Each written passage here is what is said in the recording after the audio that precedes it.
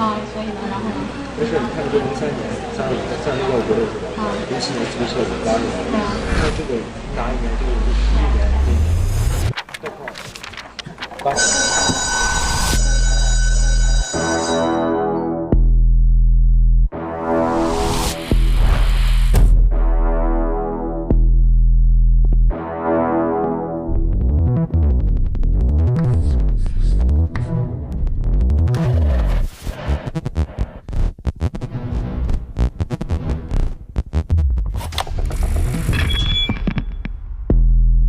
Fate. What is fate? It's about shattering the cycle, altering the rules of the game.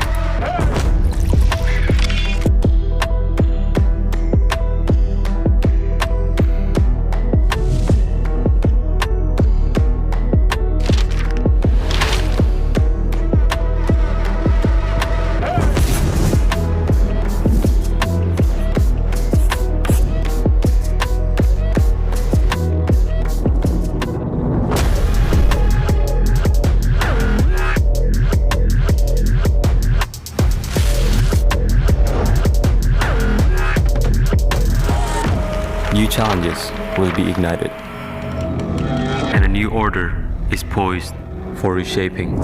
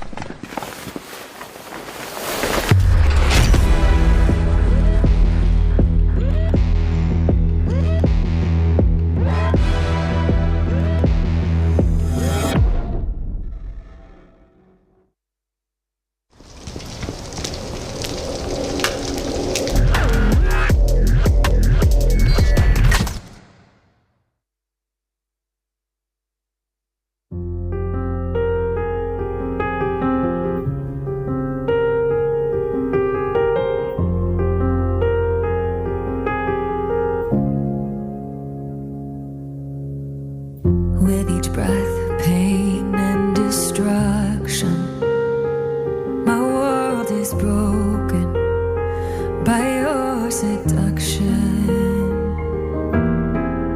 Your touch, a whisper from the past, a memory that's fading fast.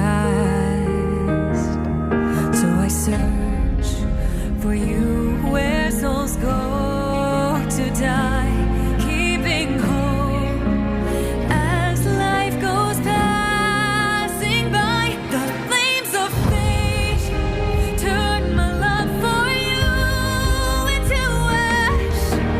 So much pain, but still I can't keep away.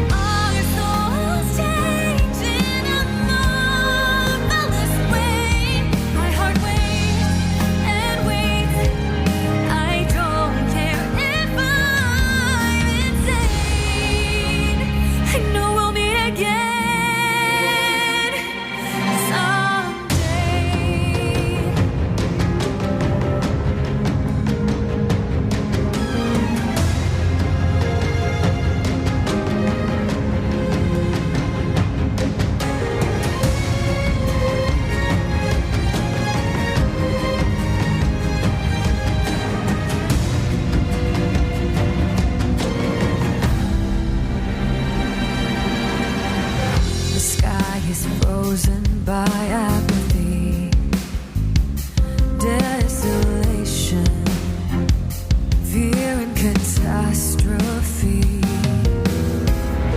But I won't stop hunting with BLADEPOINTs.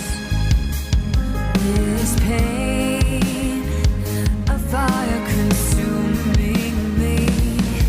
So I search for you where souls go to die, keeping hope as life goes passing by.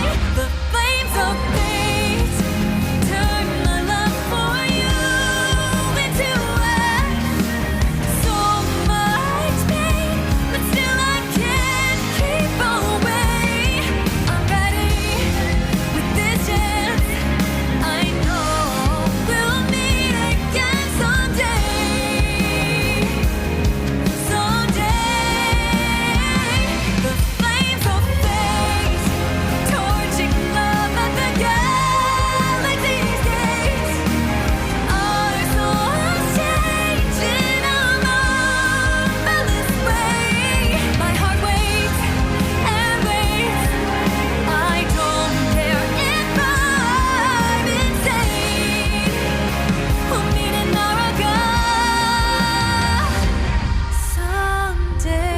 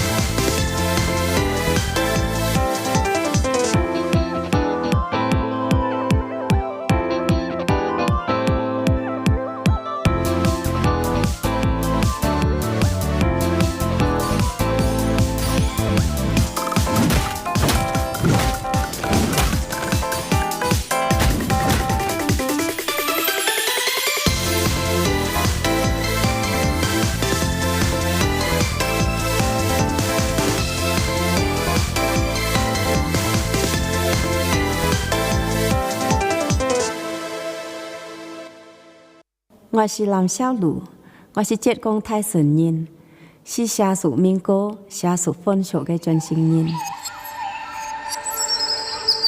最想负责的吧，在最穷的你们仨，小鹿也要穿凤凰装。我细时只就喜欢对着台山唱歌，喜欢在山林都跑啊跑。唔是只，只有老人头上嘅盆王记可以教我定路脚步。我爷对我讲，盆王装是俾你在台上嚟以后才可以做嘅，所以我经常拿佢嘅盆王装对着正在看待心眼。梦想地个台上嚟以后就像盆王装嘅样子。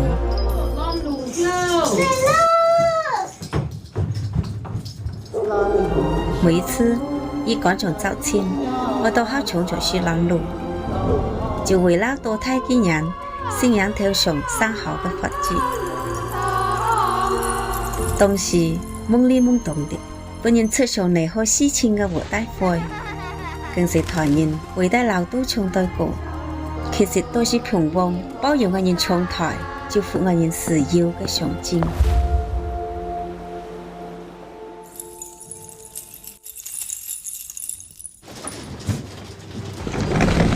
西条台先来，就像徐太太外班嘅时候是先落用住。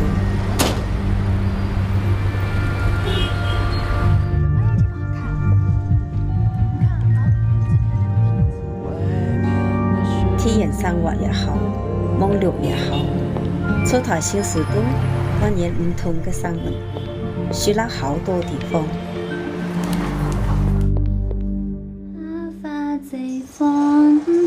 妈，你干嘛老给我带这个呀？我要带上这个。伴随我女面面台先来，也面面教我，像啲細事隻怪運對平旺嘅熱愛進行落去。所以我十分堅決將頭掛上。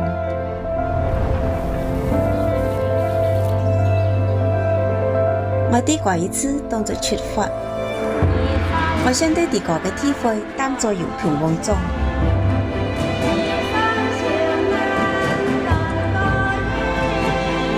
山下嘅歌啊，唱了一輩子。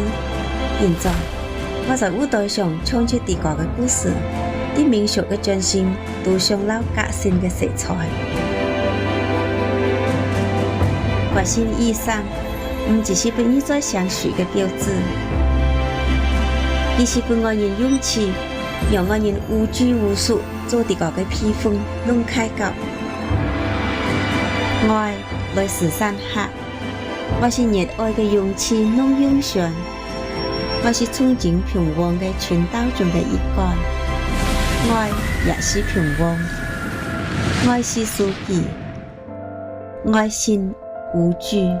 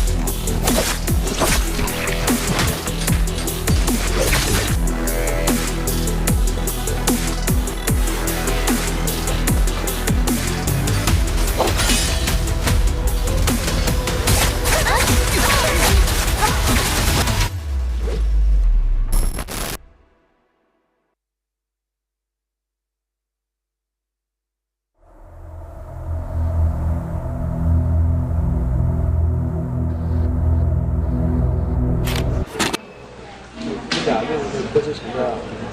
所以呢，然后呢？没事，你看这03年36要国的是吧？07年注册58年，那这个哪一年？这个51年，概况80。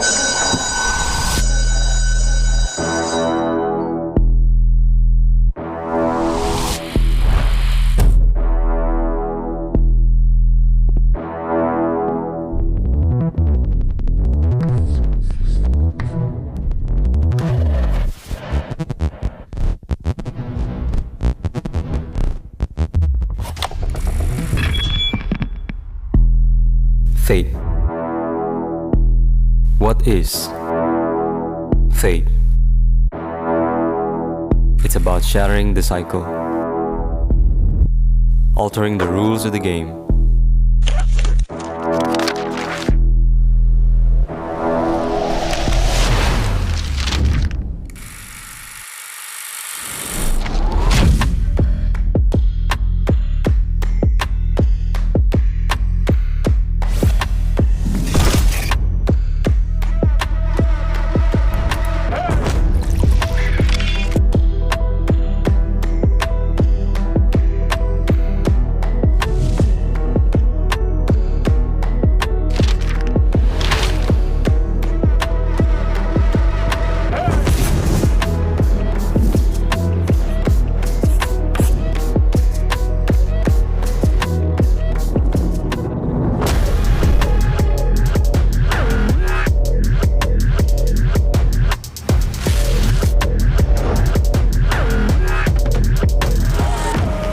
challenges will be ignited, and a new order is poised for reshaping.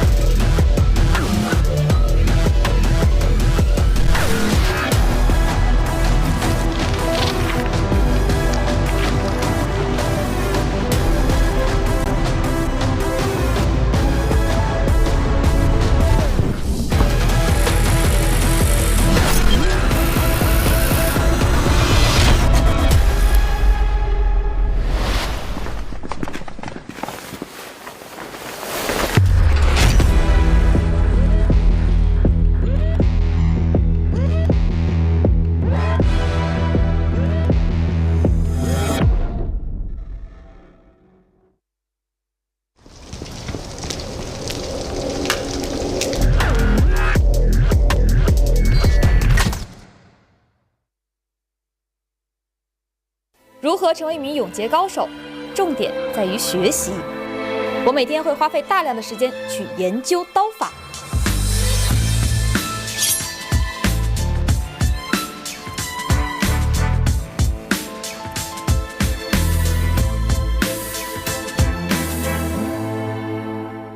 刀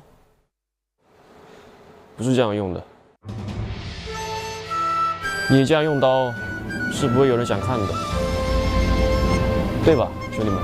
那应该怎么用？一句话，人刀合一。难道说这就是百战无限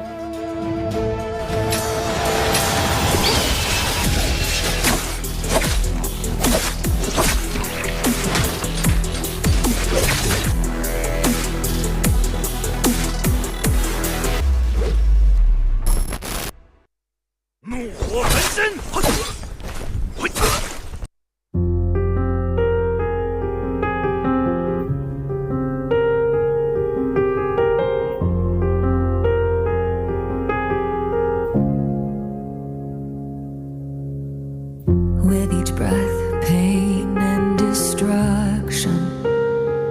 My world is broken by your seduction.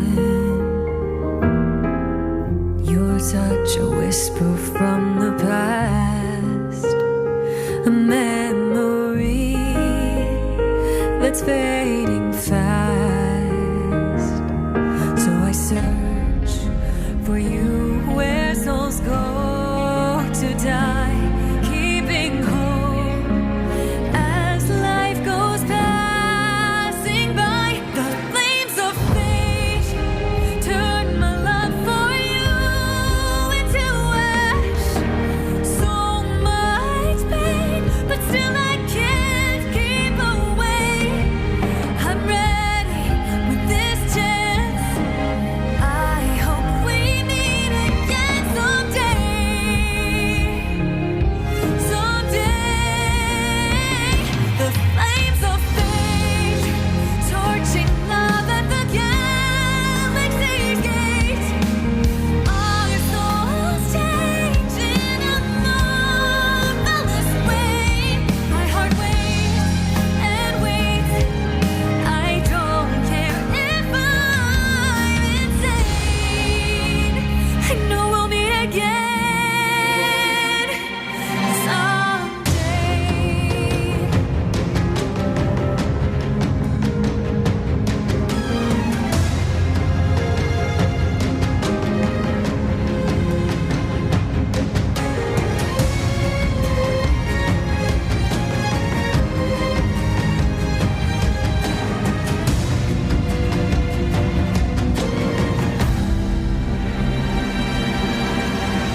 The sky is frozen by apathy, desolation, fear and catastrophe.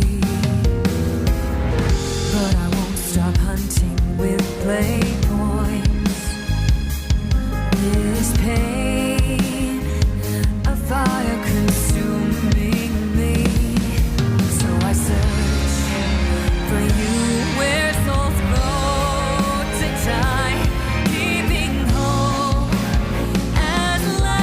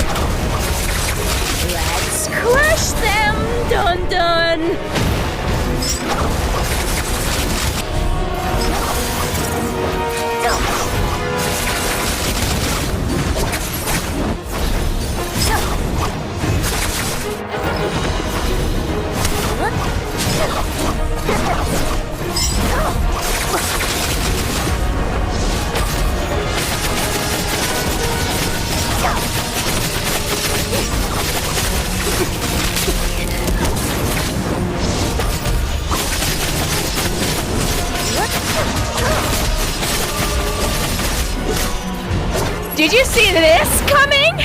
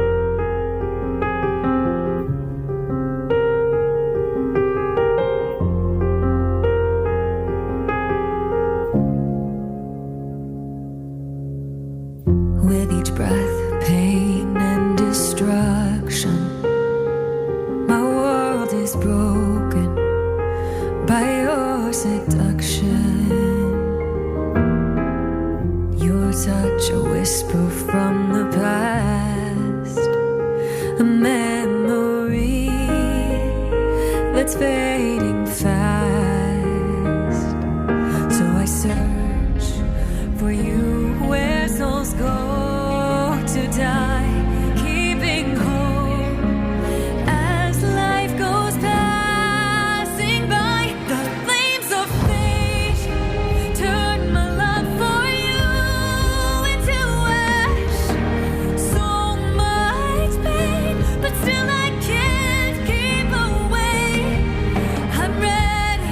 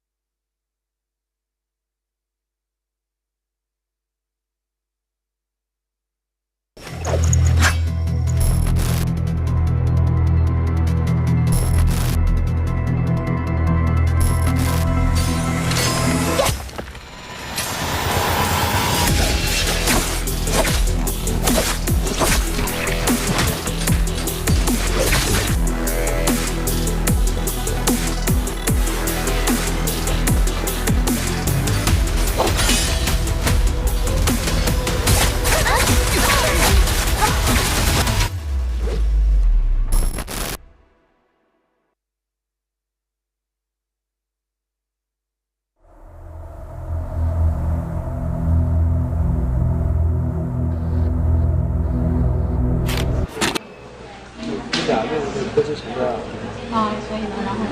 没事，你看这03年3月要国的是吧？04年注册58年，像这个哪一年这个51年这概况80。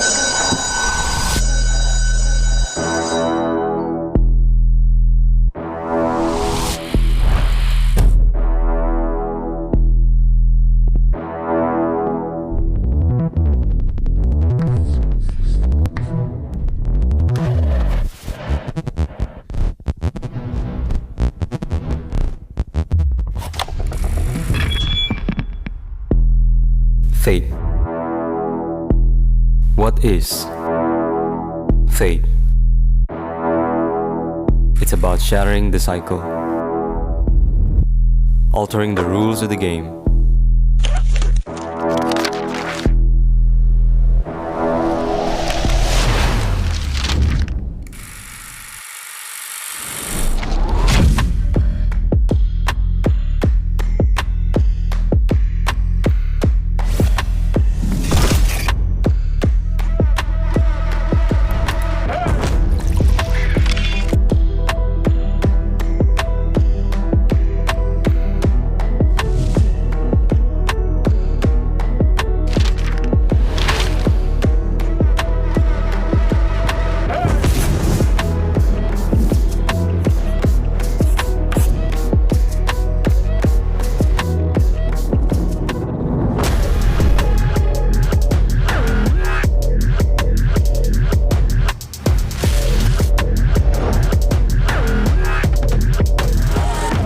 New challenges will be ignited, and a new order is poised for reshaping.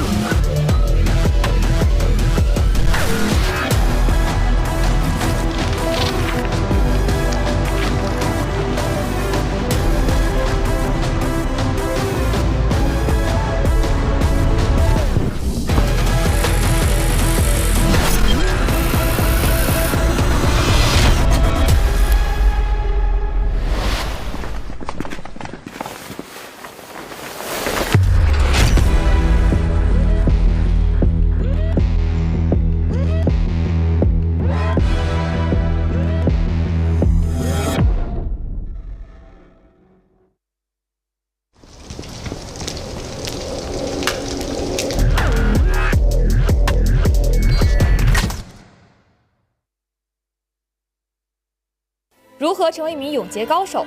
重点在于学习。我每天会花费大量的时间去研究刀法。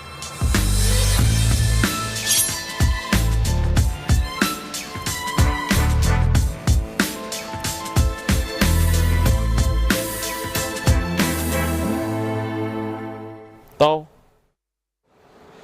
不是这样用的，你这样用刀是不会有人想看的，对吧，兄弟们？那应该怎么用？一句话，人刀合一。难道说这就是百战无限？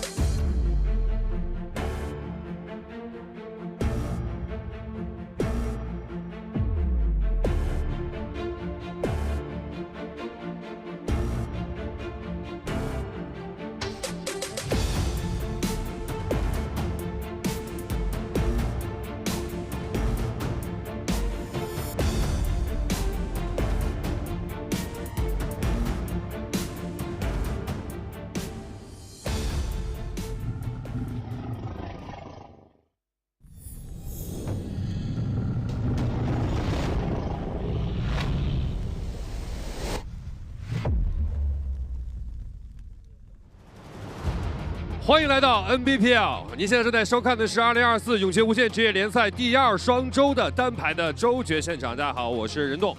这一个双周单排的比赛尤为精彩，不到最后一刻，永远不知道谁可以拿下晋级。同样，这周的冠军我们也充满期待。接下来晋级选手都已经准备就绪，让我们欢迎选手登场。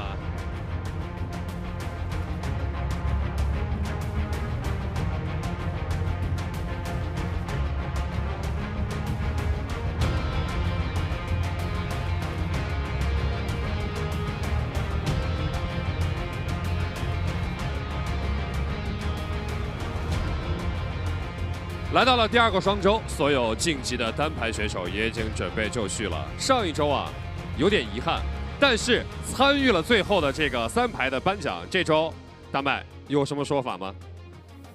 这周看运气吧。看运气，自己能不能兑现上一周3排兄弟们在采访席上的诺言，我们也是拭目以待。同样问一下大强，大强马上又要登上周决的舞台了，赛前有什么话送给今天同台竞技的这些对手们？这一次我会好好说，没事儿。撕毁我的男二剧本。好的，那么同样的话，究竟今天的剧本会怎么样的书写？让我们共同期待。2024 Nbpl 第2双周单排周决现在开始。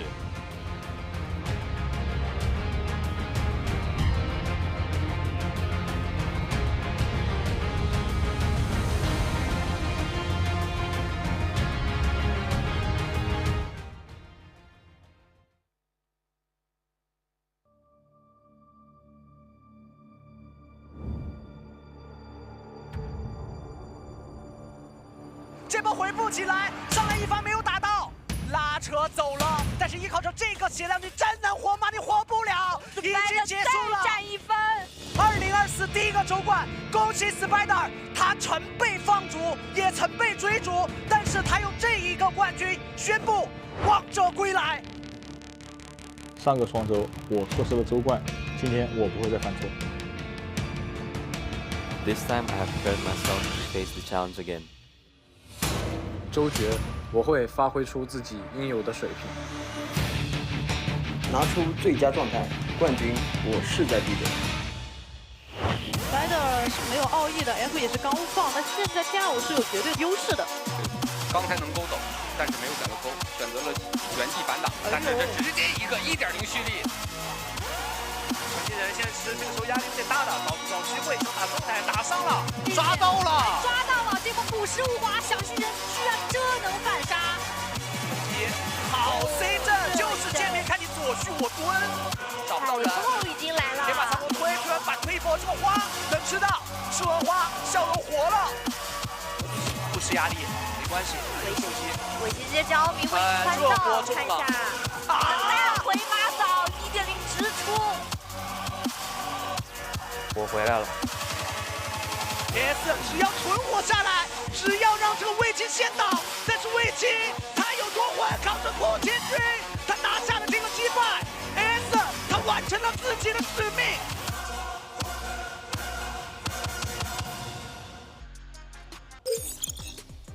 Ladies and gentlemen, the time is here. The show has started, and it's about to get intense tonight for absolute jam-packed games. Ladies and gentlemen, we got 6 games of some of the best NARAKA players in the world for the second week of the spring split here for NARAKA BLADEPOINT. I am your host, Caster Davier, alongside Sir Vario in the building. As we're about to get ready, the trailer is showing there's a lot of promise for some of these players.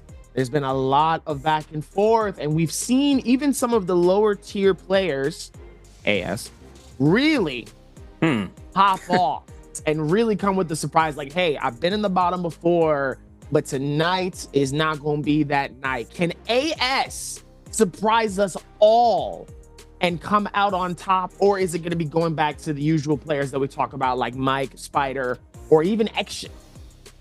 That part. Yeah, I mean, look, guys, if you guys didn't watch Day 3 coming into finals, I highly suggest you guys do so. We have so many things to showcase about AS, but real quick, I want to, before we go into that. Make sure you guys are watching on Twitch, but not only to Twitch, make sure your account's binded, because as you guys can see, there are drops to be had. Not only are there daily drops each and every day for the Nbpl for you guys to acclaim, such as with the Tay and the Silk and the Laudation Trial Choice Gift, but only for bi-weekly finals, meaning today and tomorrow, you can only get these exclusive items on the bottom row. As you can see, if you guys watch for an hour, if you guys want to stick around for more, I highly suggest you doing so, because not only are you going to be able to see all these games, but you're going to get some goodies along the route. This week, we are going to have an avatar to be available. Previously going through though, or afterwards, I should say, you're going to get a bubble choice, and then after that, into the final bi-weeklies, you will have that avatar, or that banner for your card art, so that way you can just start repping the drip. And as the drip kind of comes out of here, make sure you guys don't miss out onto it, because it is highly limited. Not only to limited, but Laudation Unlimited. If you guys saw my man Panman, aka current CDY from Team Wolves, he was showcasing what he's got with the Laudation Unlimited Hong Sword, and that Hong Sword is clean in game. I highly suggest, if you're a fan of that cybernetic, it's so good, especially with the little effects coming out from like the flickering lights and the effects of it just coming through and repping that. You know what? I do watch the Nbpl, but not only to that, I got the drip on this side as well. That color scheme is great, Dobby. Oh, absolutely insane. Even with all of that coming in, obviously, I mean, it's going to be really good with that, but I need to go and actually get it myself. If I'm being honest with you, I need to put in that and say, hey, what do I need to do to get that? And obviously, you already said where they're most likely going to get it, but hopefully you guys will be able to pay attention, because like I said, we've got some jam-packed games tonight. We've got 6 rounds, and obviously these games are going to get absolutely insane. We've got players like WBG Spider, we have DRG's Fang, we have OUG's Mike. I mean, these are some of the top players that we have seen consistently. And let's check out the standings in terms of where they're at, because obviously they are going to have some points at least to start with. And obviously with AS, the bottom of the pack, like I said, just barely getting in. I mean, just absolutely crawling his way, fighting through some of the other players just to put him in a position where now he can at least have that score. But up top, 6.7 T225 with only a 0.6 margin. So it's not too huge to get ahead of it. But it doesn't mean that players like PST, Spider, and Fang will not be fighting for that top spot, because clearly we have a lot more to do in order for us to get down to it.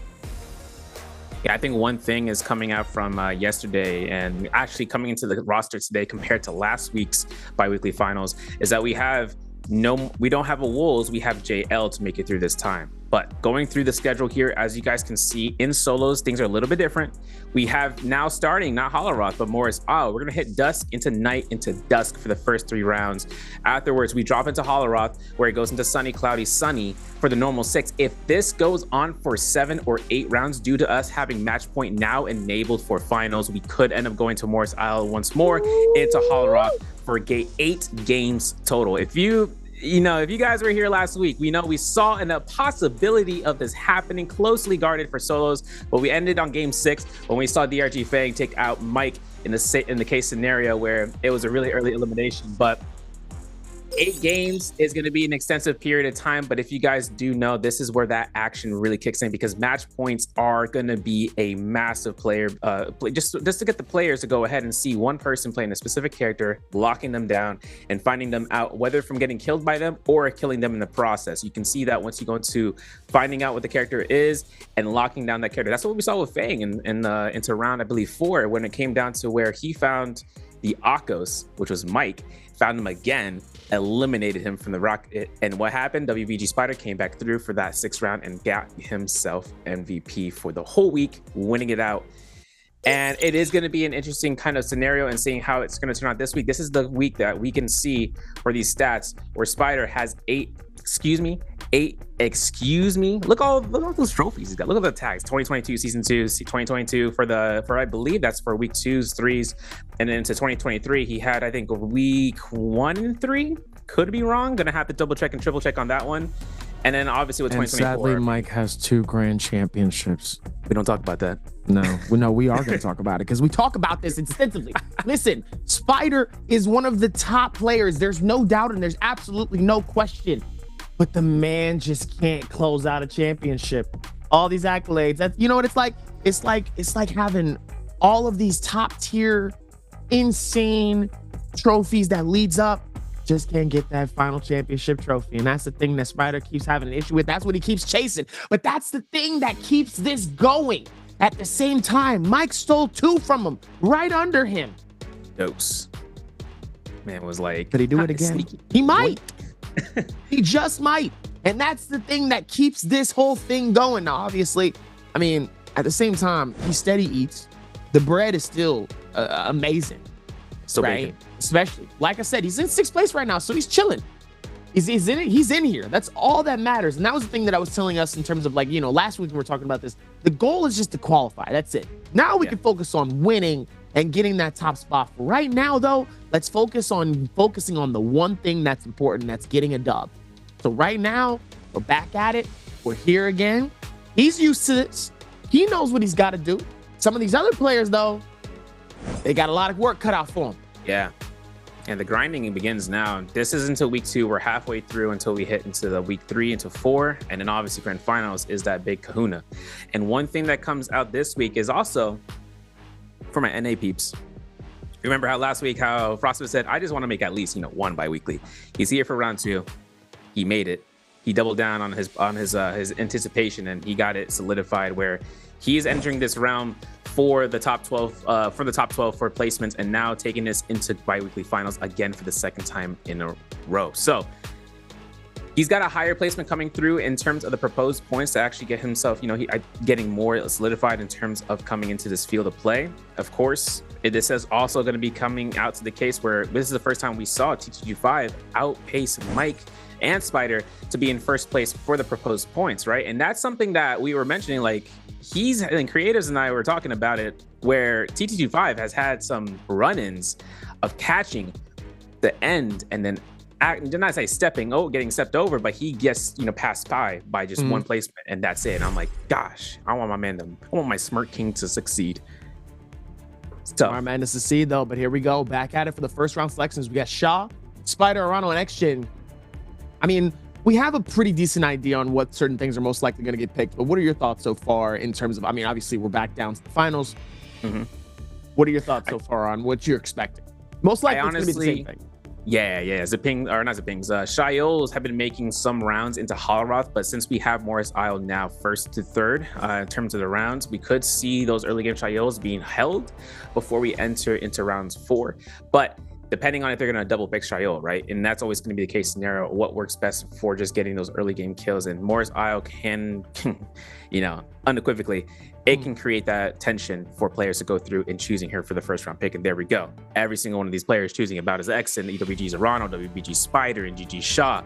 They're all going to be choosing that mono pick Shail to get that out of the way, because now it's coming into the 2nd round pick where there's a mono Tesla pick coming out from DRG Fang, JDG's Versus, JL's AS, and Tay Team's Pace. This could go into possibly Akos or Temmys, and just in case to counter one another, because you can see Temmy to counteract the Akoses. That's unfortunate for Frostbus because that's 3 Tammys coming out, but he's still choosing OUG Mike and XCG's Wang Liang are to go for it. And Wang Liang's going to be that final Tammy for it because Frostbus getting the Akos pick in this scenario. This is tough, Dobby. This is absolutely tough. Just because when Tammy comes to play with that V3, where he's got, even though it's 12 seconds, and if he can catch a Wisp off of the Akos when he's jumping around or trying to counter ultimate to use as a combo breaker, and when he uses ult for himself, this will push this boundary for the bar for these guys where they can't get, or a Frostbus can't get any sort of way out of it. And they can walk within each other's ultimates. He can't. He's an Akos at the end of the day. And that's the belly of the beast. And that's the one thing that we talk about in these areas here. You have to be careful with those 1st round picks here. And obviously it's going to be interesting to see how they can handle it, especially with a lot of the ults, especially towards final circle. And that's even if they land in final circle, because there still is going to be those early fights. And some of those early fights might not necessarily be helpful with that advantage here if they do go through rotations, if they end up caught in early fights, or even just in a situation where they could actually struggle themselves trying to put something together, and obviously they might not be able to give what they need. And that's the thing that's going to be interesting to see how some of these players are going to go for this 1st game here. So obviously those picks are to be somewhat expected, but for some of these other ones, kind of surprising. It lets you know some of these players are definitely thinking long term for these next few games. Yeah, I'm looking at Frostmas. He's not rocking the F2 for Akos. That's okay, because once we enter next week, that could change up for the solos players and using Akos F2. But F1s are a great insurance policy. You're going to see the Shios, the Tessas. They're going to rock their initiative ultimates and having the F1 V1 for Tessas, F2 V2 standard combination for the Shios, and the Temis are all going to have the V3s F1s because the speed of which you can throw that wisp out is just unanimously just too strong, right? You just immediately catch somebody out, boom, catch another wisp into the ultimate, and then a third one. And now what's going to happen? Slide uppercut infinites. Any R&B blue spear or purple spear attacks that can do 800 damage towards the health bar. It can do a lot towards how these players want to go through.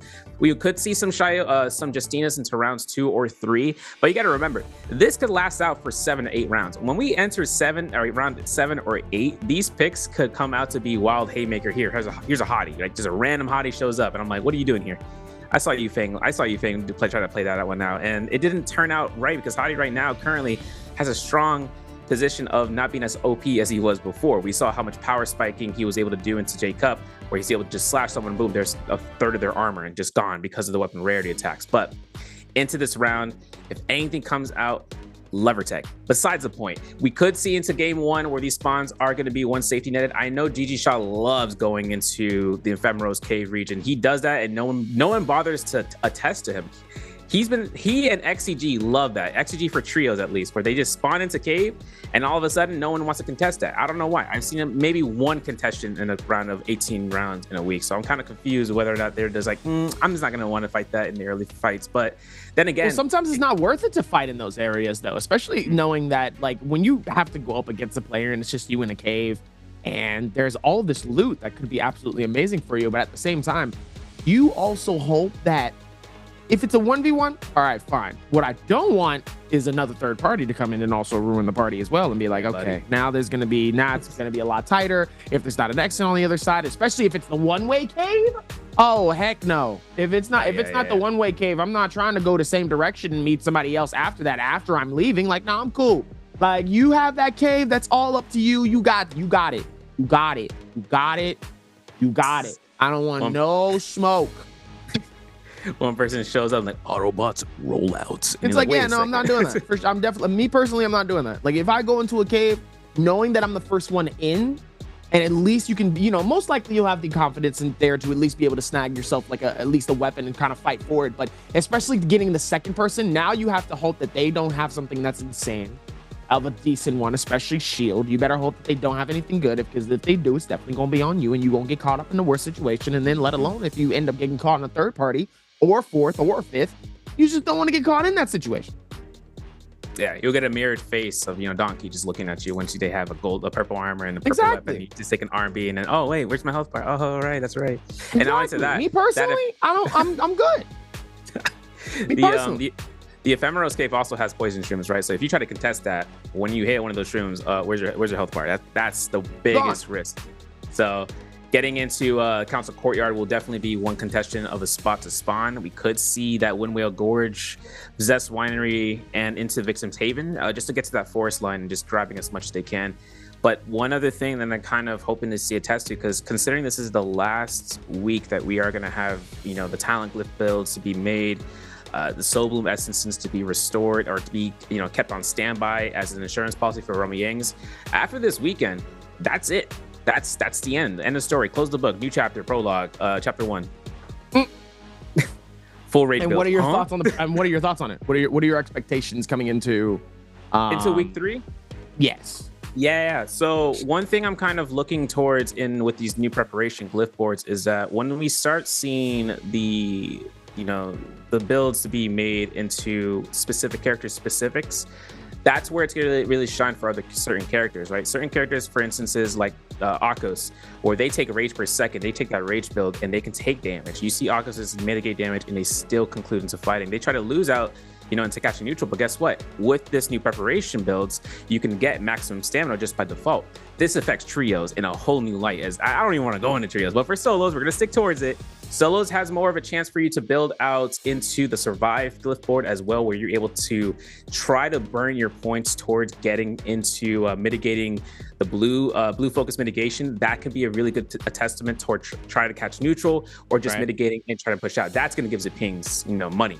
But one side that gives it being more value is going to definitely be that rage side, where she's able to get 20%. And let me say this: 20% mitigation for 10 seconds, where you're able to just pop ult, throw an F1, and not take damage like zilch, nada. And that's like almost taking half the damage of value for 10 seconds. 5 seconds because 30% comes out from the F1. But for 5 seconds, it's taking half damage. And if they decide to run Inspiration Shield, they can now do that even more so, her F2, where they can just use the ultimate as the mitigation factor to use F2 to get out where there's mitigation to be had. And just being able to get rage per second, whether for damage taken or into rage damage, or even both, because initial rage is not as much value for it as it is now for before season 12, where you can only come start in here with 15, but 15 rage in a Firefly, and Ziping only needs 5% more to get herself into ultimate. That's where it's like, okay, they can get super value off of that. And that just comes off of whether or not they just use the neutral stamina percentage. That's my take. Where she can pop off, Akos can have value off of that. He can have more value, I think, in the long run. But it really also opens the door up for other characters like Zybe, for instances, and even Hottie. For like, you know, we're gonna see if the Hottie changes can happen fast enough for Nbpl. But you know, getting parries when you're in ultimate to give you an extra 115 healing off of health or armor, whichever is priority first. Hey, don't let the Hottie haters hear you say that. That part. You know, the Hottie haters is alive and well out here in NARAKA BLADEPOINT. They're gonna be like, "What did you say? You're talking good about my trash character." I'm like, yes, because I adore Hottie for one specific tech, but we'll see if that ever makes the light of day to happen. Right. Well, it'll be interesting to see where that goes here, but looks like we're gonna have to run it back most likely, and probably everybody's gonna be sticking with most likely the same thing as of now. So let's see where this next space is going to go for. But the expectation very, very high for some of these play styles. Let's hope that they can keep that same energy as we're going to lock in for a good set of games here. And honestly, I'm hoping to see if we can go into that, you know, that what they call overtime, at least for me. I'd love to see it. Oh yeah, combat extraordinaire. Fight it out, back and forth. Let's get it.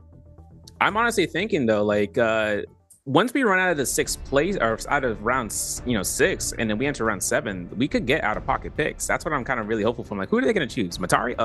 But in any case, we do see these. Funny here is it does get kind of packed over near. It looks like, oh, okay, so no cave fighting, at least from the way I can tell here, as we got a few people headed towards Shipwreck's Expanse. Nobody's going to be towards the bottom cave section near Spring Valley here. Meanwhile, it looks like we have DRG, we have XCG, we have OUG way on the top section near Wayne's Shrine here, as we have at least 3. Look at that. That's WBG, that's JDG Shazing, EWG near Jade Pawn, heading towards at least south side of Celestial Valley here. So it's definitely going to be some immediate fights in some of these areas. So as we're going to see the first game happen here, it's like Fang trying to see if maybe they can pick up some decent materials or just anything in general. As OUG's Mike is going to be able to find that spear and a bow here. Decent start. No shield, though, off the rip. At least Mike was able to find at least a gray on him. Not going to be able to do too much here. And it looks like Mike is going to decide to push in on this. Looks like he might have potentially have the advantage here as now he finds the gray. Looks like he's going to find the fan, a blue fan at that here. Nice little retreat. Is going to be able to catch him with the stun here. As Mike going to try to see if he can do it, but nice hit towards that, though. Decides to stop the stun. PST decides to come in with the third party here. It's not looking good for Mike. The question is, he's been able to juggle third parties before here and catch him. Oh, his PST is going to catch him. Whoa, Fang is going to go through with a swipe. Catches him on the outskirts, and PST is going to capture 2 free ones and knocks out Mike, and Fang takes them back to the altar and says, try again, buddy. What a strong start for PST, and here comes the third party coming in from Verse. Sorry, that's the fourth party. I apologize. As he's going to be able to try to see if he can catch him with the stun here. Not able to. Nice connect with the blue focus here from the staff. Going to be able to try to see if he can complete it. Misses out on it. Nice dodge. Can be able to complete it. A nice F trying to see if maybe he can detach himself away from that fight. Beautiful parry to connect it. Nice hits coming through on that one. Beautiful F to be able to go for the quick reset here on Verse. As Verse is going to decide to back off this, potentially retreat here, but PST wants this action. He already has 2 beautiful, beautiful butter blueberries. He wants to try to see if he can capture a third here and make a nice muffin. Ooh. Meanwhile, nice little stun, trying to see if he can connect, and as he does, catches him inside of the corner. Not looking good for Verse. PST catches a 3-peat, and ladies and gentlemen, J-Team starts strong. J Team's pace making those 3 kills look like it's easy walk, cakewalk. JLAS, though, in the heat of battle over to the Shipwreck Expanse, he's looking to try to get himself out of the fishing village on top of the rooftop while Wang Liang is just hanging on for dear life. He's got ultimate ready to go. He's already at 100%. We do see GG Shaw had burned ult to keep himself alive while T225 was looking to try to chase him out inside the building. Now, Wang Liang has ultimate here. If he finds an opportunity to catch someone out, he will do so, but only as an insurance policy for himself to keep himself in mitigation to kind of escape, or just to turn around and pull out an Uno reverse card. But Wang Liang keeps himself into the high ground and goes right down because GG Shaw is already on top of the belt in the fishing village. T225 looking for those range shots. Meanwhile, we're going to Celestial. We see WBG Spider trying to go ahead in the test towards Fong. Fong goes ahead and gets caught out here, and this is a spawn, his second life here. And as Fong gets almost caught through for some initiative, Spider still has ultimate and has F2 up in like 1 second. So he's going to be looking to try to get himself against Fong in a clear-cut position forward uppercut now that the F1 is down. But Fong is looking to scare rush out through here into the bridge. And as Spider is possibly going to lose track of him, he has to get lucky in terms of this loot, just try to beat out this play. But he has a bounty scroll in his hand, and that's actually from Arano, who's right next to him on the east side of Celestra. So if Arano wants to look for this push here, he can definitely make the attestment towards doing so. Now, Fong has himself still common armor. He gets found out by Spider walking through that window, and he's trying to scare rush off of this end. Arano, though, is on the hunt for Spider as a result. So if it's to his benefit, he's going to look towards this. He's going to get himself into that fight. And as we switch over, we're going to go straight into the Shipwreck Expanse. T225 in his position and just scare rushing off of this end. And GG Shaw, he's one of the targets that might be getting himself in a spot where if T225 wants to contest this, he is going to look for it. And there it is. 1, 2, 3 is re-released though. T225 getting himself off of that ridge. And as we can see, Wang Liang is there to try to contest between both of these guys' positions and making sure that he can try and getting a secured stagger. And there is a grapple coming off. Like I said, GG Shaw is going to be the focus of the matter here because he has the purple armor. He finds a swap, and that purple armor now on the ground for anyone to try to take it up. But the zone is closing in shortly. So we're going to see this focus coming out here. GG Shaw, 1 hit away, doesn't have ultimate, dodges the Tesla ult, but that Temio denies anybody moving away from the zone. As long as Wang Liang can try to get this F, he doesn't get it in time. He goes through the wall as it comes out here and looks to back around and make the rotation up. Even with that here, still trying to see if he can find it. Is he able to pop the shield here? It looks like T225 and Exton is going to try to see if they can rotate this around. Is it going to catch up to T225 on the outskirts here? Exton is going to find it. Oh, nice job. Actually lands himself right on top of him here, though. With that shield, going to be able to keep him alive here in this section here. Definitely does not want to get him caught up here with that slow. And just like that, nice hit's going to be able to connect it with the dual blades. Nexton says right back at you here with the third party trying to come in, but it's not going to be enough here as AS is able to catch at least the third party here, but not successful in catching the elimination onto T225 as he was it's a little bit short on that here. Meanwhile, Wang Liang, not getting caught in that third party, decides, and you know what, I'm just going to focus on getting the heals right now. I'm going to lay low for a split second. If you want to do that, that's completely on you. But that has absolute nothing to do with me. A race between Spider and Arano, almost catching first place here. Let's take a look and see who's going to end up into the position of being grand champion for this fight, because Spider's the second one to ult here. Has the V2, blocks the second one. We're going to see a second block from Arano here. He burns Spider's second block. As Spider picks up the Solox to get some mitigation there, he's going to be looking for some pistol shots. V2 proc comes out. Arano looking to try to mitigate this. He's going to go for the jump LMB. Gets caught into the stagger, but that's his last block. Spider looks towards and keep the control, but Fong looks for this enchant. He doesn't get the enchant because V2 Spider coming out here for that flash pursuit, but Fong still finds the elimination off of Arano. And as Fong is going to be having himself at 100% HP, Spider is at low 800, looking to try to figure out and anticipating this dagger, but Fong, you know how the dagger is with Akuma former, and with everything coming out here, dodging the second test ultimate, it looks like Spider just knows how to play the game off this end, but he is low to the point where Fong can just pick up this elimination for number 2 Dobby, and that was a quick kill steal coming out from his side. Fang is definitely feeling it though. The moves just to be able to ricochet and not get caught up in that situation really was able to play to the role that he needed to here, and obviously that became an absolute factor for him, and obviously that's why he's in this. But let's not sleep on the fact of why Fang is the way that he is. This man is absolutely diabolical here. Let's look back at this replay here coming in from Mike and PST here. I mean, PST just trying to find it here as he's looking for that repeat here to get Mike out of this game number 1. Ends up catching the stun and gets the finish, but look at this. Is able to capture the stun, catches him with the RZA, absolutely bullies him into the wall as PST absolutely dumpster Mike in game number 1. This is the... Huh? Who is this PST? Because I don't remember him playing like this. He woke up and then the... Who is this guy? This is not the PST I remember. The Undertaker theme starts playing. He just took out Mike. Who is this guy? Took him out of the game. Game 1. Huh? Huh? Dude, that's tough. That's actually kind of crazy. J-Team Pace, so 4 eliminations, got himself blue armor, purple dagger. He's fighting out Fong now. This is Fong with purple armor here, and he's playing Tessa as well. This counterplay going to come out here, holding horizontal. Oop, Fong already anticipated that. Goes for horizontal. F1 coming out, picks up his dagger again. At least he doesn't find much lost value, but then he finds the ultimate cast. As Fong tries to get this enchant, he's going to be successful with it. He's going to be looking for his chance here to hold that blue focus, and as Pace holds it again, does not get, you know, the game of chicken. And as Fong, you know, attests to fighting this one, there's a horizontal, and there is Pace going down. Fong finds his millions bird's might. He's going to get a gold weapon. In the meantime, we see the second Romy Yang between JDG's versus and Bauda's Exen. First, rushing himself in here from Team JDG, having ultimate cast again, but you see the F2 almost coming out here for that slide uppercut. Exen is really trying to be clean with it. We know how much Exen can turn this around because he has ultimate still, but JDG's verse has an F1 to keep himself alive if he needs a combo breaker. And as Exen gets himself for that, you know, position, you can see JDG verse going for those double dodges, looks for the stanchion, decides to back off completely. R&B comes out first block. You're going to see whether or not the second one's going to be coming out for the first, second F1. There it is. Second block is consumed.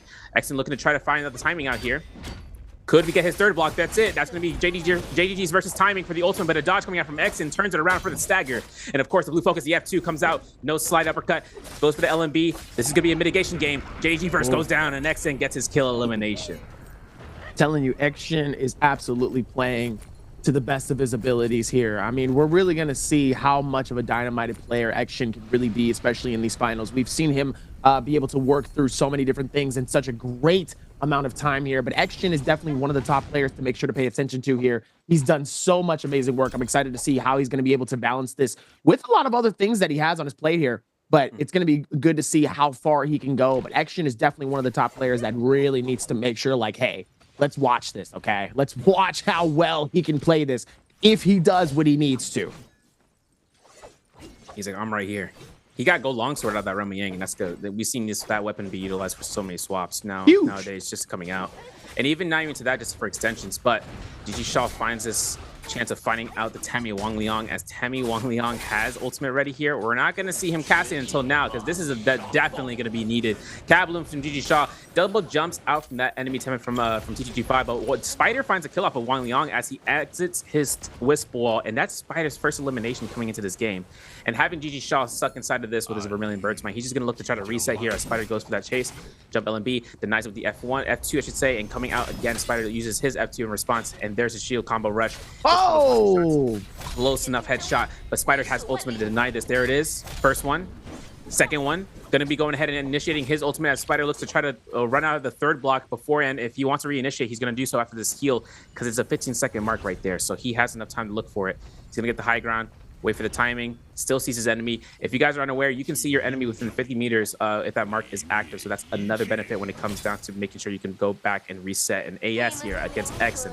Exen dodges the V1 Tesla. We love to see it.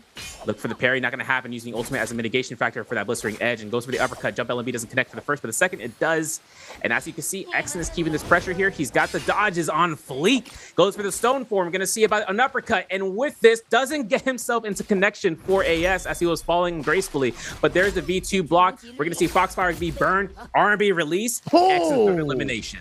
I'm telling you, Exen is one of the top players here. Let's not sleep on this man, okay? We're about to see an absolute whirlwind of fire come through from a player like him who's been able to dish it out as much as possible here. Meanwhile, PST in a completely different space than from what we're used to here as he tries to get close to bullying Verse, but he ends up getting caught in the third party here. But bang! Actually ends up getting elimination onto GG Shaw as well, as Verse decides he's going to back off this. He was able to get the successful elimination here, and now he's just going to rotate this out. He does have full shielding, does have full heal, but he doesn't really want to get caught up in another space here, as he's going to try to rotate this out and get out as much as possible here. Meanwhile, Frostfist a little bit on the outstretch here, trying not to get caught up, and plays his position the way that he needs to here. Let's see if that opportunity really does present itself for Arano here, if he does see another player here. But it looks like Verse does not want to be on the wrong side of these tracks here, as he's just going to continue to keep this going here. Slowly closes it out as it looks at Exen. Exen's going to be heading straight down the hill here. It looks like Fang is going to decide to maybe say what's up to GG Shaw here. Potentially. I'm curious to see if they're actually going to be able to fight this out, but it looks like Exen decides he doesn't want any energy and he doesn't want to do anything with this. As we're going to look back at the replay here inside the realm of Yang here. GG Shaw, the book, the prologue, the teaser, and here comes the trailer. As he gets some nice hits though, going to be able to catch him inside this juggle here. Nice hits, going to be able to connect it all the way. Beautiful headshot here to possibly connect it here. As it looks like he's going to wait for it here. stops the stun from happening on the Tessa. Looks like he's going to be able to continue the counter. Nice blue strikes. Oh, gets hit with it. Beautiful reset, though, coming through. And that's the beautifulness of that ulti here. Able to really stop a lot of different things. Oh, and catches AF1 with a surprise. Shaw literally caught him slipping. Literally. Literally pulls up top and says, it's free real estate. It's free real estate. Wow. Yeah, he's pulled up the page. Hey, yo, man, you got my page? Dad. It's like, what? Beep, beep. What's going on here? Beep, beep. Exen, though, yeah, I think it's crazy because he has 1 elimination. He has Romy Yang to test to. He has Fang right behind him, who is kill leader right now with 4 eliminations. And you mentioned earlier about Frostfist. Yeah, he's not having any eliminations so far. He's got himself into Romy Yang circle north of Celestra. Let's see if he entered it, and it's gonna be the case. It's like I called it, man. Caster Curse moment. Okay, well, I'm not gonna say anything else because I'm knock on wood, because we're gonna have to see this fight coming out between Exen and Frostfist. Blue armor for Frosty. He's got purple weapon, but Exen's already a tier above on both accounts with purple armor, gold weapon. He's got longsword. We see how clean he was with it before. Let's take a look and see about his 3rd elimination coming out for 4th. And of course, Frostfist. F2 coming out. R&B release. Ooh, dodges the Hongsword vertical, but the lethal jab comes out, and as Frostfist gets his F off, he uses ult in response. This is dangerous. You can't counter out the Shio with the V2 just yet, because that's going to be next patch. But of course, Exen gets caught in regardless with the 2nd pounce coming out here. There's a downward slam, and we're going to see another chance here for Frostfist. He burned all of Exen's blocks, and the F2 can come out here for Exen's benefit, trying to catch out here Frostfist as he's scare rushing out. And this is going to be a reset between both of these guys. No! It looks like Frostfist wants to go on the aggression F1 to try to reinitiate and try to put the pressure. The purple focus is now not going to be able to come out any longer. The ultimate is done for Frostfist. He's holding checking. We're hold checking every single one of these days. F2 coming out here from Exen could get the win. But look at that. Frostfist comes out here, purple armor, might be picking up the White Tiger's prowess buff.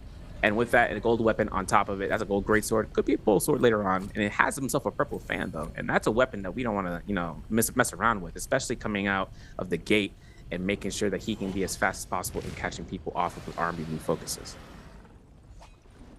Stuff. With that, too, here, I mean, Frostfist really does come through. Oh, and here comes that action immediately here. He's going to be able to catch one. He says, hey, what's up? And he comes find out he doesn't want none of that smoke here.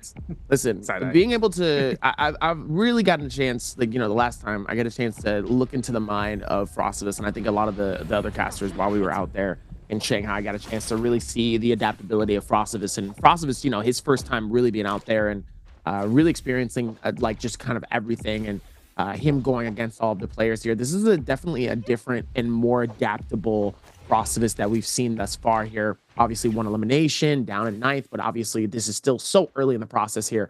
But knowing a player like Frostfist here, I mean, he has so much room to grow. It's going to be excited to see where he continues, especially for the season, and where he goes throughout summer, because we still got summer, we still got towards the end of the season. So, I mean, we got a lot in store, but seeing a player like him really be able to adapt to more and more throughout has been very fun to watch. And obviously with Fang really trying to see if he can push him off, and it looks like he does successfully. He's like, hey, where do you think you're going? I want to see none of that. Because Yerji's Fang's going to decide he wants to be able to ditch this one. He goes, no, I don't want that. You gonna have it. I'm gonna let you have it. Nah, I'm gonna do my own thing. I'm gonna do my own thing. Exactly. No, for real. I'm good. Let you take care of that here. It looks like Fang is gonna catch Arano inside of this. Is he gonna be able to catch him into this nice shield? Gonna be able to force him out of that different disciple here. It looks like he might be able to potentially get himself out of it as well, as Fang decides he wants to take his stretch. Decides to back off this. Goes up top. It's a little bit upside down here, trying to see if he can capture the shield. But on the inside here, JDG's burst deciding to get out of a tough situation here in between 3 people inside of the building here. It looks like he's going to successfully be able to do that here as he does see Shaw off the backstretch. Ooh, nice stun. He would at least get him off the tail here for a second. His first is going to be able to take that, but Action actually comes out through the window on the bottom side and says, hey, how you doing, buddy? Ooh, Fang's going to catch Shaw in the corner. Nice hits coming in from the dagger. Dual hits coming in from the dual blades as another person comes in from right behind. It says he also wants to start some issues as well here. Fang just trying to see if he can just conjure this up and dip out. It looks like Arano in first. He wants that energy as well on the other side of the canyon. Meanwhile, first, Fang just trying to dip out as much as possible here. Circle slowly closing in. We're only in circle 3 right here, but it looks like it's an absolute frenzy. Arano is trying to see if he can capture one. It looks like he's able to here. Arano struggling. Now he has to try to see if maybe he can capture the stun, but it's not going to be enough. His Fang is going to be able to catch him in the corner. It's fresh meat for everyone. His Fang catches the free one, but it looks like he's going to get absolutely nibbled on as well. And it looks like he's slowly going to be able to capture it outside, but he's going to risk it for the biscuit, and Shaw's going to snag the elimination away. What I say, the book of Shaw, I'm telling you, he reads his own book, okay? He's the own author of his own story. You think he doesn't know how to read his own book? Meanwhile, Verse trying to see if he can get out of this too. The circle slowly closing in, depleting little by little of their health here as he's going to be able to capture on the outside here. He says, come outside. We're not going to jump you. T225 blazes right through it. Verse is going to be able to capture a shield swap. Decides to go for the rotation here. Decides, I don't want anything to do with what's going on here. Decides to be able to take it from the outskirts here. Definitely a really good play coming in from Verse here. Looks like he goes, listen, I'm going to let y'all come in from the other side here. Actually catches some good opportunities here. Might be able to get a decent shield out of this as well here. It looks like he might have got himself a good upgrade. Big upgrade. Yeah, JGG Verse made that rotation, flawlessly, making sure he can get back to that body. About all the fights that happen in that one consolidated spot, he can loot it up as much as possible. You can see, wow, the whole slew of weaponry that he can choose between the fans and the daggers. And he's going to look and try to get himself back into the zone. In the meanwhile, right, you see JDG Verse, he's got himself into this point. We're going to go into the replay because this was the second roaming game between Fong and KLA's T225. RMB comes out here. Nice parry from T225. Forces the F1 for the Foxfire. And T225 looks to try to hold check, gets a Dragon Slayer, gets a Nejaw's Might, goes for the uppercut, goes for the LMB, RMB, and crouch LMBs, 1, 2, 3s. We release those again. He's doing this 1, 2, 3 back action, back and forth, and he catches the kill off of Fong just like that. GG Shaw finds that plaque off of Exen. Not like this. As GG Shaw looks to try to chase us out, he actually missteps into that grapple, but he finds the second one. He's looking to try to chase out Exen as GG Shaw has himself to burn those blocks if he can, or look for those range shots. He's got cannon now. He switched out his weapon like that and look to try to find the prioritization of where Exen could be lurking. He's going for the heals. You see the cannon shots, not hitting the first shot, not hitting the second shot. GG Shaw still trying to look for the peel, but it looks like it's going to be an upwards battle between Exen and his two opponents here that are trying to look for the low health target, but he is resetting. He's got 5 seconds left on the V2 ultimate. Once this runs out, he's not going to have an ultimate. If they can find out and consolidating which Shio is the one that doesn't have ulti, they can take full advantage of it, even if he tries to get himself out there. But there's GGG Verse. He finds him. He hears him. He's going to take full prioritization just looking for him. He might be looking at GG Shaw in the distance if he's range gaming with the bow or if he's going back to the cannon, but you can see this is where we enter the stagnation period. It just reminds me around round 6 into last week into day 2 or day 3, and we're going to see whether or not this is going to be the case scenario this time again into the field south of Celestra. But Spider here, gold fan, a slew of Jades. Actually, to the extension of him having Stormstride as well. So he could have, it could grief him, it could give him an advantage. We know what happens when you parry and you dodge right beforehand and you get the Stormstride proc to happen where they don't care and they can dodge out. And that's what I'm kind of hoping not to happen. Knocking on wood, of course. And that Spider kind of looks towards the southern end. We're going to see Frostbus actually hanging out onto this end with T225 kind of approaching to this region. T225 having gold nunnies on his build. He's got a good slew of supplies between 19 grapples, 4 vitality / healing parries to 6 armor powders. And, T225, he's got a good position here playing the Temi, but the only thing that's going to come out here is if it's against a single target or if he finds that into the end circle when the timing comes into a slew of action. He finds the ultimate. He just brushes off all the energy, all the stamina that comes out from the opponents, and where he can find those wisp throws in succession where he just catches guys back to back, looking for the RMBs, it throws another wisp back to back. The onslaught that comes out from Temi is, GG Shaw the Ballista, chapter 7. Oh, eightfold fence. That was that third party again. The question is he going to be able to catch somebody while he has this here? It doesn't look like he's going to be successful in that one, though, as he knows no one is going to be definitely climbing up here. He actually hears one, most likely. Or at least I think he does here. Verse is going to climb up here, at least on it, and decides to climb off it. Realizes it's probably not worth it here. And that's the thing. Like, once everybody realizes there's one up there, you got to be able to scatter and don't get yourself caught up towards that end. So you just have to be careful. Obviously, coming through towards this one, though. Definitely going to be an interesting fight towards this end. 6 players alive. Action leading with 3 eliminations, at least within this final fight here, as AS actually does get eliminated. Wait, huh? Where is he at? Oh yeah, he got eliminated early on by that just turned. So I didn't see the player feed. I didn't see the play feed happen where it showed if it was the circle or if it was something else. That threw me off. I wasn't ready for that. I was like, what happened? What happened? Just like what happened to Mike. You know, we just didn't see it until we get the replay. Maybe we'll get it. Listen. We're not gonna bring up Mike. In terms of him getting caught up, that was just unfortunate. Okay, he can come back. He's gonna be able to dive deep, hopefully, into our next game after that. But you know, he just got caught up in the worst situation in terms of that first one. And AS really, I mean, not AS. I'm sorry, PST really came through, and he had to get something off his chest. Clearly, he was able to. Okay, clearly it worked as well. So, not only once but twice. Twice is what's crazy. Meanwhile, action. Nice little hits though. Oh, hey, JJ Verse is gonna be caught on the worst situation here.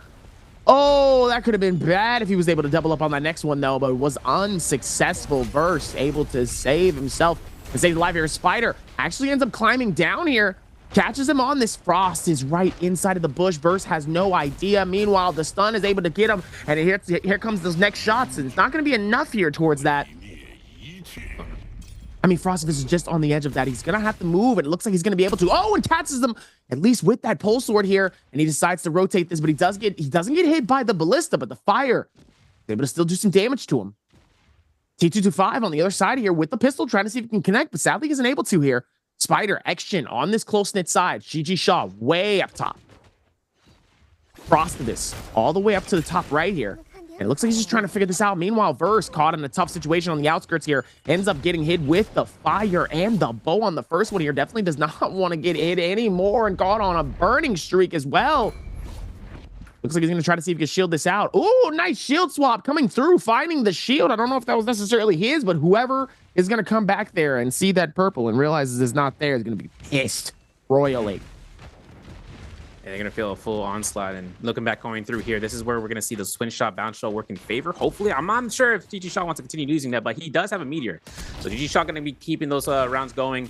GG5 in his corner. He's got his F up already down, so he's going to have to throw that whiz towards Spider as it comes out. It has a quickly a pre-account. AS got eliminated by X in Council Courtyard as it came down towards it. So that's where we lost AS there. And I was like, dang, you know.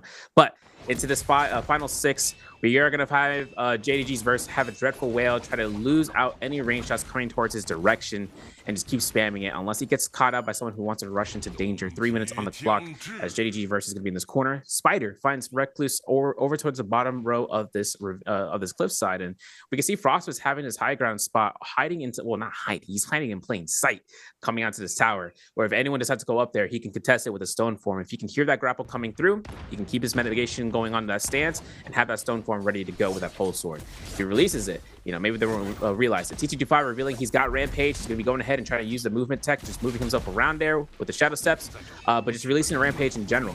And with Verse, he's eating through supplies. He's got only 2 armor powders. T225 looking for the scare rush. This is going to be where that focus comes out into play. Verse trying to look for some time to heal, gets that buttery soap with no denial towards the heal. He's going to have the time to do so. And with Spider onto the top of this ridge here, Frost is just going to try to contest it and join for those range shots as the R&B from the fan. This is where the fan can come out to play into the final circle, especially if you have high ground, where you can just spam those vertical blue focus attacks and keep your opponents at bay when they try to rush towards your direction. But since the zone is closing in further and further beyond, we enter to the 2-minute mark as WBG Spider has his clink off of T225. F2 to push him into the zone is what Spider is looking for as the best case scenario, and we know that the F1 is available for Temi, so for T225 he can just come right back in, and that could work in Spider's favor, considering that means that at which point T225, if he's in the bad spot, he would have to ult, and this is using it early on is not going to be, you know, the best solution for Frostbus. But you can see Frostbus actually holding on to ult still, even when he's low, even when he's at 700. He gets constant R&B, ult is casted. We're going to see Frostbus looking for the V2 to mitigate through any of those range shots. Has F1 to come out here. Counter grapple not going to happen, but he's going to be trying to hippity-hoppity around here. Gets shot out here by Spider with the bow shot. And coming through, Spider is going to be looking to the bottom row, avoids the horizontal from JDG's versus Dagger. 90 seconds left on the clock. We're going to see a tumultuous circle coming out here from T225 to try to deny anyone on the cliffside. You can see T225 just throwing out those whisk throws. He's looking to try to heal here. Verse is not contesting this whatsoever. He's just going to keep this until the very end and be slow and steady in trying to catch a Tessa ultimate when it comes down to it. If I'm not mistaken, he is the last Tessa, and there is 3 Shiols. So it'd be best to his benefit to try to catch them out when they're in the zone. And for Spider right now, F2 coming out, knocks out Exen. Exen cannot get back into the zone with a combo breaker. He doesn't have one. Every single one of these Shios have F2, and with everything, Spider is looking to try to keep his ridge on the sideline with GG Shaw. Exen looks for the scare rush, burns the block off of GG Shaw, has a chance of going right back into the zone. He looks towards GG Shaw. If he catches that teleport and catches him in midair, he can knock him off into the zone. And that actually forces Burst to use the F1 as a combo breaker is available. F2 to knock GG Shaw into the zone again. Spider just using this control. He uses ultimate to negate that pushback coming out from GG Shaw in reciprocation. There's the uppercut. Can't get it because of the whisk throw coming out from T225. And as GG Shaw tries to go ahead and survive here, he does have nothing for his insurance policy. There's the V2 coming out here. Spider catches 2 targets. Testa ult coming out from JDG Verse, but Spider finds a downward spiral with the R&B. Gets caught into the Dreadful Whale. We could see this to be knocking him out into the enchant, into the zone. He falls down to the slope. He's at half health. We're going to see Bowda's Exen getting knocked out in there. JDG Verse is going for the chase. F2 coming out from Spider. Gets the final hit. Verse comes out here, but Spider finds 2 eliminations, or the elimination of Exen, and that is going to be the end of round 1. Really good though towards that. Kind of unfortunate for Spider to end up getting dropped like towards the end of that circle here, just trying to like just keep it, you know, to where he doesn't have the shield to really be able to last throughout that, knowing that, and really does get caught up in a tough situation here. But the question is how well is he able to handle that toward the end? What did I tell you? Action, a top player. I've said it before and I said it again. This is somebody, before we even started this broadcast, I said focus and pay attention to Action. Action has been in plenty of these situations before here. He is very similar to the idea of Spider, right? Has so many different sleeper moments, and then just towards the end, he absolutely pops off here. Now, Spider is very much big on really showing his efforts and how good he can really be in a lot of different situations. But man, when I tell you, Action is somebody that we need to pay attention to and keep that same energy for. You love to see it, and it's going to get really good once we start to close this out just a little bit more. But as of right now, whoo boy, I want y'all to be ready, because we got way more in store, and especially for a player like Action, it's only going to get crazy. Yeah, and analyzing to that final fight, right? We were able to see, you know, into the end circle, top 6 or final 6 into that mark. We were able to look forth and see how it came down, where Shios just have a domination on the field. But of course, with that, winner going to be coming out here for Exen, as he has the MVP. And we were able to see the 3 Shios coming out, a Tessa, a Temi, and an Akos. And the first person to get eliminated into that final board is definitely going to be seeing that Akos. And that's where it kind of comes down to play into the final circle, where you have enemy or opponents that are able to get through and mitigate themselves with just using the F2, using ultimate to negate his pounces, and that just throws him off his loop, because then he can get caught out afterwards. You can see RMBs coming up from the fan. You can see all the pulse horn for the stone form if they try to decide to go ahead and try to strike him. But at the end of the day, Frostus just was that final, he was that unknown variable into that final circle where they the final straw and making sure and getting him out there. He was the final straw. And sometimes it's good though. You need that type of momentum here, but it's also good too because he was able to create that pressure for them. Sometimes you really need to give some of these other players that amount of pressure, so that way it gives them that time to react and go, okay, you know, even with all of that too, I still have to be able to work towards that. But and speaking of that as well, y'all still have to work towards getting these questions right for your chance of some nice treasures, a spring split random gift treasure, that is. Ooh, so here's the question. How many players chose Tessa in game 1? Now, mind you, there wasn't a lot of them. It was 2, 3, 4, 5. Place your answers inside of the chat for your chance to win. Make sure that your DMs are open on Twitch, so that way our mods, our wonderful mods, can DM you. That part, just like cubed, it's just how many sides does a cube have? No, it's a trick question. 2D plane.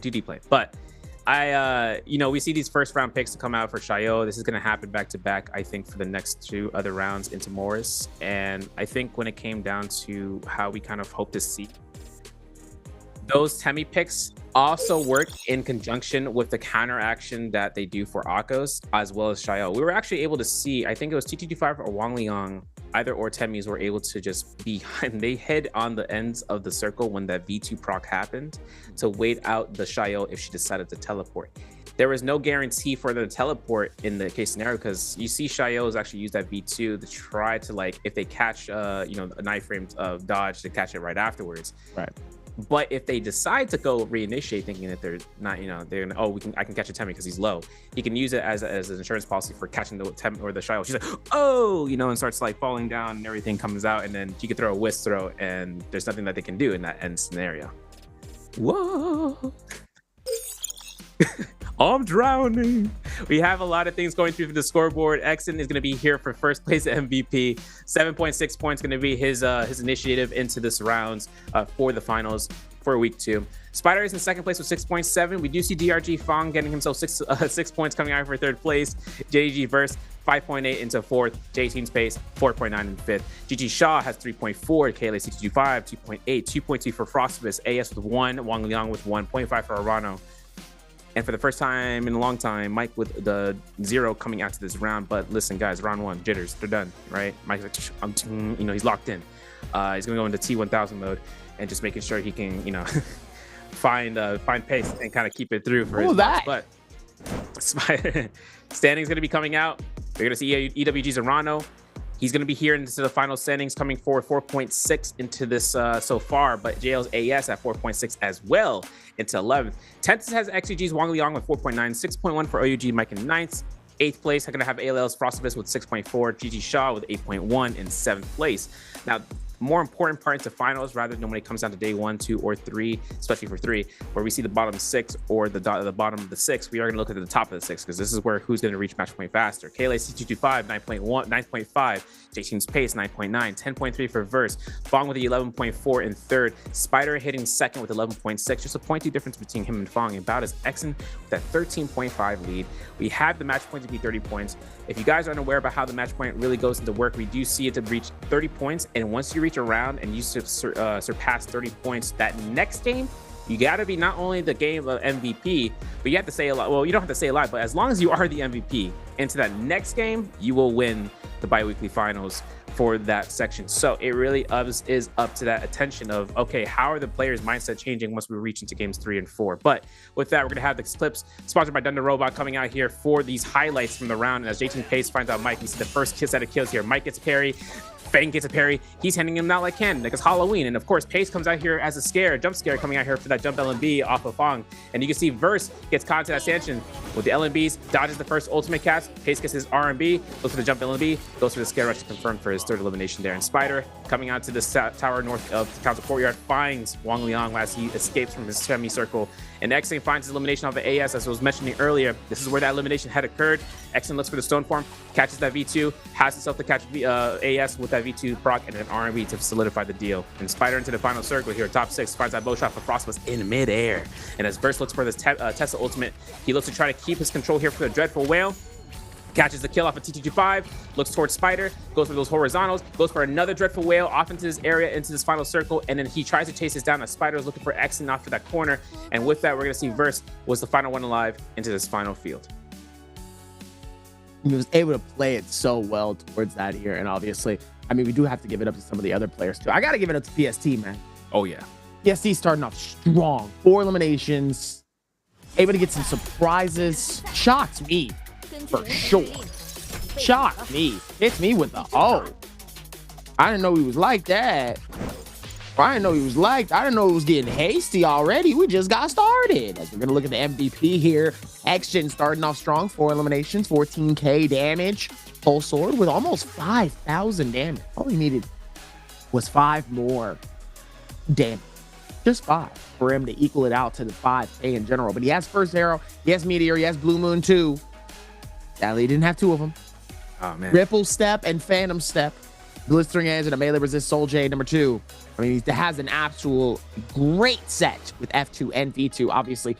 Really being that tattletale sign of how well he was able to pick it within this one. And obviously, like I said, hey, listen, we're gonna have that zipping game because no zips in game number 1. Bruh. Get ready for the heal-a-thon. Just want you to know that, buddy. I hope you're ready. You know, we're gonna have some zippings towards the end here. And the fact that nobody decided to do them in the first one, oh boy, we're gonna have some fun. We're gonna have some fun. And I'm gonna say I think Z-Ping might come out in like game 3. Yeah.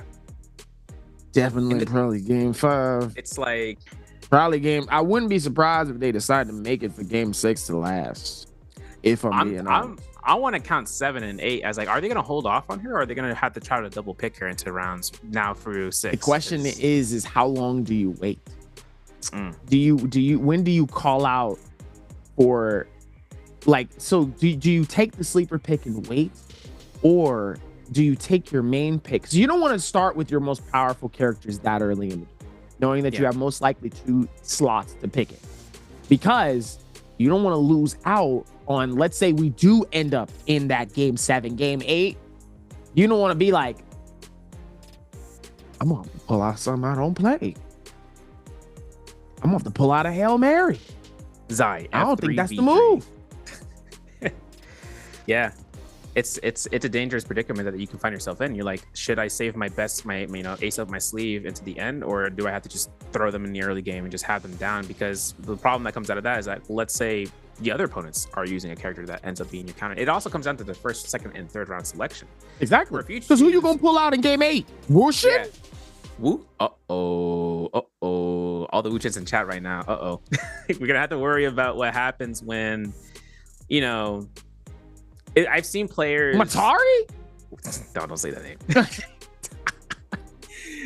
The fact that it comes down towards I'm just saying. The fact that it comes down towards where if it really comes towards the players doing their first round pick selection and they choose a pick that they can rubber band into rounds 2, like as a second round and their first round, then they can really just be comfortable with that pick coming out 4th. But that's like, for instance, like Xiao, where they choose Xiao in the first rounds, and more so that's going to be the case scenario. But what if you were to pick like, someone else? Like, let's say you pick Temi in the first round, right? And you know that the Xiao is going to be coming out, and you know that Temi's going to be coming through into rounds 3 or 2 or 3, where you can use that to your advantage as a Temi of just being able to be that counter to the Temi by being a Temi. Because when you walk through Temi walls, you're not effective as a Temi, right?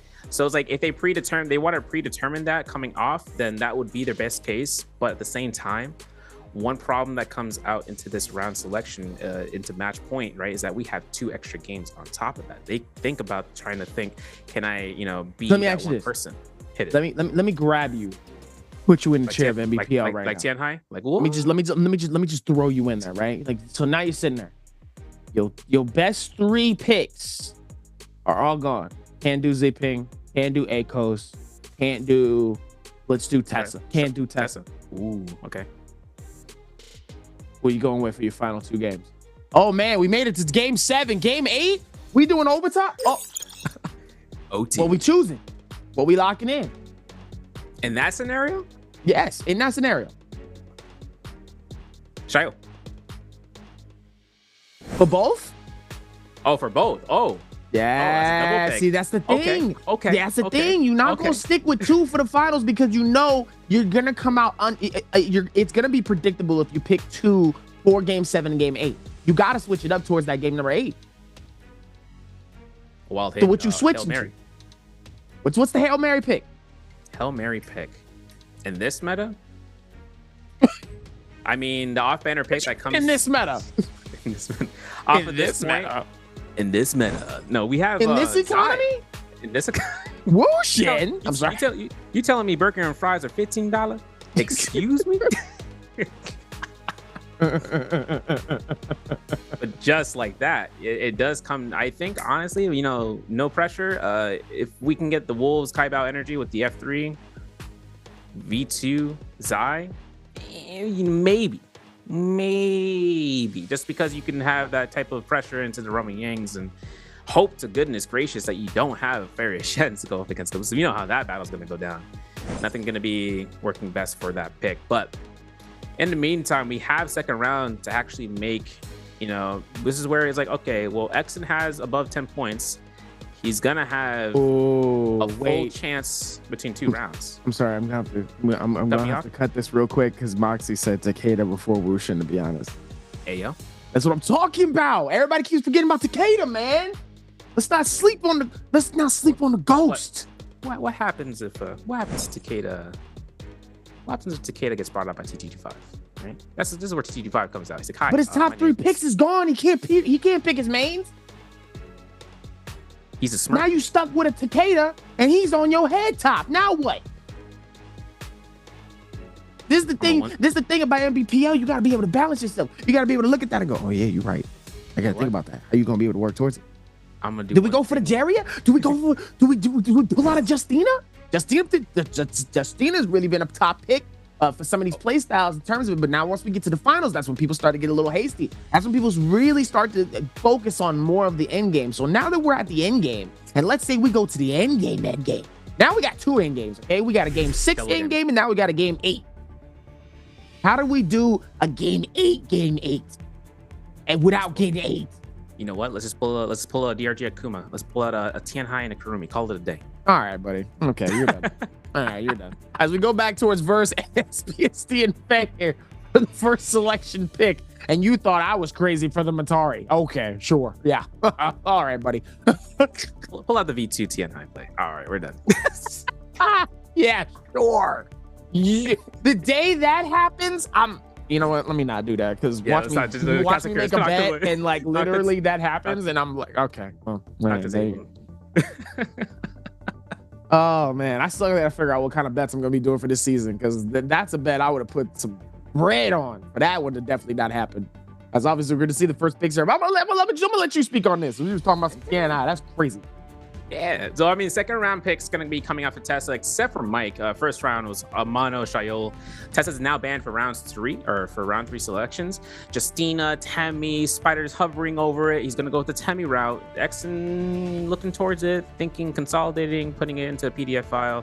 He's trying to figure out the signature. Oh, he forgot. He got to draw it in there. He's got to rebound, and now it's double Justina into this round. Justina's up against 2 Temmies. Kind of gonna work out in a way scenario. She's got to catch him after he uses F1 because once that happens, we're gonna see possibly V2 Justina's coming through. V1 can make an appearance, no doubt about it.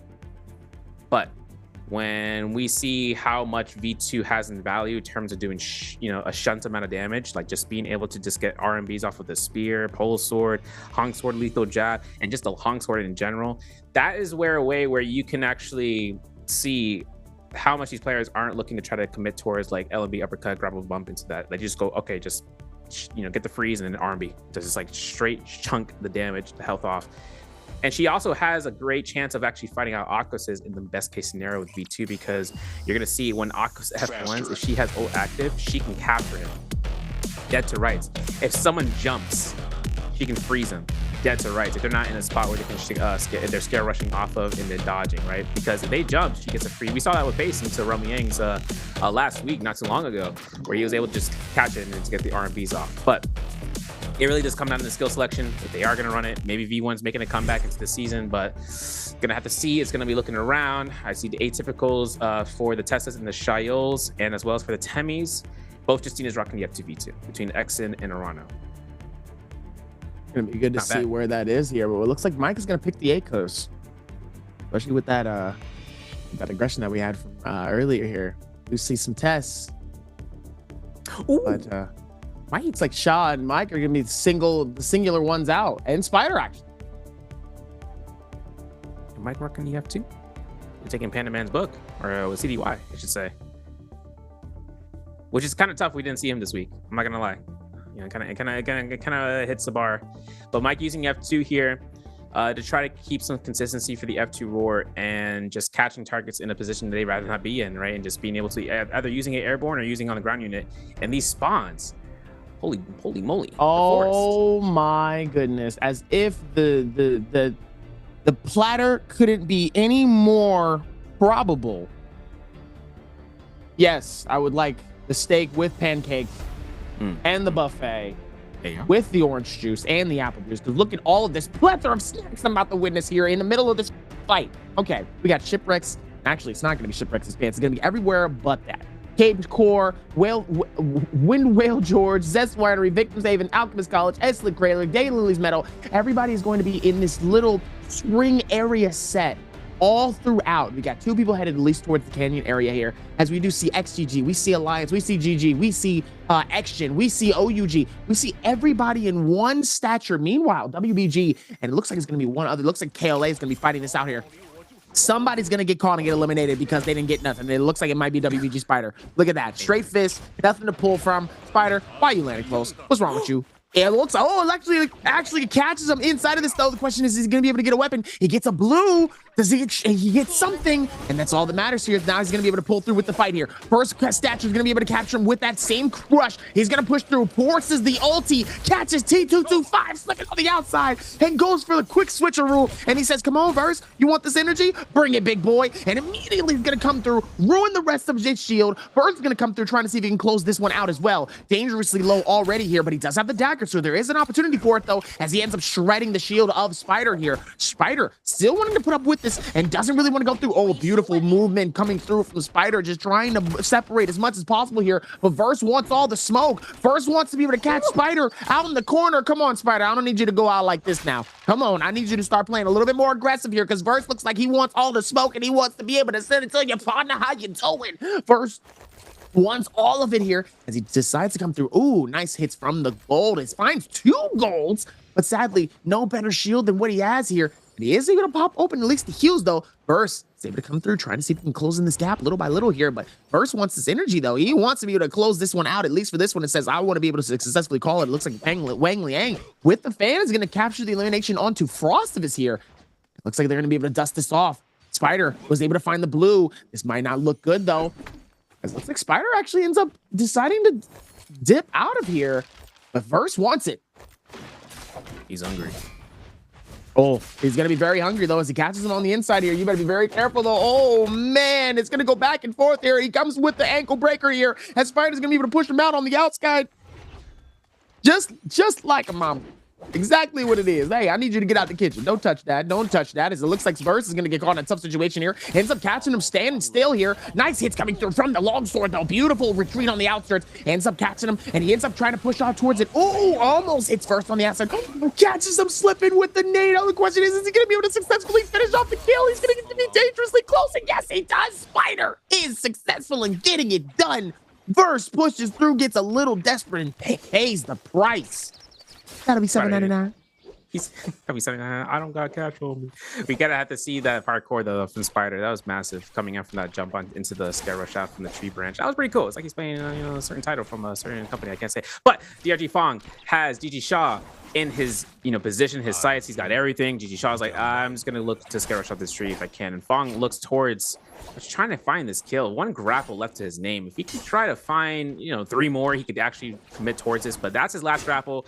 This is where pain begins, because now GG Shaw, if he finds out that this target in the early game doesn't have grapples, it's kind of easily to kind of count it out, and there is Fong. Seeing GG Shaw so saying bye-bye. And GG Shaw's gonna get a reset here for his vitality. He's got 3 grapples on his hand, so he's at 50% ultimate. We know that Fong has 100%, and he's got the better armor. But all it comes down to with a Temi and a spear is that once you catch a great ultimate and catching off, mitigating those hits that come through, you can take full advantage of that. In the meanwhile, Zest Winery, we are gonna see a Justini here against Mike with a purple longsword. He's dangerous with it. He's got 11 grapples. He's got himself a full ultimate. He could try to figure out a fight between both Wang Liang as well as with Arano in the southern end of the Zest Winery. Now, as cannons coming out here, AES is going to want to initiate between one of these targets. He's got a purple longsword as well. F2 to initiate, pushing up Mike off here. Tries to look for the shots off that knockback from the shield combo rush. He gets cannon shots to cannon shot to cannon shot. AS now trying to switch up and hold the RMB. Nice F2 from Mike to kind of force out AS here from this position. Now back into the Zest, where AS is, he can be in full view between both the targets that can cause a 3rd or 4th party coming through this end, as Exen finds him within the compound. And as AS kind of has his ultimate be procced out here, he could take their time to reset and reposition towards Exen as he gets pushed in, if he gets pushed in. Depends on whether or not we see Arano doing it. There it is, V2 coming out with a proprietary ultimate that just works out the best way possible. And AES is just going to keep that ring around the rosy momentum going. And Mike, he's trying to find the Shail that has no ultimate. And this is going to be a tough battle between him and, seeing Arano, 2 Justinas here as well. And AES is out of there. He's going into the Artisan's Grove region. If he's trying to get out there, this is the best time for him to do so. And for this momentum, I mean, these guys have been going back and back, Dobby, just poking each other out in the early game before first round. Back and forth, absolutely dishing it out to each other here. And obviously, I mean, that's the thing that we really want to be able to see more and more here as we're going to be slowly closing in on this. And so is the circle, though, as we're looking at a fight between Fang and GG Shaw. It looks like they're all the way deep into Sunwing's rest. Looks like going to be the Ancient Ruins section here. GG Shaw's going to pop up with the ulti here, slows down the movement of Fang here. Looks like he's going to use that to his advantage here. Be able to pop open that shield and potentially be able to retreat this out here. It looks like Fang gets caught inside the poisons, which is not good, but the circle's not really going to be creating a large amount of damage, so he should be okay. But that circle tick with the poison, though, really depleting some of his health, though, inside of that area here. It's got to be a little careful here. Meanwhile, Spider on the rotating side, still in the game here. I have to back this off here, but GG Shaw still fighting this out here with Fang. Shaw dangerously low. Don't necessarily know what happened between this fight here, but clearly Shaw was definitely on the wrong side of this one here. It looks like Fang's going to try to see if they can continue the pursuit to close in this gap between him and Shaw. Looks like he's able to find it, but that beautiful reset here throws it on the up top. Whew. Tries to see if maybe he can close this in. Oh, Shaw with the movement. Absolute beautiful space here. Is able to at least pace this out here. Is able to go for at least the call of the bell here. Trying to make sure if there's anybody that's also going to be nearby. And it looks like Action will be, but not within the range of the bell. Gonna successfully get a decent shield swap and get some more heals out. But now time is of the essence, and so is that circle. Circle slowly depleting the health of both players here. So they're going to need to at least get out of circle here. If they're going to want to continue this fight here, as it looks like it's going to be a nice little truce between Mike, PST, and another player. Is about to hop into the realm of Gang. Looks like Spider is going to be out here by himself here. It looks like he's going to be able to come through with Frostivus. Nice little battle we're going to be able to see on the both stretch. It looks like we're also going to see JDG versus EWG and J-Team versus KLA. What a strong start here. It looks like we're going to go airborne on both sides here, off towards the wall. See if any of them is going to be able to connect. It looks like one was almost able to here. Oh, nice hits to connect that here. Frostivus is going to be able to at least get not the stun here, but at least the knockback. Nice read from Spider, trying to get it on both sides here. Beautiful read coming through as the Blaze is able to get so much. Beautiful read towards the movement. Spider reads this man like a book. Frostivus just got welcomed by one of the greatest players to ever play this game. Meanwhile, back at it with T225 PST here, trying to see if he can be able to rock this out and maybe get some decent rewards himself to keep the game alive for him. T225 gets caught with the ankle breaker here. Nice hits from the cannon. He's able to deplete some of that heals that he just got from the shield that he just put towards himself here. PST just trying to see if he can close in this gap. Trying to see if he can dodge it. Closes in. Nice hit. Trying to see if he can get the knockback. Not going to be able to do enough. Almost tries to capture the stun. Not enough. T225 is going to keep the same pressure. Dangerously low. PST trying to see if he can find it. Captures the juggle. The question is it going to be enough? And he looks like he's going to go back and forth. But it looks like T225 is going to at least complete it. And it looks like he's going to be able to capture the stun here off the FE. Is it going to be actually even close it out? Yes, he does. As T225 slowly tries to figure it out, but misclicks. He fat fingers it. PST uses the advantage for it and captures the dub in the realm. Crazy close fight coming out from that Roaming. And you see Frostivus, after he lost his Roaming against Spider, an honorable fight, and in keeping it going into place, he does have that Soul Bloom located into the Victim's Haven. In the meanwhile, we go straight to Celestia. This is post Roaming with the Morris Blessing nearby. This is where players can kind of converge onto. You can see JDG Verse, who does have a million burst mites, going to the Morris Blessing to see what he can find, scour around. But we do see Arano here after losing his Roaming. He's got 3.5 minutes now to try to get rid of it by fighting a Soul Bloom. And the combatants into this area, it's going to be a high amount. And TGG5 spawning into Sunville Dwelling will increase that amount as he has his bounty off of JDG Verse into this corner. Now, TGG5 going to initiate this fight against Verse here. Verse goes ahead and be on the offensive off the Rip. The F1 comes out from TGG5. He's lost his combo breaker now, but he has more problems to deal with once he saw more players coming into this realm of things. And he has to try to take the time of being careful about this because now Spider's on the receiving end. You're not going to release the 1-2-3. We're going to see TGG5 looking to try to hold his R&B. He finds it. JDG Verse finds the R&B as he drops down from the cliffside. An ultimate from Verse and an ultimate from Spider. As Spider gets caught to this chant, he uses his wind wall to his advantage. This is where it comes out to play, where Spider looks towards this. F-Wisp is available. He's throwing it right there. He catches Verse. Verse gets caught to the uppercut. Is he going to get this off of this cannon shot? No. TGG5 was risky to run it through, but he's going to get some damage done regardless. And he's chasing out Spider as the scare rush is coming out. He's going to use that movement. He's doing the parkour. We're going to see Verse get caught to that cannon shot again. Now TGG5 knows there's two low targets inside of this building. He needs that Soul Bloom. There's kill with Arano. Soul Bloom. I don't know if he's going to be able to pick it up. Everyone is denying TGG5 of his redeeming quality of getting rid of the Romy Yang depletion, but it looks like Verse has his ult proc to come out to full extension. And with the F1 available for TGG5, If he procs that V2, this could be the end of it, but he gets captured regardless. There's the F1. There's the V2 proc. Gonna get a freeze. Arano doesn't get the kill. Looks like Spider's able to pick up the elimination. And as Arano picks up the Soul Bloom, he's gonna cancel ult and go straight back into the zone. In the meanwhile, Verse looks at Fang. He gets hunted down here. And Verse is gonna see this F2 to be in use, but he does not get any value off of it. He's got Vermilions for another 50 seconds. He's got to be very wary about how he wants to try to use this. Don't give any advantage to the enemy team, but there it is. He burns it. Spider gets his second elimination to this fight. 5 eliminations so far. He's counting more kills now. Might be going to the second hand for number 6. We're gonna have to double check and see about that one, Dobby. Gonna have to look back at that one here and see what went wrong. Let's go back into the tapes here and see. Yeah, take over the world. Doesn't look that good. Definitely got caught in a tough situation. It's gonna be good here. Undoubtedly so. Yeah, definitely caught in a tough situation here. Meanwhile, Mike, we were to go for the rotation here. It looks like he almost had a nice little spear stuck inside his ankle. Unfortunately, here, it looks like he's gonna be able to at least rotate this out. His boss doesn't look like he's gonna go for the chase. Mike doesn't absolutely want nothing to do with that as Arano. He's gonna get tough in a tough situation on the outskirts here. It's gonna be actually potentially get closed in here. As 2 others are gonna go up top of the thing. Verse is gonna try to see if he can hit him, but sadly misses out. Even with the closeout here, still has the opportunity here. Yes.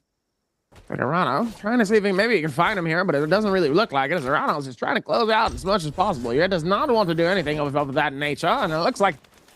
And now, Verse, it's not looking good. Verse, you've been through this before. You were chasing somebody before, and that was WBG Spider, and you ended up on the wrong side of the spider web. Don't get caught again, sir. As Verse trying to see if he can close in this gap little by little here, but it looks like Arano is twisting his ankles like LeBron James. Meanwhile, hey, yo, trying to see where he goes here. Verse, it looks like he needs to find a beat to rap on, because that Verse is not cooking. Unfortunate. Meanwhile, Spider trying to see if he can close on this. He's trying to see if he can do anything here. It's Fang trying to see if he can rotate this in as well. Circle. We're only in circle 2 here, and there's only how many? Let me see. At least 8. It's about 8. Good 8 players alive still into this, into this round. Even in towards this the rotation still gonna be able to find it. Let's see if they can pose on this guy. What are your thoughts about it? Well, as you can see, a lot of these players are very strong into the early game. As we can tell, we can see JT's Pace working his way through. Great stat line coming out to this 4 eliminations into this round. But of course, he enters through the runway Yang. He finds Mike. Mike with a long sword and a fan, but gold halberds coming out from Pace. And of course, making sure he can go through. Is that a 2 Blue Moon 2? No, it's not a 2. I had a double check and seeing about going through. JT Pace. He's dangerous with it. Honestly, I think with no ultimate though, JT Pace might be looking for this F2 roar. And as it comes through the horizontal, musket shot to the musket shot, he's getting more damage he can kind of work off of. The F2 is available. Pace getting his scare rush off. There it is. Bow shot nice for the 180. And of course, can't forget about the chase and another bow shot coming out. And Pace is just crouching. He's just sitting down under the ground. And so it's like, hey man, come fight me. And then he switches around, does some breakdance on the floor, gets caught to this 1, 2, 3. And that's gonna be where Mike is gonna succeed. F2 is not available yet. There is the ultimate cast, and Pace is going to be in a good spot here to try to catch a block here, but as long as Mike doesn't use ultimate, right, there's going to be a chance, and Mike uses ultimate.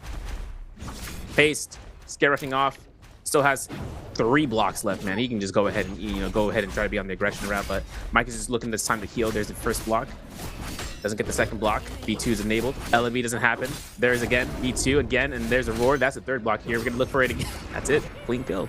Pace is on the marks, man. 5 eliminations. Off at this point, and I see Moxie in chat that says, Moxie said, last time I promised to throw a tea cake at Dobby if he did the accent. Bold for you to assume I'm not going to eat it and catch it with my mouth. That's crazy. Oh. Thank you. Yeah, sounds good. I thought you were going to go in for a 1920s broadcaster. I was like, no, it's because, okay, so I did this British accent last season, like during our finals. And even our fellow British caster that we have was like, it's actually not that bad. I did it at least like a few times throughout like the finals of that season, and Moxie couldn't stand me. It was I got the national anthem in the back of my head right now. represent. It was still a good time towards that. It was like, yeah, now. Meanwhile, Arano trying to see if maybe I trusted you, and I you betrayed trusted me. you. See, listen, Moxie. Everyone is going to appreciate the British Dobby, okay? Don't make me listen. I already have two trench coats. I will get a third, okay? I swear. I'll bring full British into this next stream. I promise you. I will so do it and hold it the whole time. Meanwhile, the rotation's here. Rado trying to see if he can just get out of dodge, but Mike wants the smoke. Mike trying to close this one as Orano is just separating it as much as possible here. And it looks like he's going to be able to finally capture him in the Justino, though. Going to be able to capture at least a little bit of that. Oh, nice strike off the back. The question is Mike going to be able to finish it? Good hit towards this one. Good combo. Slices it with the longsword. And yes, Mike is able to find Orano and says, where do you think you're going to give him a nice good old... He says, go outside and get a switch. Go outside. And y'all don't know what that... Y'all won't get that joke. Y'all won't get it. Y'all won't get that joke. Okay. Apparently we got some Australians in the chat, man. I guess we're really in the upside down, you know, coming out for this. Crikey! Oh, I can't do an Australian accent. That's when y'all lose me. Because the Australians gonna make fun of me if I try. I know they will. They gonna make fun. Crikey, mate. I'm not ready for that. I'm not ready for that. I can't be on the fly. We're gonna have to see if it actually happens. Just by circumstance. Mike, common armor. And we got White Tiger's prowess in the vicinity of this, so you know they're gonna be looking for the skill. You know it's gonna happen. JT Paste has his chance to have a little bit of fun here, just like us. You know, we're having a little bit of fun, but of course, Mike's not having a little bit of fun. He's actually caught in the thick of things and trying to find heals and having to get burned.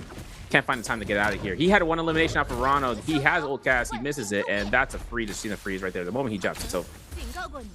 There it is. Exen finds it. Look, Exen got 2 eliminations so far.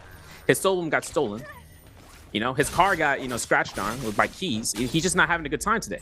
You know, not only that, the tow truck came by. And of course, Exen is now in the middle of having to pay $450 for Pace to get his car back. And of course, Pace said, you know, Pace has his chance to get his 6th elimination. We're entering to the second hand. 6 fingers up. He said, what you mean someone put a boot on my car?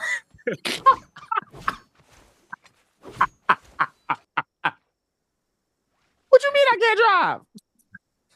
I got work in like 3 hours, man. Can't, bro. Oh, I'm crying. What do you mean? I got a game at 5 o'clock. I got game at 5, pre-rehearsal at 4. I need to make this ride happen. You know? Let me call you an Uber. $72 later. Ryan. Gonna be going back towards that though. But let's see this replay on the inside here for it as we look at GG Shaw here. Pistols ricocheting all the way up to the top here, trying to see if he can connect. It looks like he was able to at least connect one potentially. Trying to build this out here, getting at least some more of that pistol. It's a lot of whiffing here into this first one. Just trying to see if they can capture by both. Beautiful, beautiful parry to connect it. Arano able to do a nice little bit of a reset here with the Justina. Is able to get the freeze. Most likely probably going to retreat and most likely get the weapon here. It doesn't look like it though. Arano, beautiful strike. Oh, insane parry though. Let's see where the switch comes in here. Dangerously low. Catches him onto the... Oh, he catches him twice. 3 times. Does he go for a 4? All right, nah, it's just disrespect. All right, Shaw. All right, Shaw. Okay, Shaw. That was just mean. That was rude. Caught him. He put sand in his eyes. He said, ah, I can't see. He said, oh, here's some water. Put more sand. And he said, kind of old cartoon type of fighting was that?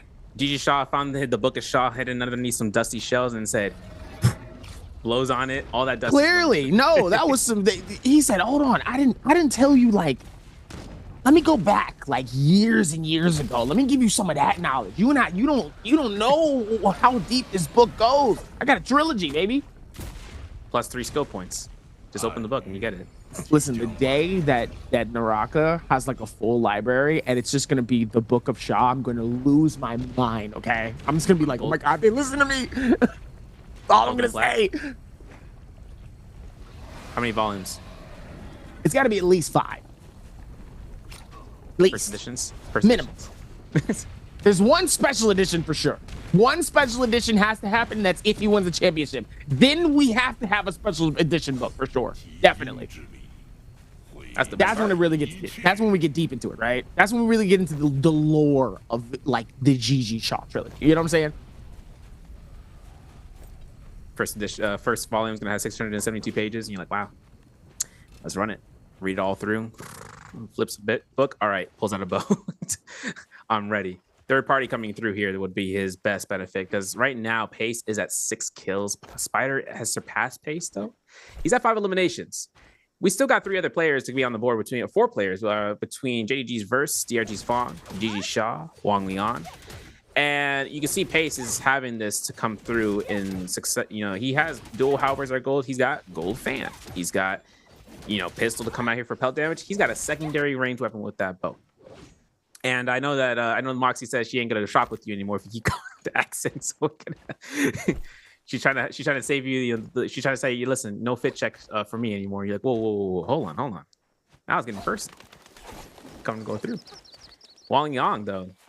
He doesn't have much of gear check. I'm taking a look at that Jade because I'm pretty sure if he's got that mitigation Jade, he could be running into having either a martial artist will hook form or a knock slash blade. I'll have to double check and see about that.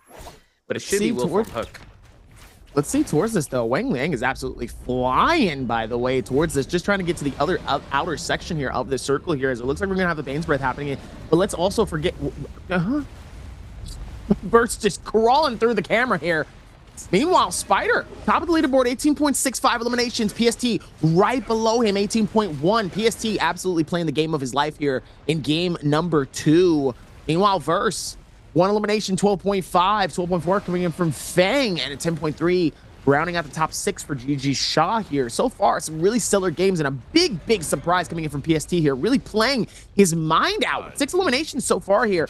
Really, if the conversation steady keeps going here, PST is definitely feeling not only the pressure, but he's also giving everybody else the pressure, okay?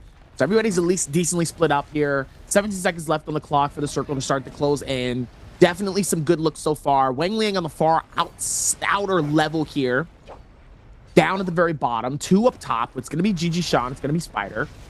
Everybody else down, at least downwards towards this, you know, outer first far section here. PST really wants to just try to see if he can ricochet towards it. It looks like he's going to try to see if he can pop some hits, though, with the cannon. They're really far out here, so it looks like there's not going to be too much of a connectivity here. In reality, both of these two could fight up top, but obviously they're not going to risk it here, especially GG Shaw with the gold shield here. He still has to last towards this here, so this is where things get a little bit more hasty. Yeah. Yeah, Wang Liang is in the bottom of the leaderboard too, so he's got a lot to make up for this. If he can get into catching a Tesla ultimate and catching someone out the zone, or even just rubber banding them off with a fan off into the ridge line, is best case scenario. Shadow's going to close in regardless, though, off of the ridge. So Spider will have to make his, you know, he's going to have to make his way down the escalator and making sure he can capture, you know, a spot where he can call home. GG Shaw, though, has another cannon here. I mean, he's pocketing those shots as fast as he can. I'm not sure if that was a Rupture Gale. I'll have to take a look at the hit effect, but Spider's rolling up to him. Gonna see about seeing JDG Verse running into the heart of danger between Wang Liang and Fang and looking towards the ravine as the source of protection. And as you can see, Verse has himself to just hold this corner off. Interview though. 然后没有放开打，然后而且赛场的经验也会少一些，就吃了很多亏。我们教练跟我说了很多，然后我就按照他的那种打嘛，然后感觉是找到了一点就是节奏，自己的节奏，然后。后面的话基本就是不怎么紧张了，就彻底放开打了。 Verse with some humble words there and trying to make sure he can keep his game going through, because really nervousness at this level, understandable. And we're going to see it coming through here where he finds GG Shaw. He goes for the F2. First getting concept is Wisp, and another Wisp coming up from Spider from the back line. Of course, Fong is looking for those range shots. It's like the world is against him right now. He had the pop ult in the middle of all this danger and having to keep his ground held. You know, he said it in the interview, and his coach is telling him, like, you got this, man. Find the tempo, find the win, find the dub. JDG's Verse coming through here from Team JDG is big, because we are seeing this coming through for this round into finals this week, you know, where we saw Shang last week, and he's going to be trying to make it through into he can get quick kill eliminations in this final circle. This would be a great push for him into from the top 4 to now into top 3, but since Exton is down, right, that's a 4-point difference, 3.7 exact that he's got to have to make up for. In the meantime, that's tough. Whoa, Shaw caught in a tough situation here, and sadly he gets sandwiched. PST actually catches the freebie, and he stakes the lead away from Spider. Now, wait a minute here. This is where the dynamic starts to change a little bit here as PST is able to come through and actually seal that. Meanwhile, Spider ends up catching Fang down at the bottom, and now PST is going to be able to do the same thing. Spider decides he wants to be able to back off this Fang. He's going to be able to capture the pressure, and now Spider, no shield, shieldless outside of this towards the bottom here, has to be a little careful. The stun comes through from the Tessa.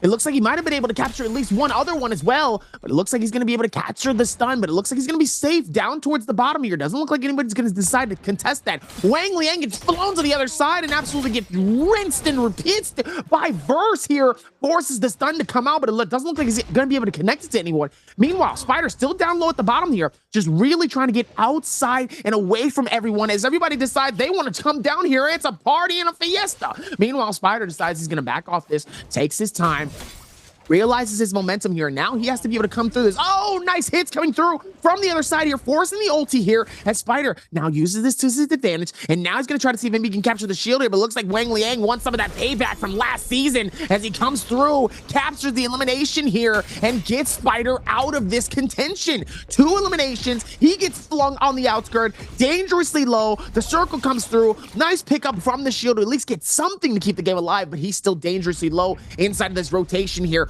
Wang Liang just trying to see if he can find it, but it's not going to be enough. As he scale rushes up towards the top, gets the stun onto 2. The question is, are they going to be able to stop him though? Oh, and it looks like they are successful in stopping it. Verse gets absolutely drilled in the back by PST here from the dual Halbergs. PST captured the finish on the Verse, and now PST is just trying to close in the gap. 8 eliminations. Can he get 10 in this game number 2? And an insane start to the rest of the night for his games. PST is trying to juggle both players. Fang trying to see if he can rotate this out. He's trying to hold strong here. Can he capture it? He gets the 10. He gets 10. PST goes in shade and shuts down game number 2. That's what I'm talking about. That's why he's the MVP. The GOAT. Yo, J-Team Pace. Okay, relax. Listen, 10 kills into the second round. We remember last week we got 11 kills from Mike. And Pace was just right there on the dollar. He's like, listen, I am now in first place. And I'm going to just yoink that position. And taking a 17-point game is like 17 points in a finals round where match point is 30. He's already over halfway there. He's already. And this is with the proposed points coming into play on top of the first round scoring. Dobby. This man he's closing by that mark. If he's not at, I think he's right now at 28. Somebody clearly had a conversation with him because this was not who we were just talking to last week. Yeah. This is not who was playing last week. That was a flawless performance coming in from PST. Reads it so well, uses his time wisely, gets the elimination on Spider, Verse, Bang, and I think he gets Wang in that situation here. I mean, that's one of those dream scenarios of really having the opportunity to get almost everyone out and you just knock it out piece by piece by piece. PST clearly played that so well. I'm looking back at the replay here towards this final. So it tries to get the stun. Burst actually ends up getting hit with that stun at first, and then it just becomes an absolute chase. Wang Liang ends up getting hit from that bottom section here, and then PST just starts to do this juggle, going back and forth between everybody scattering. PST just wants smoke with everyone. He wants to fight everybody. And he's going through, he causes this pressure, pushes Bang outside of the circle. Wang Liang gets hit by some of the ricocheting cannon shots and just closes that out in such tremendous fashion. PST reads that in such a way. That was insane. That's how you start a game. That's how you end the game 2 here. That's what we call a flawless victory, because PST wanted all the smoke and he got it. He ran in there like a brawler, bro. And my favorite moment that came out there was that V2 knocking Wang Ling just got sent into the shadow realm, into the zone.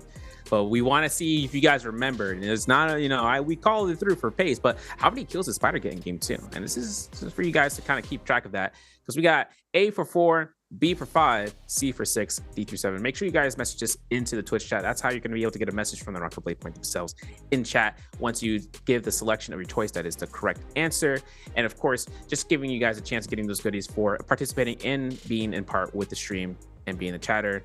Much love from you guys and being in here for this Week 2 Solos Finals. And we got to bring up the point that I was looking at the points, and I think he actually has around 23 points with that 10th elimination after this game. But this gives him more leeway coming out for games 3 in the final, final for Morris for the first 6, and then seeing about where he can place into Holoroth next. And I'm not gonna lie, my question wouldn't have been this one.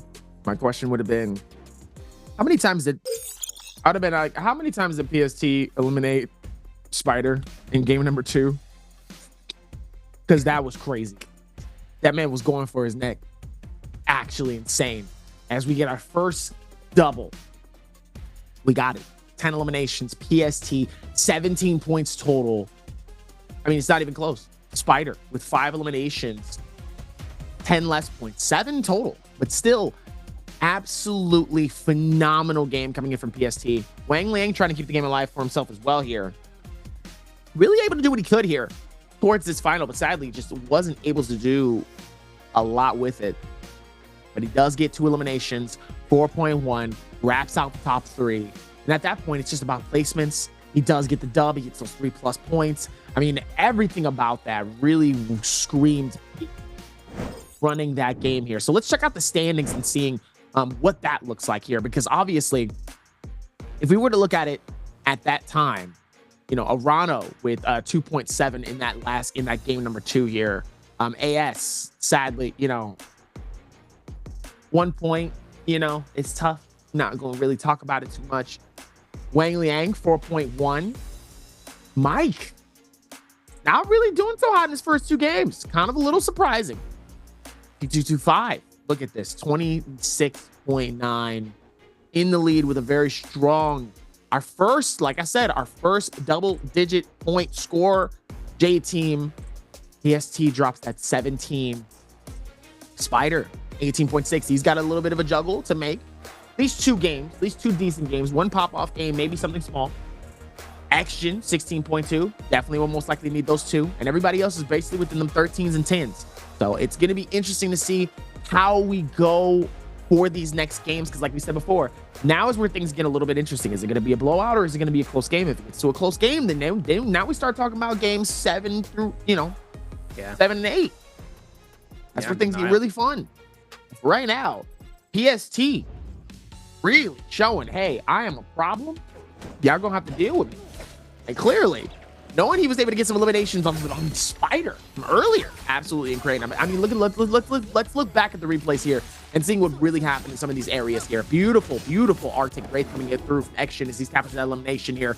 OUG's Mike finding that elimination on Arano here, knocking it out towards the top 6 here, as Mike just reads it so well here. Action, trying to see if he can close this one out. Look at that. Beautiful hit to get that with the Arctic Wraith. PST finds Action off this outstretch with those dual halberds here. I mean, the gold dual halberds really being able to do the work, but look at the reach that he has in that section here. PST able to find it onto Shaw. Spider just slowly trying to get out of here. Wang Liang is able to find it here, and then this is that final circle moment here towards it, being able to read it on both ways here. I'm not gonna lie though, towards that landing, Wang Liang just kind of presents himself like a chicken platter, like just the worst timing to find him right in the front here. And obviously you can tell PST, he feels it, he fiends for it, and it does put that together here. Absolutely insane to be able to find it, and obviously it shows up, and it does really prove how amazing that is here. But look at that, 22,000 damage, 10 eliminations, 16,000 with the melee. Dual halberd, 12k in damage. The man had an assault, a ripple step and phantom step, stamina strike, Suna, single edge weapon sap, and a great sword sap. The man had it all. His 4th MVP. PST is here, man. He is here. And coming into solos with the skills and ultimates being into the ability usages, that's just that blow up from the F2 just works so well, especially just pushing people off, but also just peeling. You're peeling their HP bar. You're literally just going for free damage. Like, that's 400 damage minimum once you hit into the blue status of the purple status of just catching them off. And having the Shael be used there is giving Pace that benefit, and having to actually see how Pace can, you know, work it. Like, I don't know how else to say. Like, the fact in the final circle, he had no fear. I have no enemies. That was him. Like, he just went ahead and just went back for 3 eliminations. And even when they thought he was down, he had ultimate ready to go, and keeping the blocks on standby with pushing out Wang Liang and just pushing him off the zone and just chasing out the remaining 3 combatants. And I think right then and there, you know, for this kind of season where he's now able to shine out compared to where he was last season, when he was rocking with when he was playing in solos and not making it through, as he was like just trying to get his, this was the first season that he was in part with HLG coming through, but he was able to come back into this round with a bang. And just like that, we're gonna be right back. We got ourselves a short break, coming back in just a couple of minutes, but we'll be in here for round 3, guys. And without that, see you soon. Very, you had the shot. All you had to do was do it, and we're gonna end it with a bang.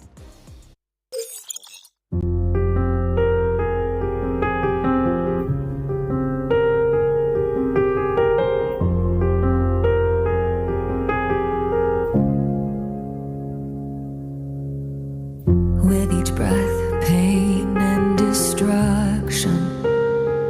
My world is broken by your seduction.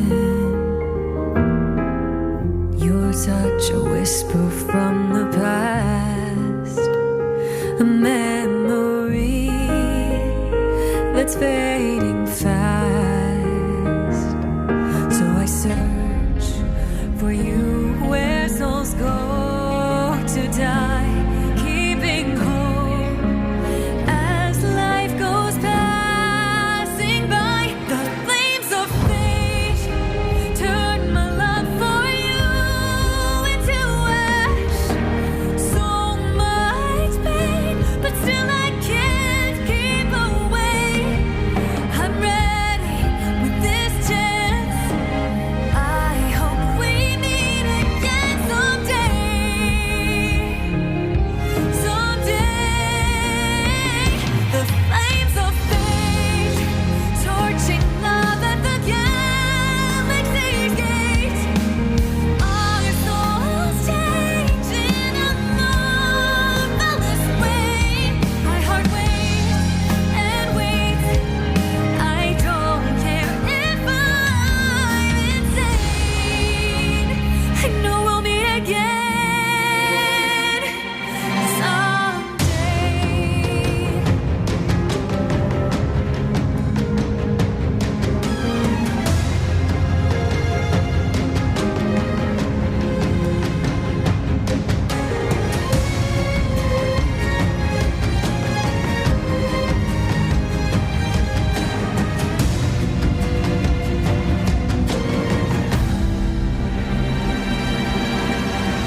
The sky is frozen by apathy, desolation, fear and catastrophe. But I won't stop hunting with blade points. This pain, a fire consuming me. So I search for you where souls go to die. Keep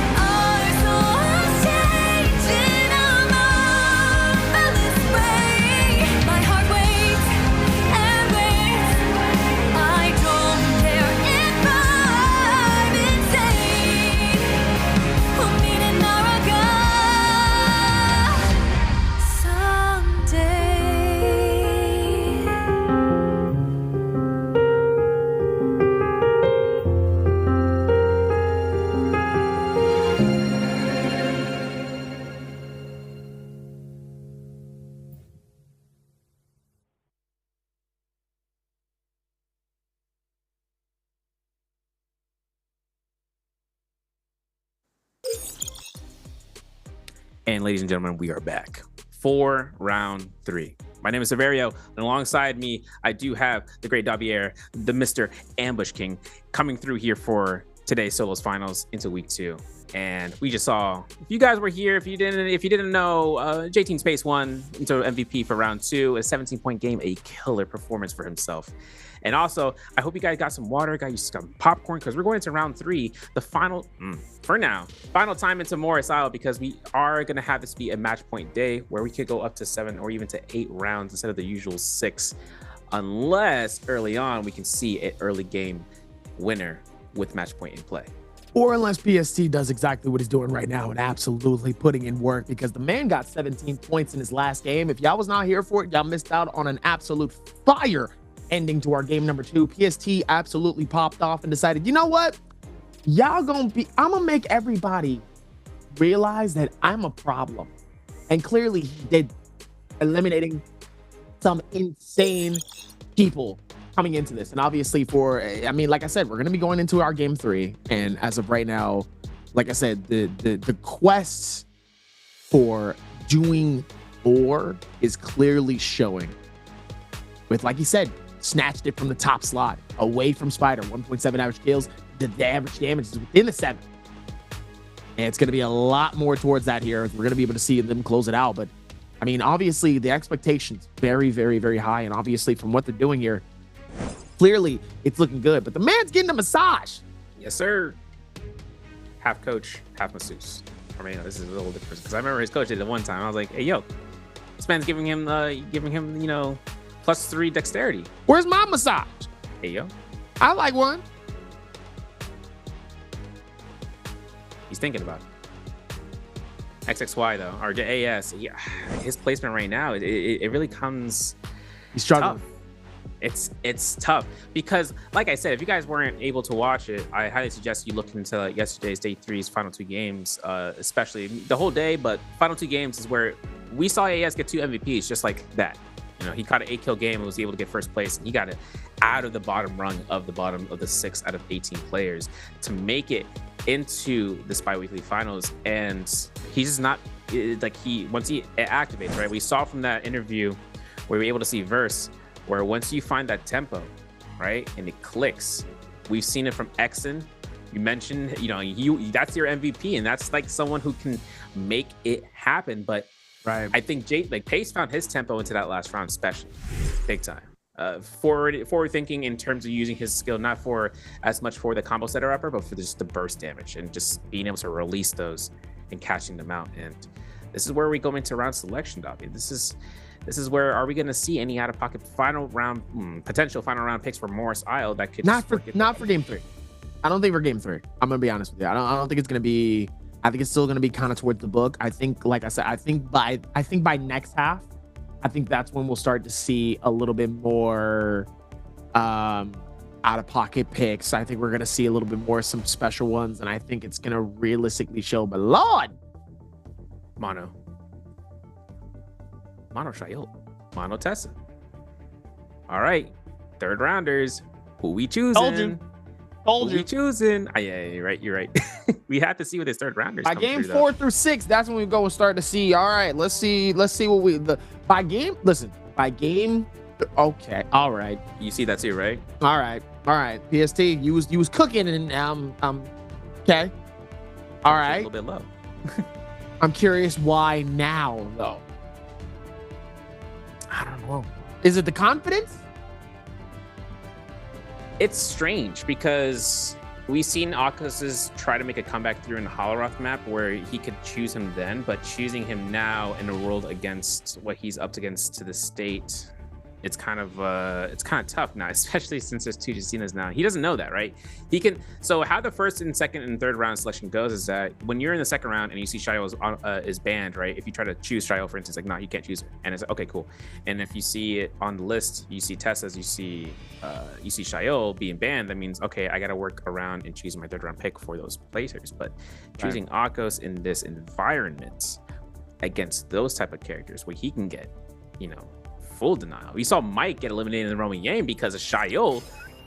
being able to catch him when he's, you know, jumping around is like the biggest like snap moment, you know, and you're not gonna be able to come back from that because since you're already airborne, she gets that block preemptive for the V2. She can just flash the pursuit you to the Shadow Realm again and again and again, and as long as you keep that pressure on, that's how you can burn her blocks. And you see that when Akos is gonna go through for it, but it's a tough battle.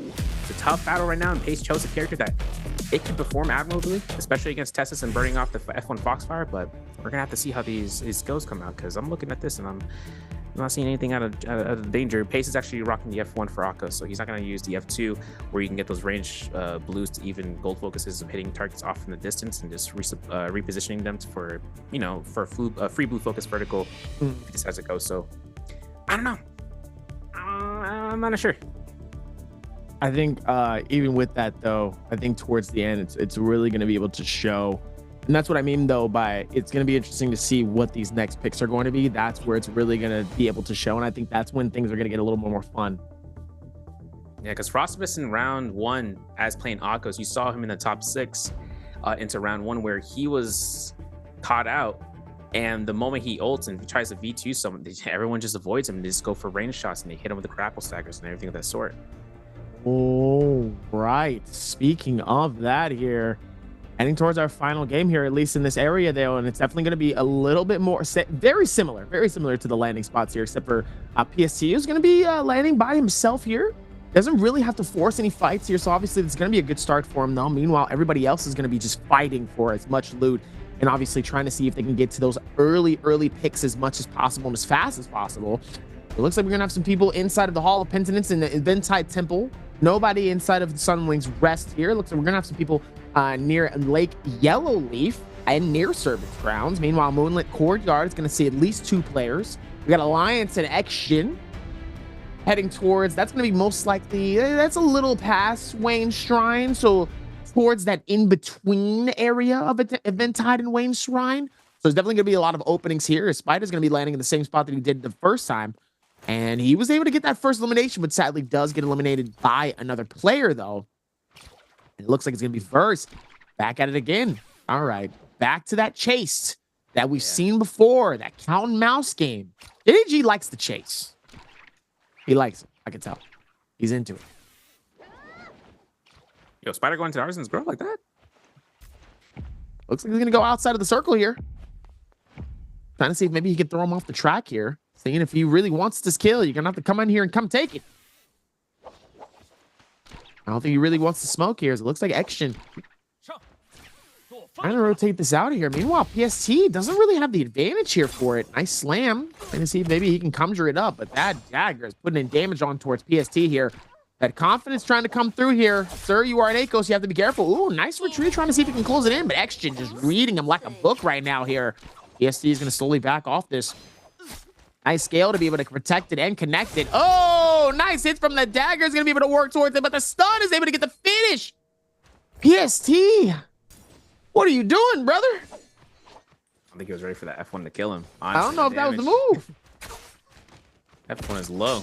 A low amount of damage. And Arano, you can see here in Eventide, AS is looking to try to pick up his first elimination, while Arano already has his first coming off here. Nice. Tested enchant into the middle of the position, but I'm not sure if AS is using his F1 to hold it down for the iframe, and he is. So he's going to have a way for him to actually not take any enchant off of the end no matter what. And Arano just rushing out of Eventide, try to get to that gold trophy if it's still there. It is. Arano trying to loot it up, trying to find an armor swap if he can. Purple armor, man. Look at that RNG working in his favor. And as AS holds his blue focus here, he's got F1 up again. And Arano is looking to try to see about turning this around. He's got almost a ult cast to be available. And as it comes out here, holding the blue focus, AS catches Crouch LNB, forces the F1. And AS is at 61%. He still has a ways to go for ultimate cast if he needs to use it. But Arano has one to set up a killer combo. As long as he can force AS's F1 beforehand. If not, if he catches him out low enough point, he could just go for that double blue focus for the vertical from the Hong Sword. That just gives him the kill shot. And AS is going to keep himself composed, holds his dagger, holds the horizontal, gets caught to the RB. There it is, number 1. Goes for the clink. I see some range shots possibly coming up from the back line. I'm not too sure, but we see a bow shot right here. That's poke damage. This is what Arano wants. He wants him to force the F1 here if he can. There it is. Ultimate cast. Catches him. Gonna go ahead. Denies him of his life to extinguish right then and there. Arano picks up his second elimination, just like that. Off that, Arano getting the feel and captures the 2. It's going to be very, very good for him, though. Definitely is able to at least start to cook the mental as well towards that. Gets that confidence of brewing a little bit here. And now we're going to go back towards the reset here of PST. He's outside in the desert here.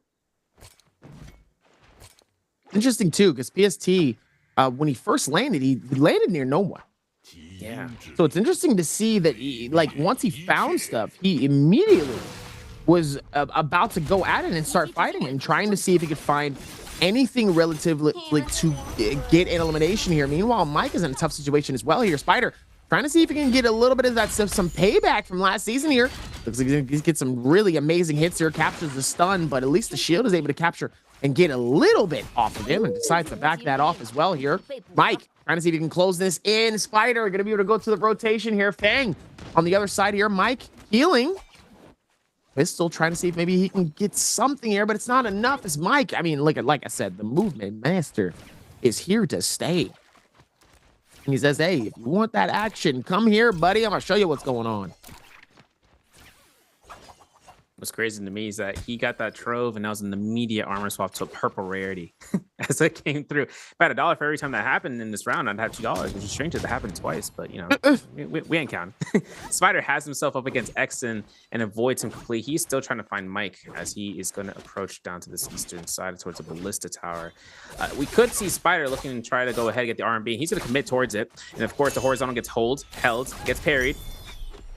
Gets himself a horizontal to the face instead of a beginning of the parry animation from Fong's fan. But of course, while Mike coming through here and trying to heal and reset, Fong is actually going to be looking to try to instigate into this position. Remember, he doesn't have ultimate just yet. Fong is still at like around 70%, but he looks towards this.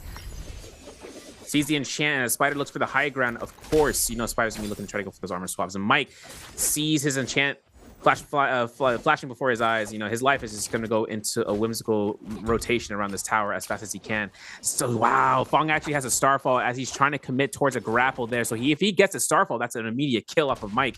And of course, the heal is going to be had. The cannon shots are trying to locate it while Spider is rocking that common armor. We're going to see F2 coming out from Mike against Fang, and Mike gets himself back up to the building.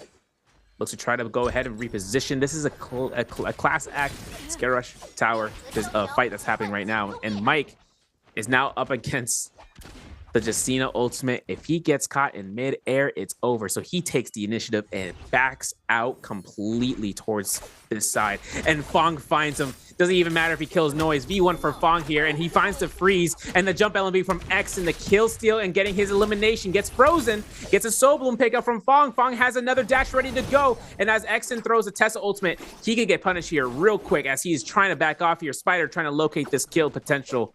And as it comes out, I think Exon's going to be just having a run around the mill chase coming up from Spider and Fong in just a moment as this Romy Yang is on top of this cliffside. And cannons coming up from Spider.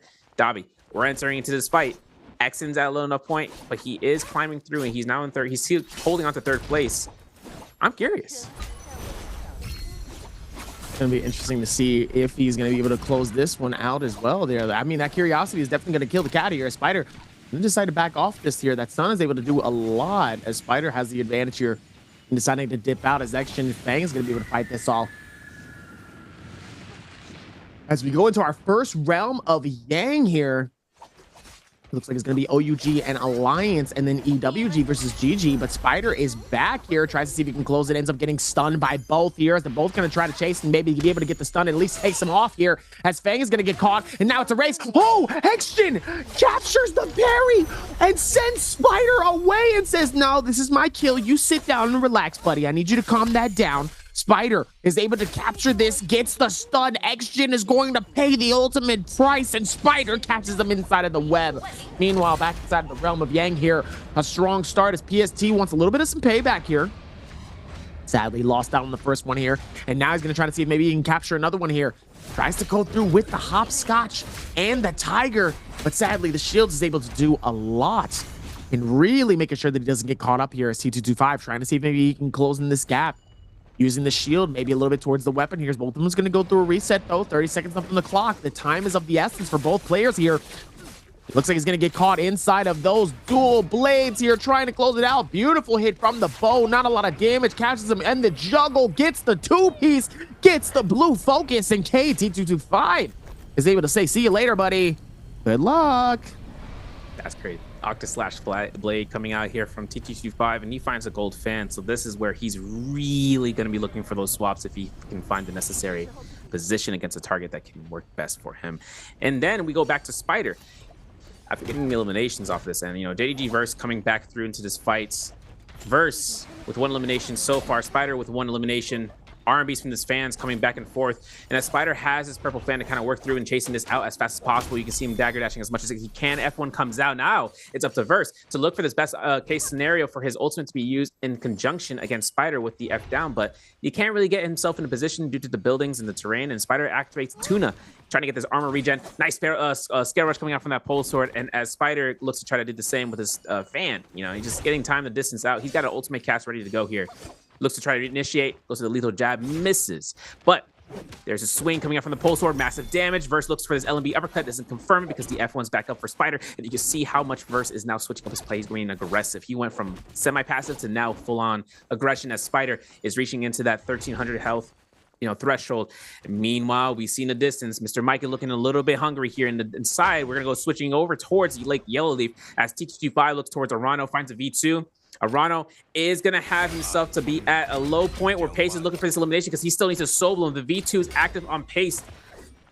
Second block, third block. I think it might be the second one. We're going to have to find out once it comes out between TT25 and Arano because Pace is looking for this elimination as fast as possible. If he finds the elimination, there it is. Wait a second.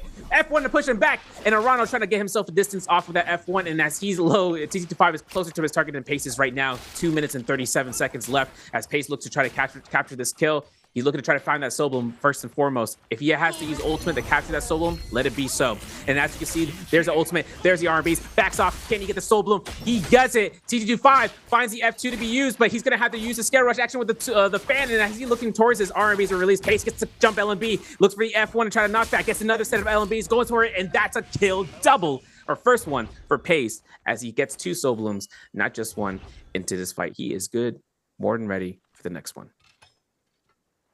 Looks like it's going to be that advantage here as well as PST still is in the lead, though. 1 elimination is Spider slowly growing in, and then Arano with 4 eliminations, 12.2, definitely feeling it out as Wang Liang is going to be able to find Spider here. Oh my goodness, absolutely dishes him out, though, with that new Soul Jade. And it looks like he's going to try to see if he can remove this as well here as he climbs all the way down here.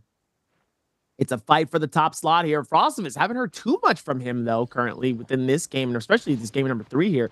But he does have the gold fan. So really keeping helping up a nice advantage here. As it looks like Spider just trying to find some peace and some zen. Wang Liang says, get that. You ain't gonna get no peace around here. No sanctuary at all. Not today, buddy. Pulling out the speaker. It's time to get toxic. No respect over here. No, not at all. I think it's kind of dangerous, though. Spider been trying to get a tuna proc in broad daylight as often as he can. I mean, his tuna is about to run out here in just a second, but he's been doing it like in the face of danger. You know, when we saw Verse was like right next to him, he's like, let me just go ahead and just sit here and rest. And he just sat there just waiting this one out and trying to get the armor proc again. But, you know, I saw Pace pick up the first Soul Bloom. But we're gonna go to a replay between Spider and Verse, and you know, it's kind of funny. We're bringing that one up here. R&B comes out, and Spider was looking to try to go for a scare rush. This is where we left off. B1 is activated. Verse gets himself to try to grapple stagger Spider to get in disenchant. He has ultimate active here. This is where Spider has his full dead to rights mode activated. Once that came through for the enchant, he was able to get the HP down from the enchant health and just catch neutral and then catching the uppercut and the blue focus to boot for that grapple bump. And, you know, Spider has this, you know, that's where it's coming down towards, you know, quick, concise damage to come in a short amount of time instead of just trying to extend it out. And that was a good enough point where the damage dealt from the purple weapons comes through, especially coming off from the Hong Sword. But more importantly, we do have Romiang coming into place for the next couple of seconds. Frostivus picked up a elimination off a realm, if I'm not mistaken, so we're gonna have to see how he's gonna end up here for this round. He did have a gold fan, as Dobby mentioned, so it's gonna be up to his benefit to get in here to be as offensive as possible. Meanwhile, Pace, he rushes in there. He did eat that second Soul Bloom coming out from T25, so for him to actually get himself no insurance policy outside of the zone currently, this is where it's gonna have to really work his magic against Arano, a Tessa, who gold pole sword is going to be it's going to do a lot of damage. Pace is going to go to the sky for the scare rushes, look for those pistol shots, and as a common pistol comes out from Arano's hand, Pace is going to be doing out the damage, and he's hitting those shots. He's activating enough time for Arano to go for a mid-air swap, and as he gets that horizontal to try to charge up for the pole sword, he goes straight towards the tower. As Pace gets caught into this enchant, almost F1 to negate it, and you can see it back to back. Pace has ultimate, but he's at an HP bar where an RB from the pole sword will delete most of his armor, and he has still to this day an ultimate cast to come to boot, and he's going to use it to activate it against Arano, but Arano has another ultimate cast to be going off right now, so he finds Pace in the position that he can just capture a full equivocal amount of damage in a short amount of time. He will take it, but V2 comes out from Pace. He's getting some sustain back. There's the ultimate cast. He looks towards his pounces. He's avoiding the dodges, and he's doing everything he can to stay alive and keep the distance and keep the pressure. There's a scare rush. And Arano looks for this horizontal. Gets Tessa ultimate, does not hit, does not confirm. This is big. F1's available for Arano though, so if he finds himself in a bad position, now would be the time when it comes through and having a saving grace moment. LMB comes up, uppercut in the mid-air swap coming out from the pole sword. That's Arano's victory. What a well-timed execution as well. Arano just trying to fill it out. Listen, I think he had a moment. He was feeling it. The confidence was there, but sadly, it's just not. It wasn't the best time for him. I think that's what's getting him. I think that is what is affecting it. Because I don't understand how you just have such a successful game only for it to not go well towards that next one. Obviously, that's exactly what is happening towards this one, and obviously towards that final piece here, it's really, really, really struggling. See how he's able to close this one out here as GG Shaw just trying to just separate himself here inside of this as T225 is just closing this in little by little here. And it looks like he decides not to continue with that though. Does a really, really, really good job here as Frostivus now gets caught within the stun here. It looks like it's not going to be good here. Oh, he ends up getting sent by the fire, but it's not going to be enough to get the stun. It looks like Frostivus was maybe able to stop it just in the nick of time here. And it looks like now Shaw is going to continue the chase here. Sadly, that third party coming in from T225 is actually not looking good for Shaw as he ends up coming through and stealing the elimination, gets the third party, and Frostivus is there to get a freebie out of that. Free kills. Take those. Free 99. Cha-ching. Thank you. Appreciate you. Where's my Monopoly money? Where it at? You know, it's kind of tough though into that Romy Yang fight where the matchup was more than like tough for Pace. He avoided that second Tessa ultimate, but after that it just came down towards Arano looking for those scare rushes and the swap to finish off. But Frostivus gets found out by Pace. 1, 2, 3s, we release those. As Pace goes for the F1, we're going to see the F2 be negated from Frostivus' Shayol. And the ultimate is cast from the Shayol. And as Frostivus gets caught through here, first block consumed. Pace is looking to try to go ahead for the third block. There's the V2 flash set pursuit. And it comes out here. There's a second one. There's a third coming to be available for Pace to actually catch this V2. And in which case, Frostivus is looking to try to run out of this region because we do have him rushing into Servant's Grounds for a reason. He knows there's players around this. There's the V2. And as Frostivus looks to try to get a little bit of position, there's a clink off for the jump LMB. The F1 to be negated again. F2 for F1. As Pace gets wind blasted here. F2 from Wang Liang for the elimination. Tough. For this point, Wang Liang finds a Soul Bloom for kill number 2. He's looking for kill number 3. Cannon shot of the opposite direction, finds his third elimination. And there's not going to be enough action to come out here because now a fourth party coming in from Mike as he is trying to chase down Wang for those kills, but he's going to reset here and look for those loot and back-to-back kills, eliminations for Wang Liang, trying to catch himself into top 8 so far. What a insane moment here towards this one. I mean, obviously he was able to really do a fantastic job overall and within time here, and obviously that advantage really did become so suffice for him though, especially for a player like Wang Liang here. And now he's tied up with three different people. He's got T225, OUG's Mike in between. He's able to play this off. 6 players left alive in this circle, and now it's just about going back and forth in between all of these, diving in, figuring this out, and then just working towards that. I mean, he's able to play that so well and really takes that time to like see the advantage. Just like I said before, Wang Liang got caught in a bad situation in that final game of game number 2. Imagine the surprise when he finds himself in the opposite section and he's able to take advantage of that moment. He's taking the role of the Shayol now and coming through here. And of course, he does have himself here for a replay as we're going to see Mike against GG Shaw. And with the horizontal coming out, F2 comes out and negation coming out from the F1 from GG Shaw, and going for that soul of holding down the pole sword there gave Mike a perfect opportunity for that parry. And of course, with that ultimate, I don't think Mike's gonna have much trouble here. He's got his ult up for the insurance policy. He's holding this one down. V2 to be initiated. Mike looks for the parry again for a second one. This time around, GG Shaw goes down, and Mike, that was his victory into that realm. He still has his gold fan on hand standby. He's got this purple armor. He's got 2 fans on standby, and he's holding that one down with a third one as purple rarity. And for the dual, however, to try to get some LMB uppercut blue focuses that can be going off. Now, Mike is getting chased down here hard, heavy. As it comes through here, Mike has to worry about whether or not that Tamosh, the only Tamosh into the circle, can cause issues into this final circle. But as Mike is getting chased out here from, every single other opponent, any Tesla can ultimate here to catch him, and there it is. Mike looks to try to go for the armor swap, and he's going to get denied heavily on this point. AS's first elimination, and Spider trying to pick up the armor really quick there, but it looks like it's going to be to the benefit of Arano as he snags it and goes off into the Wang Shrine. Spider, 2 eliminations, second place. We still have 4 more combatants for him to pick up eliminations on if he can, and try to close the gap between Pace, because Pace, after getting eliminated early on by Wang Yang, he's going to have next round to try to match into match point for 1.5 difference, which is pretty much an elimination and a placement point for him to earn. So it's really up to how he's going to be playing this one next round. And for Spider, parking his tuna, like I said, Darby, he's going ahead and grabbing the tuna as fast as, as long as he can get that armor regen, man, he's good to go for these exchanges between opponents. Absolutely well done here as WBG Spider is trying to see if he can get something decent out of this, though, as Arano, 5 eliminations, really plays that well to his advantage here. T225. Ooh, trying to see if he can rotate this around. Ooh, trying to see if he can get the stun. It looks like he's able to, though, on Wang Liang. It looks like they're going to be able to push it towards that, though. Trying to see if he can keep the advantage as well. Oh, he does get the stun, but I don't think anybody actually realizes that he got lucky. That would have not been good for Wang Liang here, as he is on this inside here. And now the ricochet from them starting to come out. They're trying to see if they can get some damage onto him, but it's not really going to be a lot. Meanwhile, T225 trying to see if they can work towards the cell. Really does a good job of that. Yeah. Trying to see if he can find it, any form of moment, any form of advantage here. As WBG Spider's on the other side, though, not working towards it. Let's see if they can keep that push towards it. Oh, Wang Liang's on the inside here, ends up getting caught. Oh, and AS is able to get the elimination onto Wang Liang. Plays that so well. 2 eliminations. Final circle, final 4. Who you got? Who I got?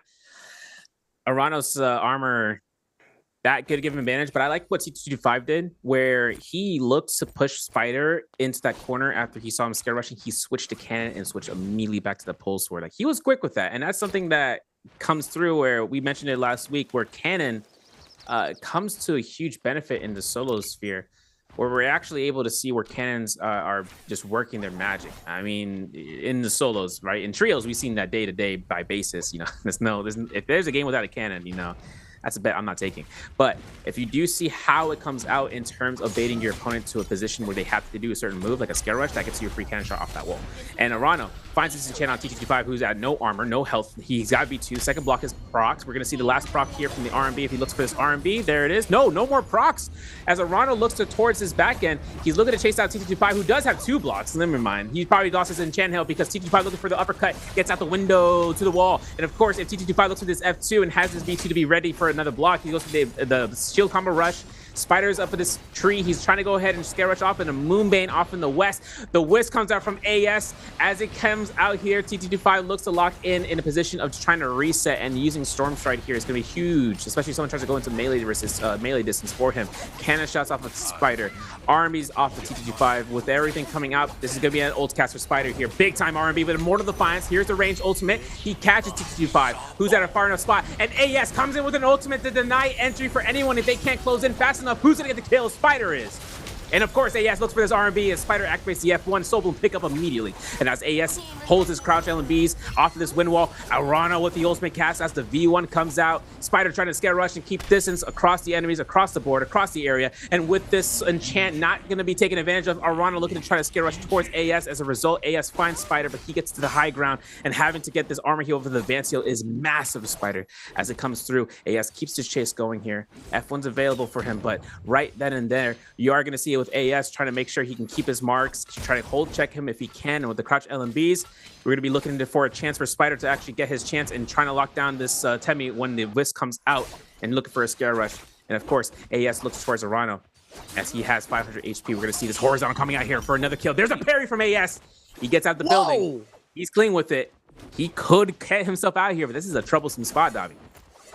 Troublesome spot, though, especially for AS here, as he is able to find the Gray Shield somehow in the mix of everything that's been going on here. A nice little kickback here coming through with the stun comes in from the Tesla, and now the timer is on the clock for both of them. They're just trying not to get caught up here. It looks like AS does get hit with the stun, but it looks like their visibility was able to at least deter it just for a little while longer here. Trump Spider is just trying to close it in little by little here, but AS is just juking as much as possible here, and it looks like he's going to be able to scale down, capture it towards the final, and an Arano is able to steal it away. The question is, can he clutch it towards the final circle here? Nice retreat here coming in from the Tessa. Spider is now on the opposite side. This is a completely different type of fight here, as it looks like we're going to go through maybe a reset. No, he actually catches him in the corner. He says, ladies and gentlemen, how you doing?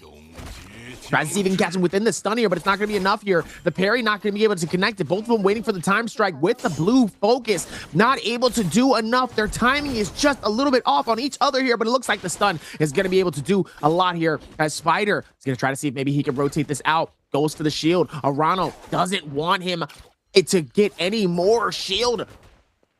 Looks like Arano's just getting juked, though. I got to be honest here. Absolute ankle breakers here as his Spider is just moving in such an incredible way here. But it's not like he's going to be able to do a whole lot here because there's not too much shield happening here. It looks like we might be able to get at least one reset potentially, but Arano is just trying to make sure that Spider does not shield up. So that way he can get the reset, so that way he can push on him with that more confidence here. Nice scare rush, but he ends up getting caught on two of them on the rocks here. Nowhere to go. Can barely be able to really contain himself here. It looks like that stun is going to work on the first one here. He does juke him the first time. The question is, can the stun able to hold on a little while longer? Ladies and gentlemen, yes, it does. Arano misses the strike and his opportunity to eliminate. I'm telling you, if Spider ends up winning this because Arano missed the opportunity, I'm going to actually lose my mind. I'm going to lose my mind here.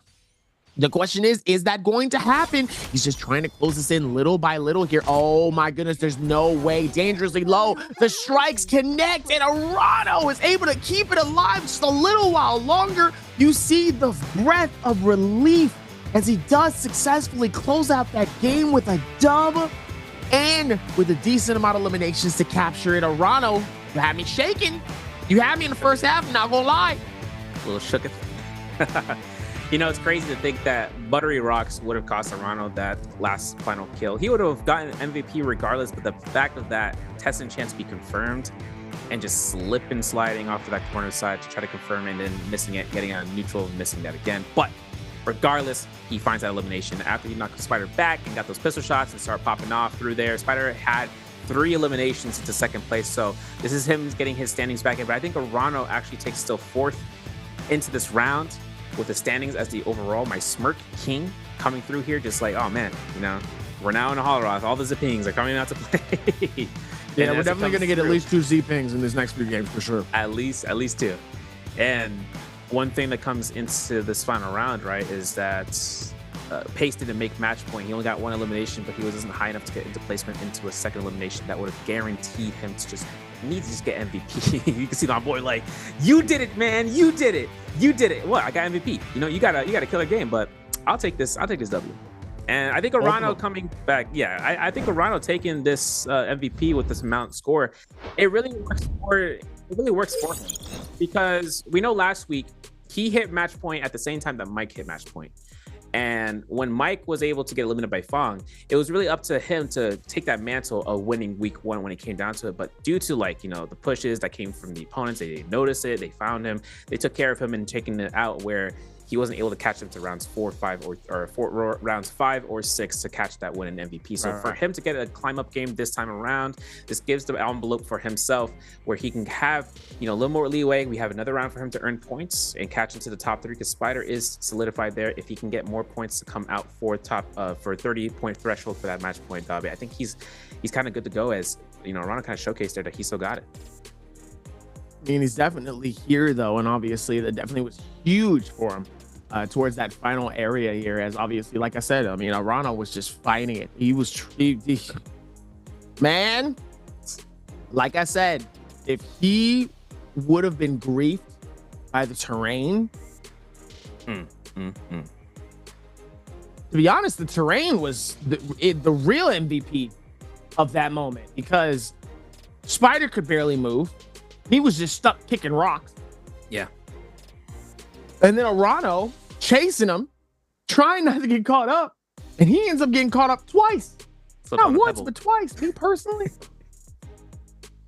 I'm catching hands with that rock. I'm beefing with a rock. I'm beefing with a rock. I'm fighting a rock. Let you know I'm fighting a rock. It's crazy. Me personally. But with that though, there still had to be a winner. Arano definitely taking the advantages that he has currently, but also being able to push that very aggressive. A little bit different from PST because listen, maybe Akos wasn't the best pick for that. I'm just saying, I don't think that was the good pick, knowing like completely different from the game we just experienced here in game number 2 here. But let's check it out though. Arano, 7 eliminations, 12.8. He ending up getting those 3 rank points as well. Spider with 3 eliminations, 6.2. In second place, KLA is T225, 3 eliminations as well. Also tying up the eliminations with Wang, Mike, and Action. Sadly, Action with that 7th place slot, only getting 3 eliminations because they didn't get any placement points at all. Unfortunate for a man like him, but it's okay though. Still got 3 more games. We still got some more work to do. Yeah, it's kind of tough to see into this bottom leaderboard because, you know, the value that comes out from AS, for instance, is at 8.7 coming through.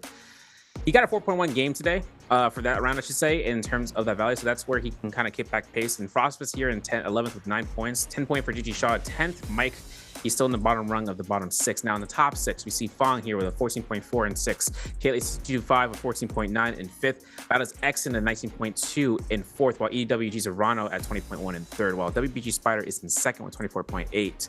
We do see that J-Team pace. He earned 1.6 points that round, but he has 28.5, so he's not passing that threshold just for Yonder. We still have to see into this next round how well he wants to try to hold off for a kill and just play for placement. That's really all he needs to do.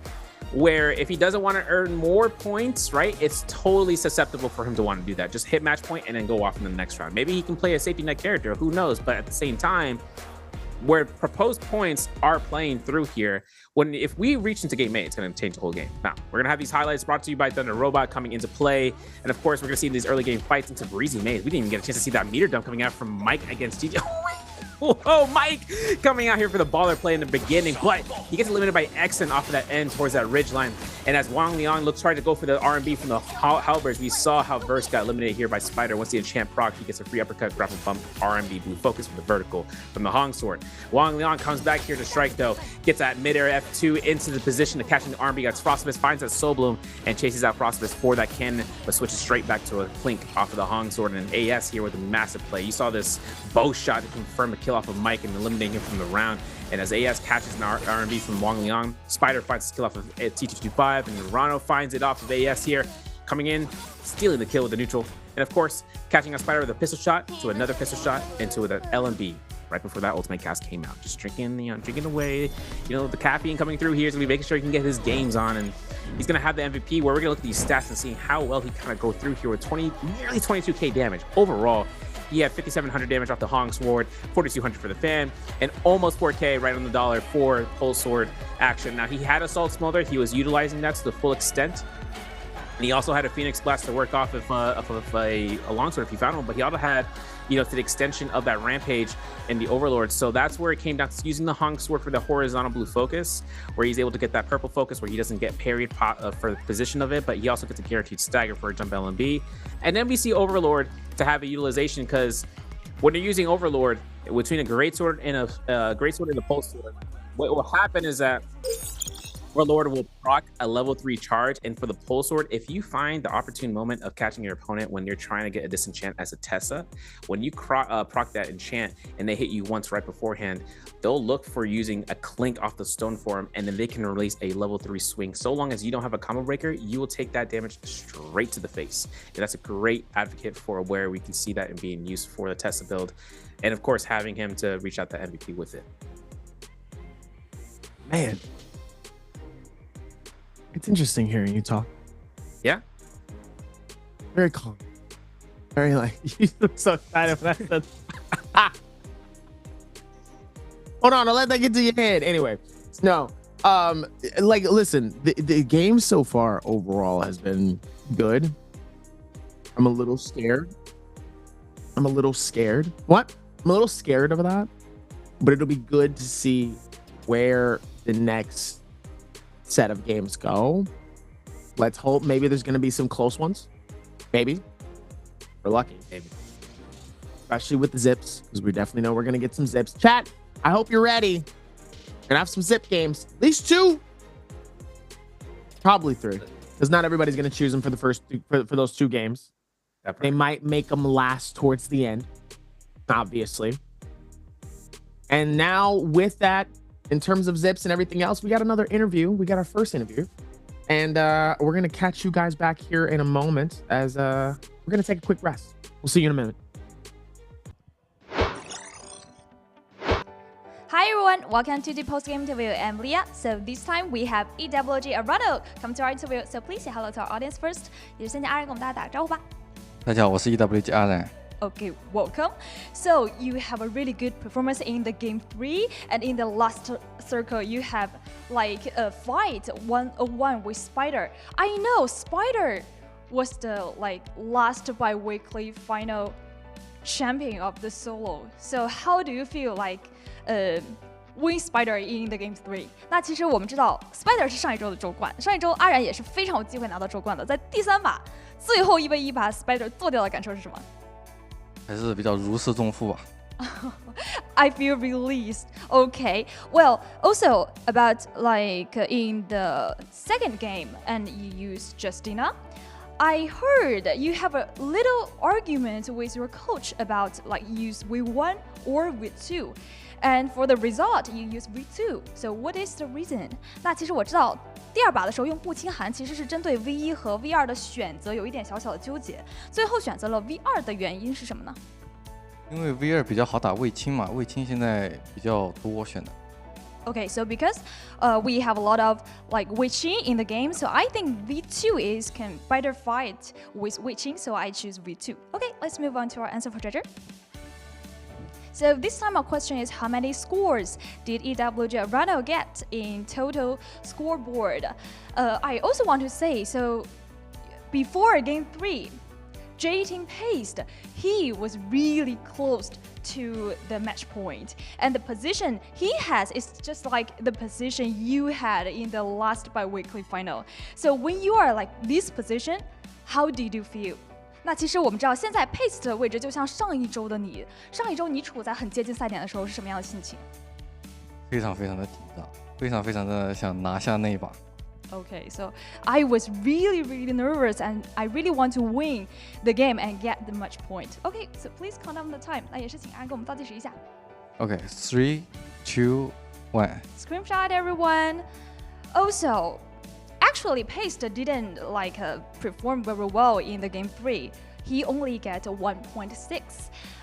Do you think in game 4 he can get the match point, or do you think you can get the match point in the game 4? 那其实马上要到我们的第4把，你觉得在第4把当中 Paste 能否拿下赛点，或者你觉得你会拿下赛点吗？ Paste 拿下赛点应该比较简单嘛，他就只差1点几分了，但是我还要差10分呢，还是有点远。Okay, I think it's quite easy for Paste to get the match point because he only need to get 1.6. No, like more than 1 point, maybe 1.5. But for me, I need to get more than 10, so it's quite difficult for me, maybe. Okay, that's all for the interview. Thank Arano come to our interview and doing this. Okay, and later we will have like following game 3. 3 games. So let's see if Arano can get match point or Paste can get match point. Bye bye everyone.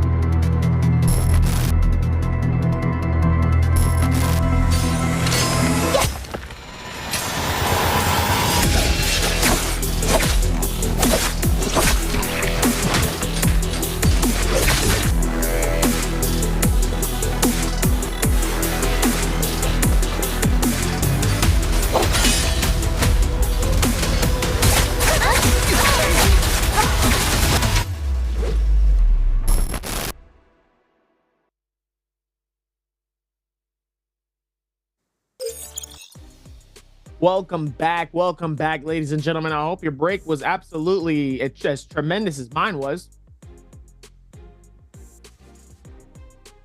Conversations about NARAKA. As we're about to get ready to lock in for 3 more games here, it's about to get a little bit more hasty. Could it be 3 or could it be 5? Let's find out. As now, the standings are slightly different. PST is still top, but some other ones are starting to creep a little bit. Confidence is getting high. And Arano is able to get his first dub of the night. A little bit surprising. Gets a few eliminations. Definitely a top score. Confidence is there. Sadly, was not a double-digit score, but still was up there, though. Good vibes. You love to see it locking in for both Arano and PS2 because those were some sleeper Those were some sleeper players. In reality, I feel like a lot of people probably wasn't really looking into. I saw a lot of people cheering on Frostivus. Obviously, Mike, Spider, the usual. But PST and Arano? That's crazy, right? Underdog story right now. Now, the only thing that we really need is for AS to have a pop-off game and a dub. And ladies and gentlemen, we got an unknown trifecta. But make sure to keep watching here as we still got the spring split drops. Make sure to have your Twitch linked to your NARAKA, so that way while you're watching you get a chance to get some Tay, some Spectral Silk, some a trial choice gift, and obviously during the bi-weekly drops, which that's currently happening right now, make sure to keep watching so you can get your championship bubble bundle. The bubble bundle. Bubble bundle. Bubble bundle. Bubble bundle. A choice drop of a bumble. Champion bumble. A champion bumble. Bubble. Meanwhile, the Laudation Limited Legendary Hang Sword skin is available now, which you can get in the shop for NARAKA. So make sure to go check that out because this is limited. Do not sleep on it. Because me personally, you don't want to miss out on something that exclusive. And then when it's not there again, you go, oh, I probably should have got it. Because now I'm the only one that don't got it out of my friend group. That's tough. Not only that, it's on discount. You know, save some gold. Because we're entering into this new season. You know, we have a new character on the horizon to match out the drip. So if you guys are looking towards and seeing about him, you know, shush hush. But if you guys haven't checked the YouTube channel and saw the post that comes out, I highly suggest you guys looking at the skill and be like, huh, this guy's gonna go amazingly with my XCOM or my in solos games. Because if you guys haven't seen Liam Liu, the next character is Thorny Roller. Next character is Moonbane. Don't worry, guys. Thorny Roller is going to be our next character here for NARAKA Playboy Pro. My uncle works at NetEase. The next character is the Forerunner. Confirmed. Confirmed. Can we get it confirmed? It's a lot of that here. Hey, listen, at the end of the day, it's nothing but good times and good vibes here. But like I said before, 3 games deep, 3 more to go. Potentially, like I said, could it be 3 more games, or could we get 5 more? Because like we said before, once it gets close, now it's where things start to get heavy for some of these play styles. Now, obviously, for game number 4, I think this is where we start to see a little bit more of a difference in some of our picks. And I think this is when we're going to start to see our Z picks. Most likely. If not, we're going to see, to be honest, I think a Feria. No, not Feria. We're going to see probably some Justinas. I could see some Justinas. I could definitely see some Takedas really starting to come out of the bubble. Probably some Akos as well. I could see some Akos picks, especially knowing that they could save it. They could save their Z picks for game 5 and game 6. Because why force it in a game 4 when you can force it for game 5 and 6? Right. Yeah. So most likely, this one is going to be the surprise Hail Mary pick, knowing that most people are probably going to look to the Z pings for game 5 and 6. Now, if they don't, I'm gonna be very worried. Be like, okay, what's going on? What happened? Why is everybody going for picks that we didn't expect to like do?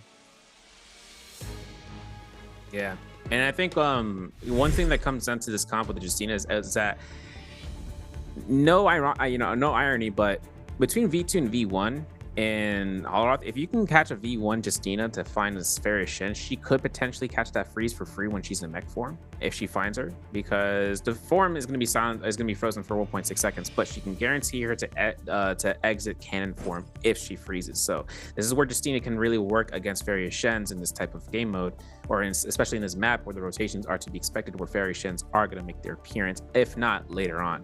And this is where the mind games happen. This is where, like, all right, let's take a look into seeing who's going to be choosing what, right? Because once you see those bans as a preemptive options, you can't really, determine who's going to be in there. And we can see that Frostbite is actually working a Feria in the first round pick instead of zipping Yings from AS and Mike and Shaw. Second round, mono Feria Shen. So we're going to see 5 Ferias coming into this round. Third round selection. Hoping to see it. J-Team Paste, looking at you. Takeda from Murano, that's massive in the wool. And then Akos from Exen, Spider with the Justina play.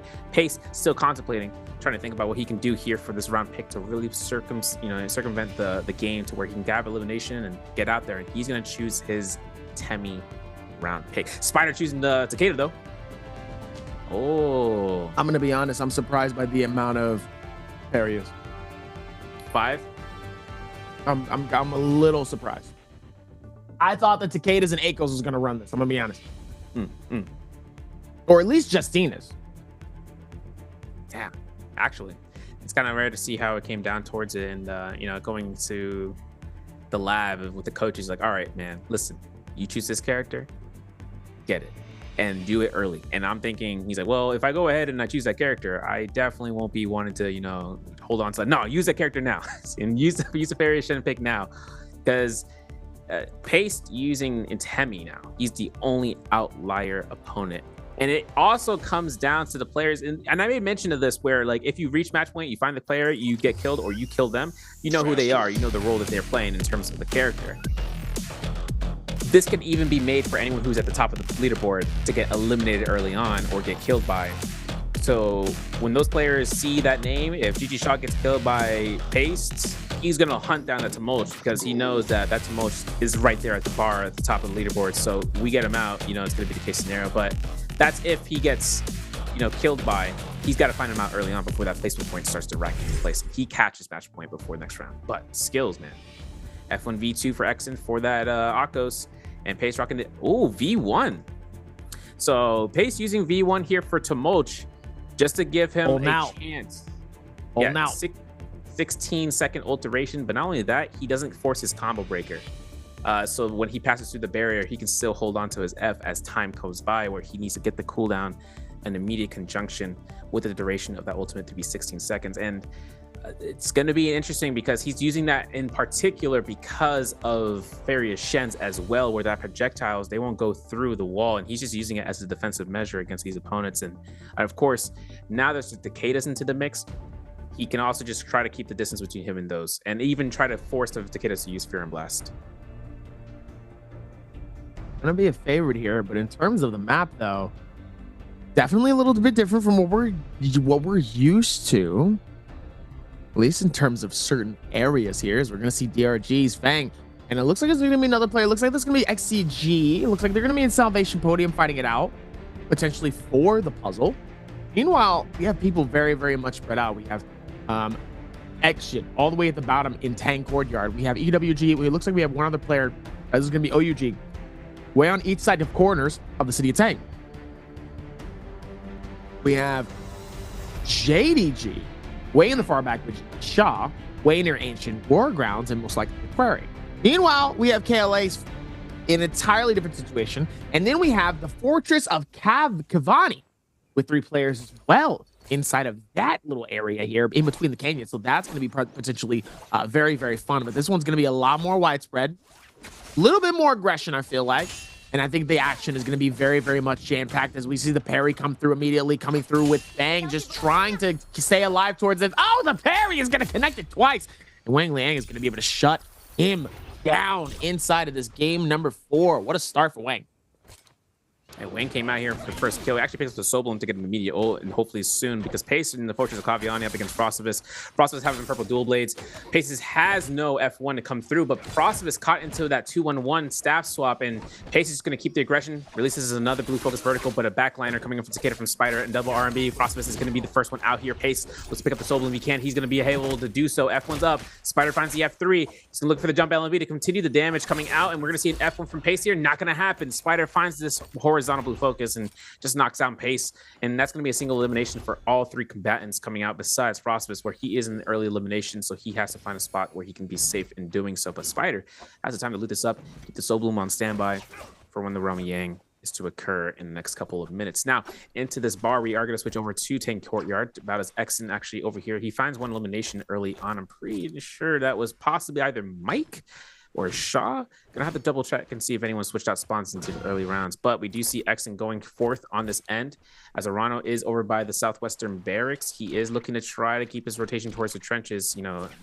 like concise. He has 91% for ultimate. He's got dual halberds, dual blades.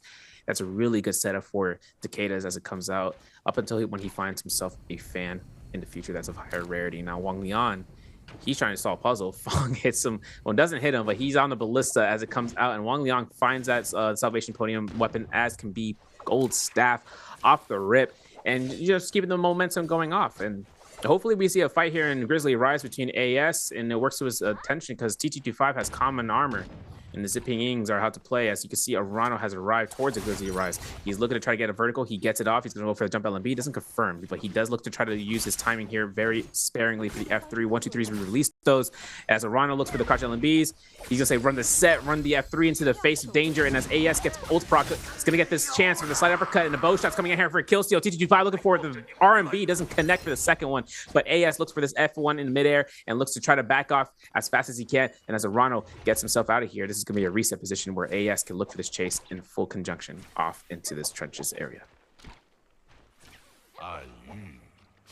Easily with that, though, still trying to read the directions here. Oh, AS. Oh, wait a minute. We should go back to that. I want to see if that ballista is actually going to do some damage. Meanwhile, Action looks like he wants to get some of the smoke here with Mike. Mike really just trying to separate. Oh, but there goes some rocks again. There goes those rocks again. Oh, Mike, nice little turnaround here. Trying to see if maybe they can connect in. Nice little defensive cling on both sides here. Oh, trying to wait for the parry, but it's not going to be doing it justice here as he does get shredded by the Halbergs. Action trying to see if they can close in the gap a little bit more. Looks like Action might have stumbled a little bit on trying to scale rush it a little bit towards Mike here, but it looks like Mike wasn't able to get too much shield off. It looks like we're going to head towards another space here inside of the circle. It looks like Fang is going to get juggled a little bit, but that Fairy is going to be able to go with a nice little reset here, not getting caught up in a tough situation. And it looks like Fang just trying to close this in little by little here. And it looks like he's going to force the ulti off of the outside top here. Looks like Spire wants to see. Oh, never mind. He's just going to scale, just fleece right past and say, see you later. Playing Sly Cooper, bro. That's true. Playing on the PS2. have to wonder what Spider's up to, or because he has Takeda ult to be active. So if he needs to use this defensively, either that or he uses F3 for Fear and Desolation. But here it is. Takeda ultimate comes out. Ooh, nice coming through from Fang to turn it around. He looks for this horizontal and gets it off right through there with that purple dagger. And he actually eats the soul bloom left behind by Spider that was on the early ends of the fight. Arano gets caught into his R&B by JDG's Verse, and that's going to be the second elimination for Verse as it comes through. And for now, we're going to see whether or not we see the end of Mike here early on, eliminated from Exen from Team Bowda. 2 eliminations for Bowda's Exen. Mike out of this round into this game finals week for round 4. This is where it kind of comes into like, okay, this leaderboard looking kind of, you know, it's kind of close coming through here. If Pace found that elimination early on, she can just sit around here and wait it out, or he can go on the aggression, just make sure he can just be safe whenever his targets are going to come through. Starfall coming out here from GG Shaw as he chases down Frostibus. Frostibus having to go ahead, look toward the RMBs, catches in midair, keeps the staggers going through, and another propulsion coming out here from Wang Liang as he beacon drops GG Shaw. And looks sort of F1, GG Shaw having this mitigation, this heal over time. It's going to work out. The scare rush doesn't connect here. Gets this uppercut into jump LB. So another scare rush. And of course, Frostibus looks for this RMBs as GG Shaw finds the timing here for the scare rushes back and forth, finding the vertices on these walls and just keeping that momentum going. Common armor swap on the fly. GG Shaw looking to scare rush again off into the Achilles courtyard. He gets towards his building front and gets himself in a nice safety net position of resetting as often as he can. Frostibus, and meanwhile, he's looking for this case. He's looking to try to go for this kill. He has 0 eliminations so far into this round. He's got himself a bounty scroll, but Wang Liang's damage output from this gold staff is just impeccable when it comes down to catching Somandabi. And having that early on, you know, Salvation podium fights in the beginning is where it really can count for a player to go off. Just go wild haymaker mode with blue focuses, or just catching a gold weapon and staggering him to death. What are your expectations coming out of this game for some of these players, knowing that we're in game 4? You know, we have players like AS that's down at the very bottom. You got a player like PST who really had a pop-off game, and now all of a sudden he goes from, like, you know, kind of halfway in the pack to the top. You have a player like, you know, you have another player that's really deciding to pop off and do well. Now it's like, okay, top players are kind of struggling a little bit. Mike and Spider haven't necessarily had the best moments so far. What's kind of the expectation? Expectation for the top 3 or even to the middle ground is like T25, for instance, right? We know he has that mark to make through for this play, but also to like even to Verse in this case scenario, both players, they have to be careful how this is going to go through after this Romy aim, because one of them loses. They have to make a key note about how they want to reinitiate as a third party, as the character they're playing, right? Farius Shen comes into really great value. We saw Wang Liang use the beacon drop into full extension, and as you can see, Verse comes out here clean sweep against T225. Now it's up to T225 to look for those ample opportunities of having to invest, maybe having to invest the beacon drop, right? To try to catch something like how Wang Liang did earlier. But Wang Liang's in a position against Frostibus where he has his beacon readily available. Frostibus in this position for the cannon, has himself to charge up. Wang Liang getting a reset, and as both of them go for the resets, Frostibus' ultimate is done. Wang Liang looks to try to go for this. Face value, Clink for the horizontal block extreme, catches the LMB, forcing the combo breaker from Frostibus parry. And that's going to be a single edge sap parry. That's going to be immense. As Frostibus goes down, now it's up to Frostibus, for instances, and he's at the bottom of the board right now through to catch up as often as he can. But Wang Liang, he's right in the middle ground. He's got 2 eliminations. I think he's at around standings of around 17, 18 points, where he's going to have to try to catch through match points sooner or later. But at the end of the day, if those top 3 end up in match point, it's an objective play. It's just make sure I'm playing it through in a, you know, just try to catch as much as you can in the early fights and then just leeway into snowball effect. But Murano, I don't know, man. This is his final attempt here. He hasn't run around with Yang Dabi, and this is going to be his fight against T25, who just left it just right now. And he has everything to lose here with that Vermilion's Bird's Might. Meanwhile, nice hits though. T225 is going to be able to create some of that pressure a little bit here as Arano's going to try to see if he can go up top. Trying not to catch it towards the other ones here as he does end up catching the Skrell. Oh, and Arano gets absolutely sent down towards the section. The ulti comes out here, gonna be able to create a little bit of an excursion. The beautiful parry, nice reset coming up from T225, forcing the ulti to come out here. Looks like he might be able to pull maybe some quick pressure onto him. Oh, he ends up hitting him with a beautiful hit from it. The question is, can he even hit him again? No, no, No! 3 misses back to back. Arano has the free opportunity here just so he'd be able to get the shield here. Nice hit on the bell. Nice focus though, trying to see if maybe he can catch him on the inside here. Let's see. Fang able to get elimination onto Frosty as well here. Unfortunate is K225 trying to see if maybe he can close in this gap. Just waiting for the rotation here as we look at another fight here. AS versus Spider. Spider trying to see if they can work towards this as well. Spider getting absolutely drilled though for the rest of his shield and his heals so low here. The question is, can he follow back and stay alive from this? Nice combos to be able to connect it though with the long, but obviously not going to be able to do enough as the Ghost also is going to be able to create that as well as AS forcing to back off here. And there goes that Z-Ping with the heal. Cue the music. Burn, burn, burn, burn, burn. That's tough. Yeah, that's what happens when Z-Pings, they get one chance opportunity to reset. They're taking that. AS is here is playing with his musket shots.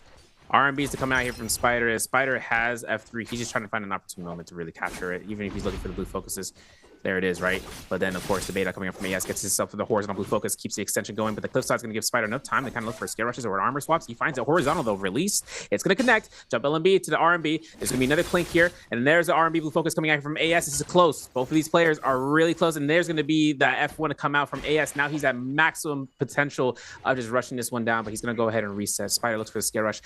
He reinitiates and finds another common armor swap. We're going to see this R&Bs connect here for the secondaries as AS looks towards his F3 to push back. We're going to see AS look to the hold R&B. Spider goes down with one elimination. It's a really upset moment, but JDG versus not going to let this one down as he picks up a Soul Bloom off of this end. And as AS tries to reposition himself into the rooftop to go for scare rushes, he does have V1 in just a couple of seconds since it can be casted at 70%. If he finds himself in a bad spot where Verse is doing a little bit too much on his health bar, he'll just look for the time to use that ultimate. And as Versus is rocking that gold weapon, you know, that's going to be a lot of damage in a short amount of time. And Pace, you know, fighting out Fang inside of the city of Tang, we are going to see Pace trying to keep himself alive. Remember, like I said, all he needs right now is just either he looks for points. He already hit match point. He's at 31.1 because of the placement, because of Spider's death. And then Fang finds himself with Assassin's Lunge. Not the greatest thing for Pace right now as he looks to try to figure out when to throw those Wisp. And as Fang gets himself caught into this Temi, this is the really big beacon drop that actually misses Pace as he dodges it through, and that's going to be a chance for Fang to actually leave the circle in conjunction. 16 seconds. Pace has enough time here to keep the momentum going as Fang gets his R&B to the face. He's going to have himself to horizontal release. When Pace gets his F1 up, he's not ready for it. Explosive armor is the biggest reveal so far into this fight as Pace keeps his cool, goes for pistol shots, and finds himself into a building and trying to go ahead and get another heal off if he can. He's got armor powders for days, but he needs to find the timing right now to avoid Fang as he kind of goes ahead and just keeps his pressure. And between the two, they're going to play Ring Around the Rosie, Dobby. The house has like 17 kids, you know, from the family. You try to tell them all to go inside for dinner and you can't find like 3 of them. That's how this is going right now. Everyone's just walking around infinity. You get the small end of the chicken. You don't get the big piece. That's for your father. You don't get the big piece. You get a small piece. Everybody time wasted. Oh, you get the thighs. Meanwhile, that's what I need. Anyway. Action. So we're going to put this one towards it as well here. It looks like it's going to be fighting Fang inside of the realm of Yang here. It looks like they're both going to be going airborne a little bit here. Both shots trying to see if maybe they can connect it towards it. Fang trying to see if they can rotate all the way towards it. Blue focus trying to connect it on both. Fang is able to capture one. Nice hits, almost depletes the rest of the shield of X-Gen. Nice clangs on both sides here. Strikes as well. Oh, beautiful disintegration, but Fang is going to absolutely get stopped here with that. Oh, nice parry. The combo to connect here might be able to potentially capture the finish, but absolutely misses out on the rest of the combo here as the dagger is able to do so much damage and so much work, but the parry is able to do so much more in action. Surprises Fang and goes, excuse me? Huh? What? Big questions. And meanwhile, Wang Liang fight against T225. Gold staff in action, muskets out. These guys went for range damage. They're still going for 2 for 2 here. As T225 looks to try to find this chance of using that wild wind sprout being revealed. Now Wang Liang knows what he's got. Tries to be careful with this scare rush to be delayed. Gets the LMB uppercut. Might be seeing F1 here. No, T225 has proc just yet. Beacon drop already coming out here. There's the F1. They're trying to reposition to the mech. Of course, Wang Liang does the same. This is going to be whether or not we're going to see it early cannon shots not coming out from T225 here. Might be the big mistake for his case scenario, but you can see Wang Liang just gets a direct cannon shot in the face of catches TG25. He's got 3 cannon shots coming here. TG25 hasn't even been able to use his jumps yet, and he's out of mech already. Wang Liang with the gold weapon just doing the work here. And as he demechs here, we're going to see TG25 trying to get 1 heal off. He's going to be able to get the Wind Sprout, avoid that Wind Sprout coming off of that Scare Rush of the pillar. But of course, Wang Liang gets Stone Form back to Stone Form, and the RMB comes out F1 to push back that Wind Sprout parry. Of course, no shunts coming out from Juan. Nice jump RMB as he cuts that release and gets the elimination. Wang Liang, like I said, he's making sure this round is going to count for what it's worth. And Fong, he lost his Romy Yang, but he's going back for the Soul Bloom that he got from Spider and was able to deny Spider from that first Romy Yang as well. Or rather, for his lifespan, we saw how it comes out to where he denied that Romy Yang Soul Bloom that he kept from either Frostman's body, if I'm not mistaken. But we do see Exon into City of Tang, and Dobby, my boy, he's cooking. Absolutely cooking towards that, though. Definitely able to work towards that, though, especially with Wang Liang as well. Able to do so much more. Meanwhile, Action fighting this out with PST. PST, I don't know what's been happening, man. He had such amazing mojo to keep the game alive for himself in that game number 2. Game number 3 had a little bit of a rough start for him, though, where he was really struggling to try to see if he could find some stuff here. Nice hits from the dual blades, though. Was able to carry just a little bit of that momentum here, but it looks like Action still wants to be able to capture this fight and get this to go on as he does try to close in. Oh, almost hits him with the nice strikes for it, though, as Action is gonna have to be careful, though, as he does end up throwing himself towards the front of the door, pops the ulti, decides maybe to use that as a way for him to catch him blind on the outskirts and get out of dodge. Meanwhile, Action gonna catch him on the outside, though. Goes for the Scare Rush towards the inside here. Ooh, nice hits coming through to connect it with the dual halberds here. Blue focus, trying to see if they can strike it. Oh, nice jump parry on PST. PST is able to get a nice little bit of a reset here. Able to play that super well here. Let's see if that confidence really starts to come in more and more. Even with that, just to find it as Action. Able to capture PST on the outskirts here. And he says, sorry, buddy. Where do you think you're going, homie? Your car warranty has expired. You must pay within 24 hours or your car will be repossessed. Had to pick that one up.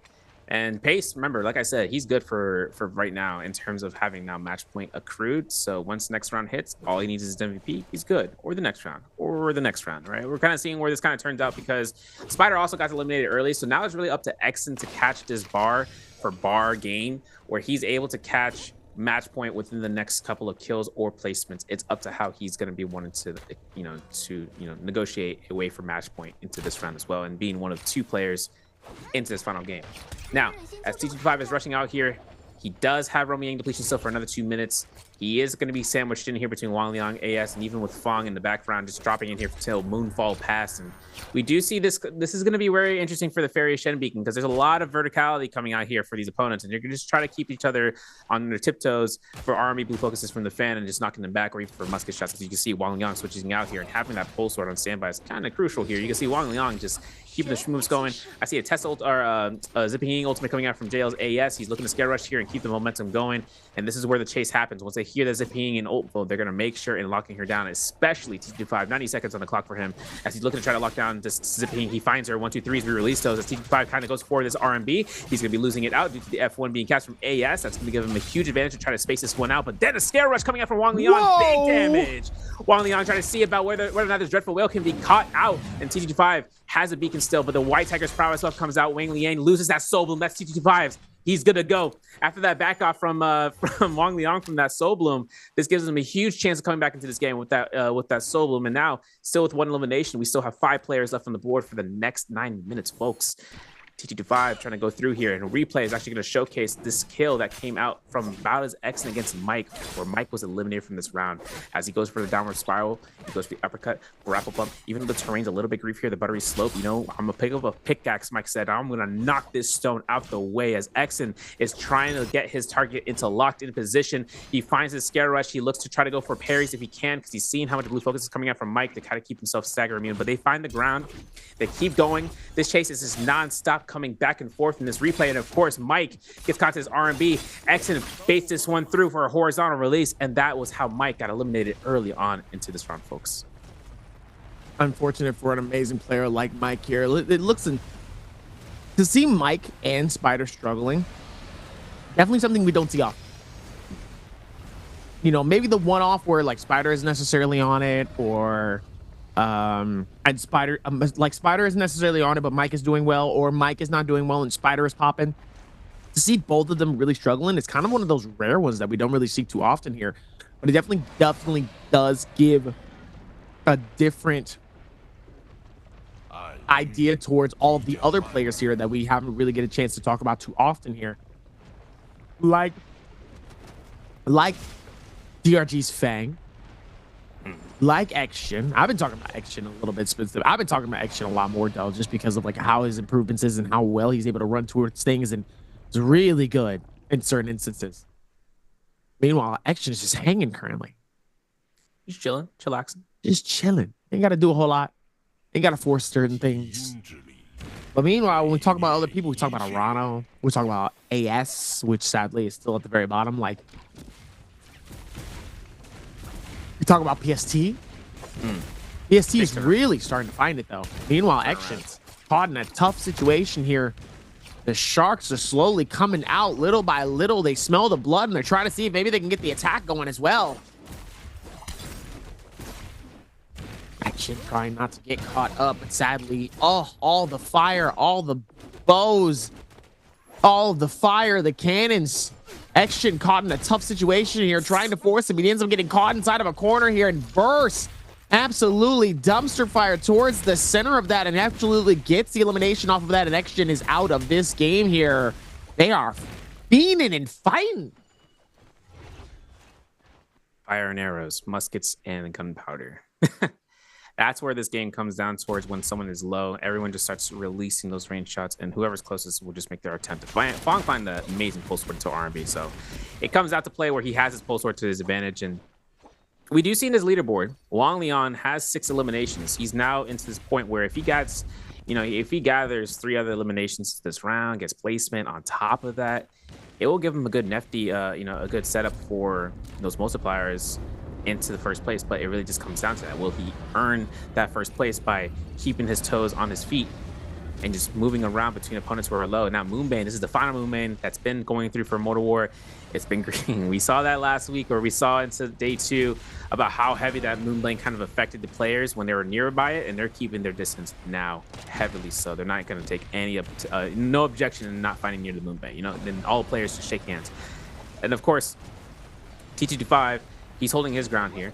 He's still in the game. From Roman Yang depletion to Roman Yang depletion, once he found that Soul Bloom off the end, he was able to take full, synergy, just coming right back into the game. But he is at 17.7, 8th place overall.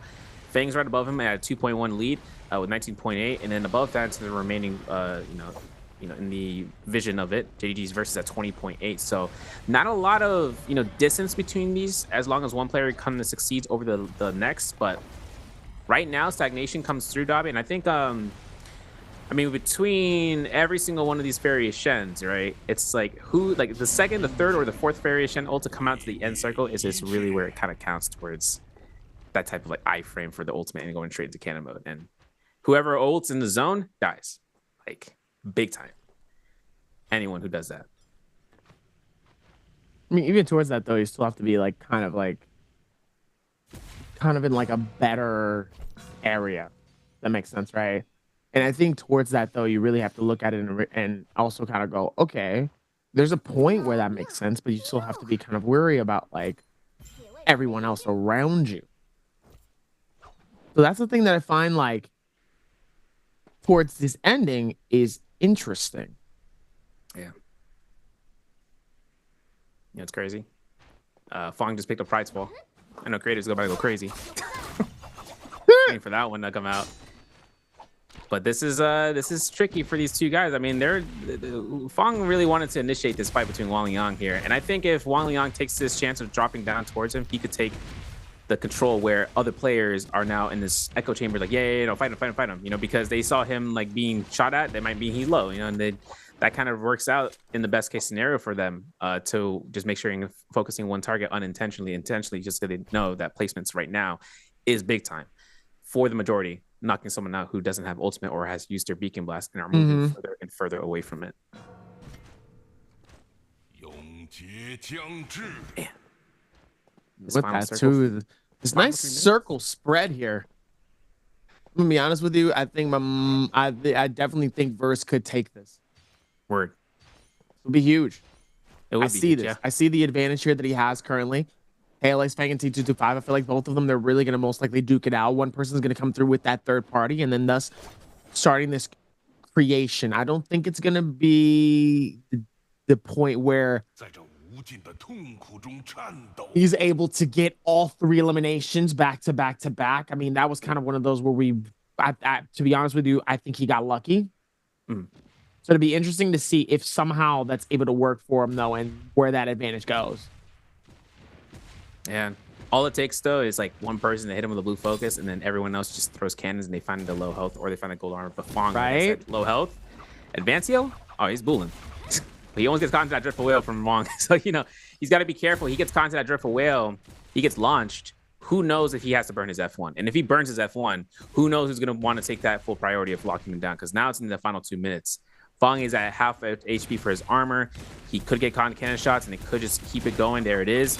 No one has Rupture Gale burn, but there's a Dreadful Will from Wang Liang. Forced F1. There it is. We're going to see Fong look for this beacon, and he's using it outside of the zone. Not a great position. He's going to lose a little bit of a chunk there, but he's going to go for those heals for just one to the other because he does have that 750 amount from each one of these pots coming out from the healing berries and such.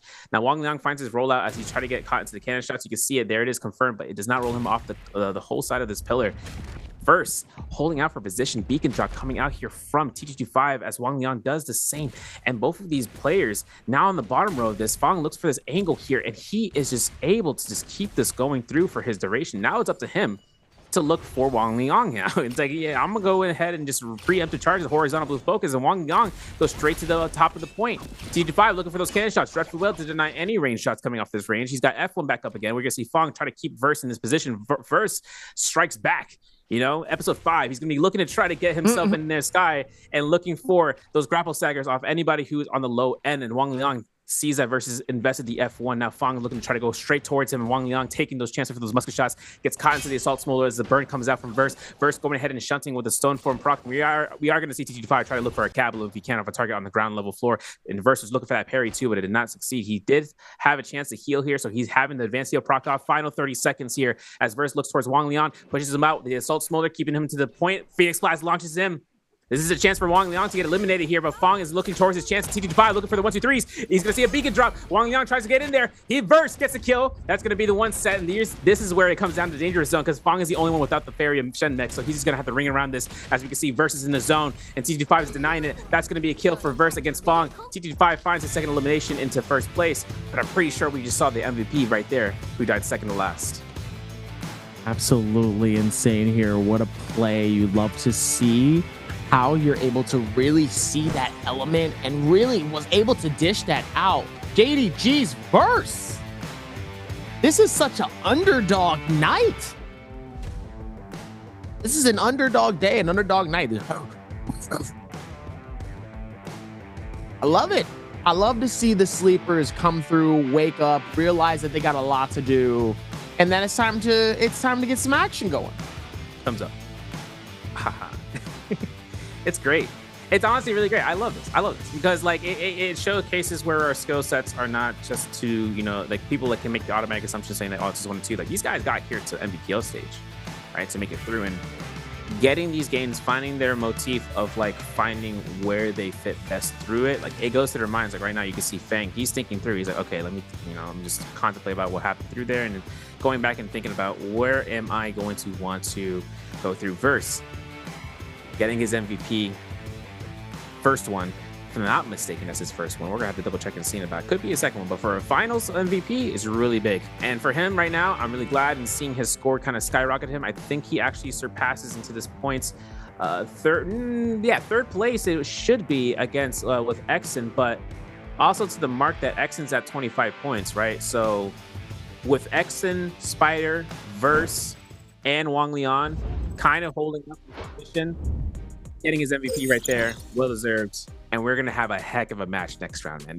We're reaching match point, just at the threshold. We have pace already up there, but it's up to 4 players to kind of work this round to their magic of choosing their best chances of accruing 5 or more points, or even less, where they can get that into the next round and just go ballistic into round 6. So let's actually do this thing just for the people that obviously are here and don't necessarily know what that difference is. Describe to them what happens and how do we end up in a situation where it's no longer 6 games, but we end up going to 8.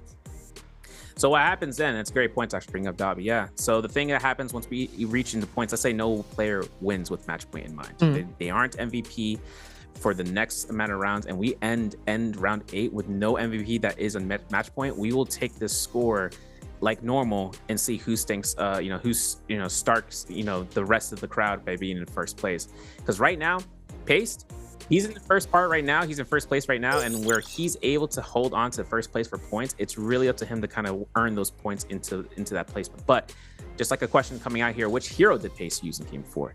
Was it A Takeda, B to Mulch, C Fairy Shen, D Zipping Ying? Just a heads up, guys, this is in Twitch chat. You will get a message from the NARAKA BLADEPOINT channel into that section where they will make sure and get whispering you. They'll ask for your NARAKA ID and whatnot, and just make sure you get the right gift to go to the right person. Or you can surprise someone and say, hey, man, I got this for you. So, oh, how thoughtful. But, back to the point where we end into round 8.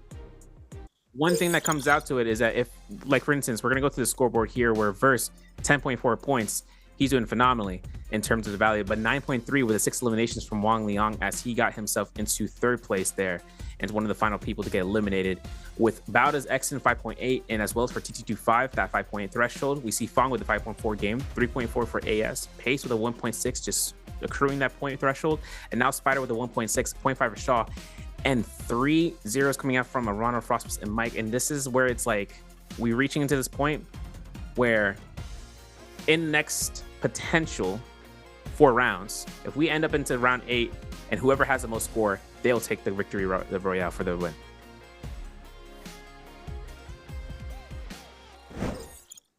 Good to see, though. And let's look at these standings. Let's look at these standings with that expectations, and obviously down at the bottom, definitely a player we didn't expect to see that far down. 9 points total for Frosty. That is tough. Mike with 12.3, Fang with a 19.8 here. I mean, AS, at least now you can say he's not at the bottom of the barrel, which is like good and bad because he's still down at the bottom. Meanwhile, a 30.1 for BST. 2 more games left for us to really be able to see and decide what's next with Spider. Closing in with 26.4, so it is close. Meanwhile, it's 25 for Action, 24.5 for Verse, and Wang Liang with a 22.9. So Verse really has come through here. I mean, this has been amazing to see. Like I said, it's wild to see the underdogs really start to like create a little bit of some noise, especially with players like Verse and PST. This is good. Yeah, this is very good. It's a turnaround. I'm glad. Just coming through here into these rounds. We are going to have these highlight reel coming in from featuring Thunder Robot with coming into these plays into round 4. Now, Wang Liang finds this early carry off of Fang. Gets the elimination. Quick.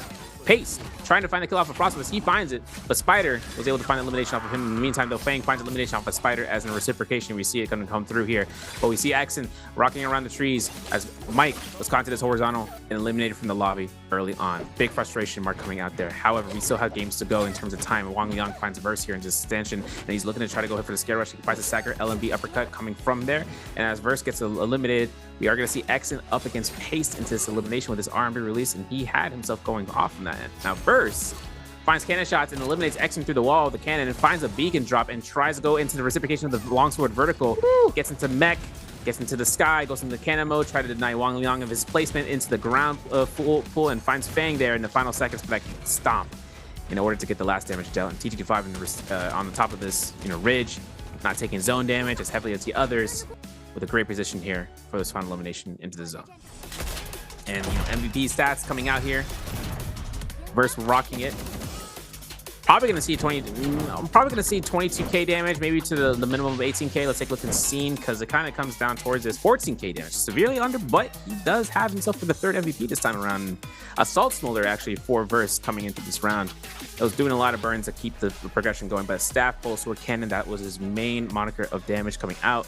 Didn't really use ultimate as much as you would have possibly imagined as a Farius Shen, but Phoenix Blast coming into clutch, Blistering Edge coming through, and an advanced heal to keep him sustained throughout the fights when the time was to be had in the final circle. And it's really good to have an advanced heal. It's kind of it really is a double-edged sword sometimes when you don't have that burst heal.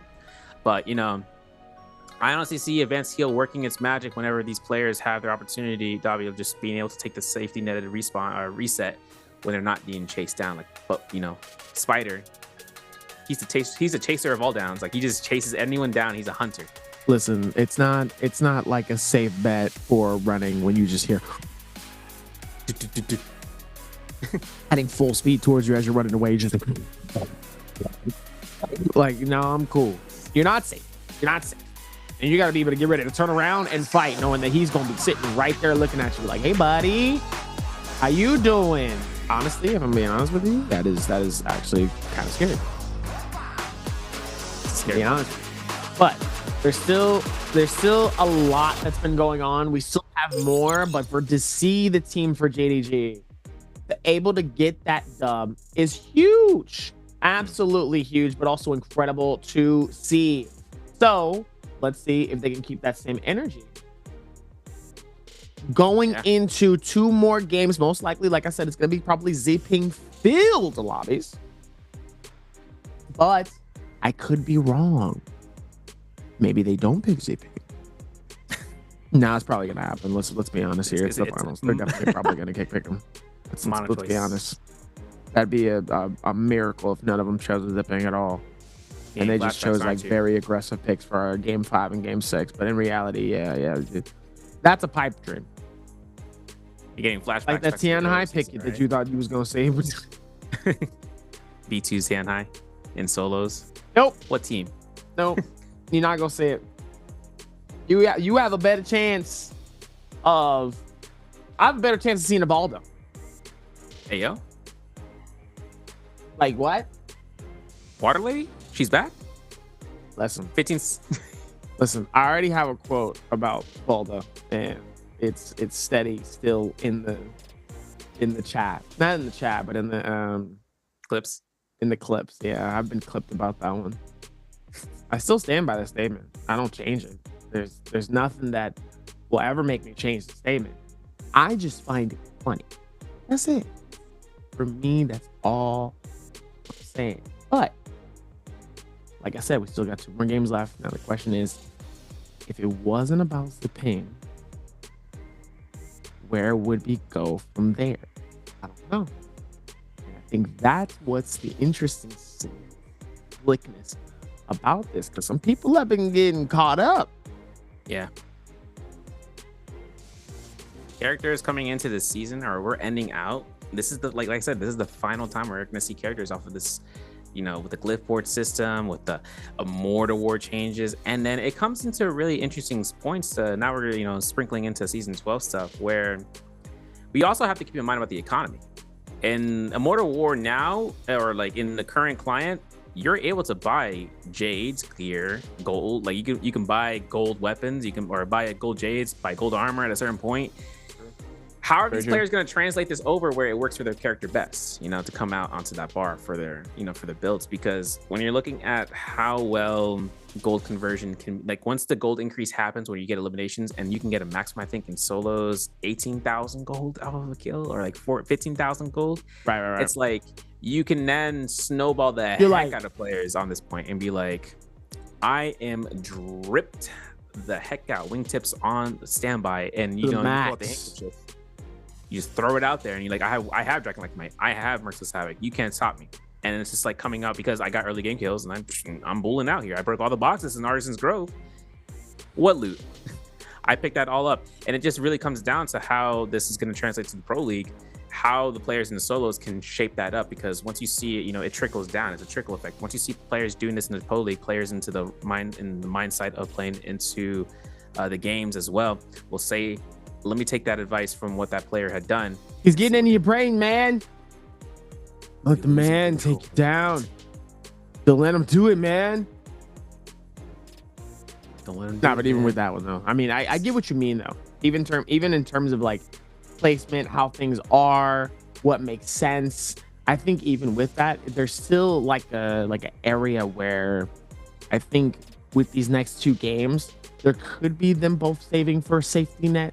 The question is for what? Yeah, no, you make sense. Yeah, because like Romy Yang's, you're no longer safety. You can't have soap on standby. right? So once that happens, 2-minute timer, like if you just get a kill and enter Roman Yang immediately, like just like that, you could come back to that soul bloom if you lost, but then you have to burn time to go to the soul altar. Then you have to go back into, you know, finding that body and just getting back to there in time. And that's not going to be, it's a really small time window now for very cat and mouse. This. Yeah. And so it's really coming down to the play style of like, do I take this round? Like, do I want to take this round if I'm not really prepared for this fight ahead? Because who knows what my opponent's going to go through, because players can still find players after the Roman Yang, but not only is that player who won the Roman Yang could be on X amount of kill and earn a surplus of gold on top of a gold weapon, on top of, you know, getting themselves armor increase and a buff, you are now up against someone who could just get a Jade that could work with whatever they have on standby as well. It's a really interesting point to be made, because in trios, that's where that's where the cookie crumbles. That everything changes in trios for season 12. Like, I don't even want to get into that. Oh, that's when I mean the cookie does crumble. But the question is are you crumpling up the cookie when you put your hand in the jar? No, you do this. Or are you the type where you take the jar and then you pour the cookies out? Okay. See what I'm saying? Okay, I see what you mean. Because you know, now, like Chips Ahoy cereal. Because now, even with combos like that, right, there's still a lot of problems that could arise depending on what they're choosing. And like I said, we still have 2 more left. So now we're getting down to the bottom of things. Do these players want to go for an extra 2 more games on top of that if we hit game 6? I don't know. To be honest with you, I feel like the majority of them are probably going to try as best they can to make and get a decision done by game 6. So who do I think that they're most likely going to pick? They're definitely probably going to pick at least one Zapin. Do I know if they're going to do back-to-backs? I don't know.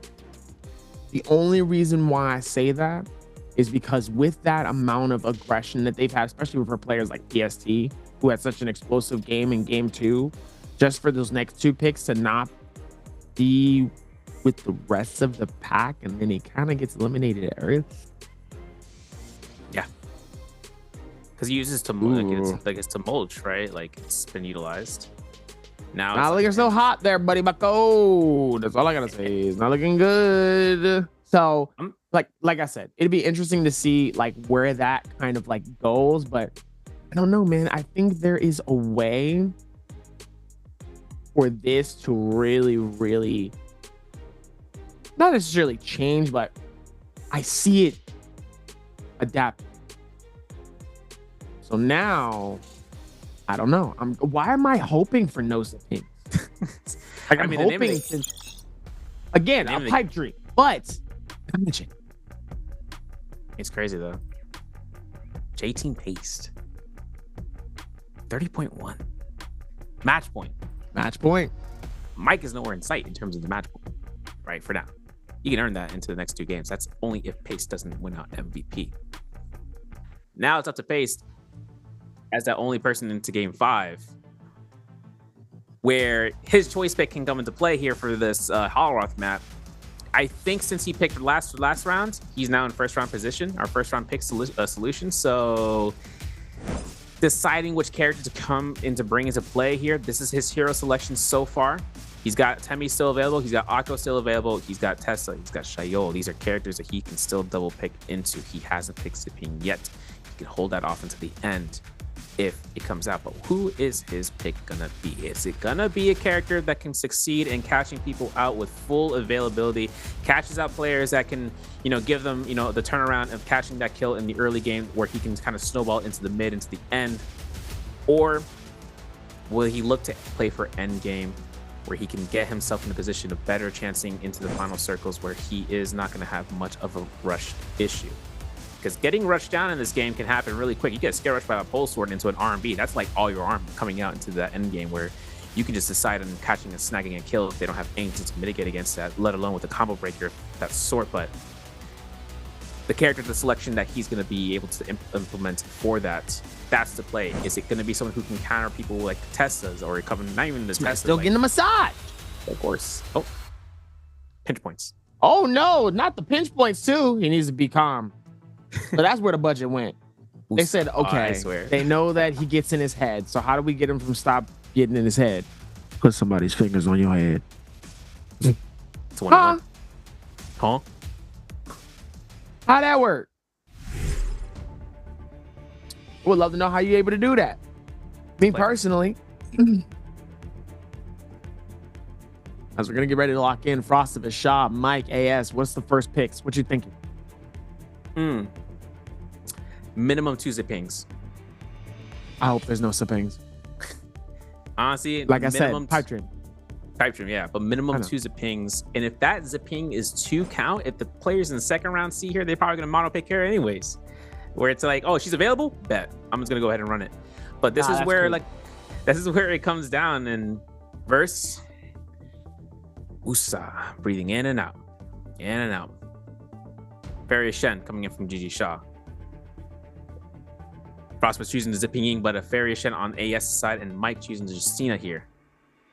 This is the first round selection, folks. We're looking into the second round. Who are we gonna see? Versus like, please don't be banned. Please don't be banned. Please don't be banned. Please let me play her or him, because it could be anybody to be available. There's the Zippings coming into the second round selection. It's banned. Versus like, dang, dude, he saw that first round. He's like, yo, they're not banned. I want to choose her. Not available. Second round, I want to make sure I'm locking her down for their choice picks. Now third round comes out. Spider choosing the Farius Shen. Justina, played by J-Team's Pace. Valdez Exon with a Tesla pick, and then a tumult from JDG Verse as the way going through. You know how Verse was. He was like, Lord bless me now. Please give me Zipping Ying. Didn't happen. 5 on the field, which is really gonna put it into work for those players who are gonna want to double pick her if they since they were granted an opportunity to do so later on. But entering this round, Dobby, you know, like Justinas are gonna be making their work. So with Pace choosing Justina there, that's gonna be a good chance for him to lock down people when he finds a chase opportunity in third party. Like we saw Frostivus do that in the week 1 where he was able to kill steal, R&B pulse sword. I'm gonna snag that soul bloom. I'm gonna crush you into stardom, and then choosing out another freeze for free. Right. I think that's like the fun thing that I'm excited for there, was actually being able to see this really start to explode, especially with it. Like I said, the Justinas really are such really powerful picks. And I feel like in these areas here, when there's just like a lot happening, I feel like it's just not going to really work out correctly here, depending on like what we're talking about. And I think that's the thing that's going to be like really well put together. So we'll see what happens with these picks here, but let's see, especially with the V1s and the F1s and the V3s. It's crazy though.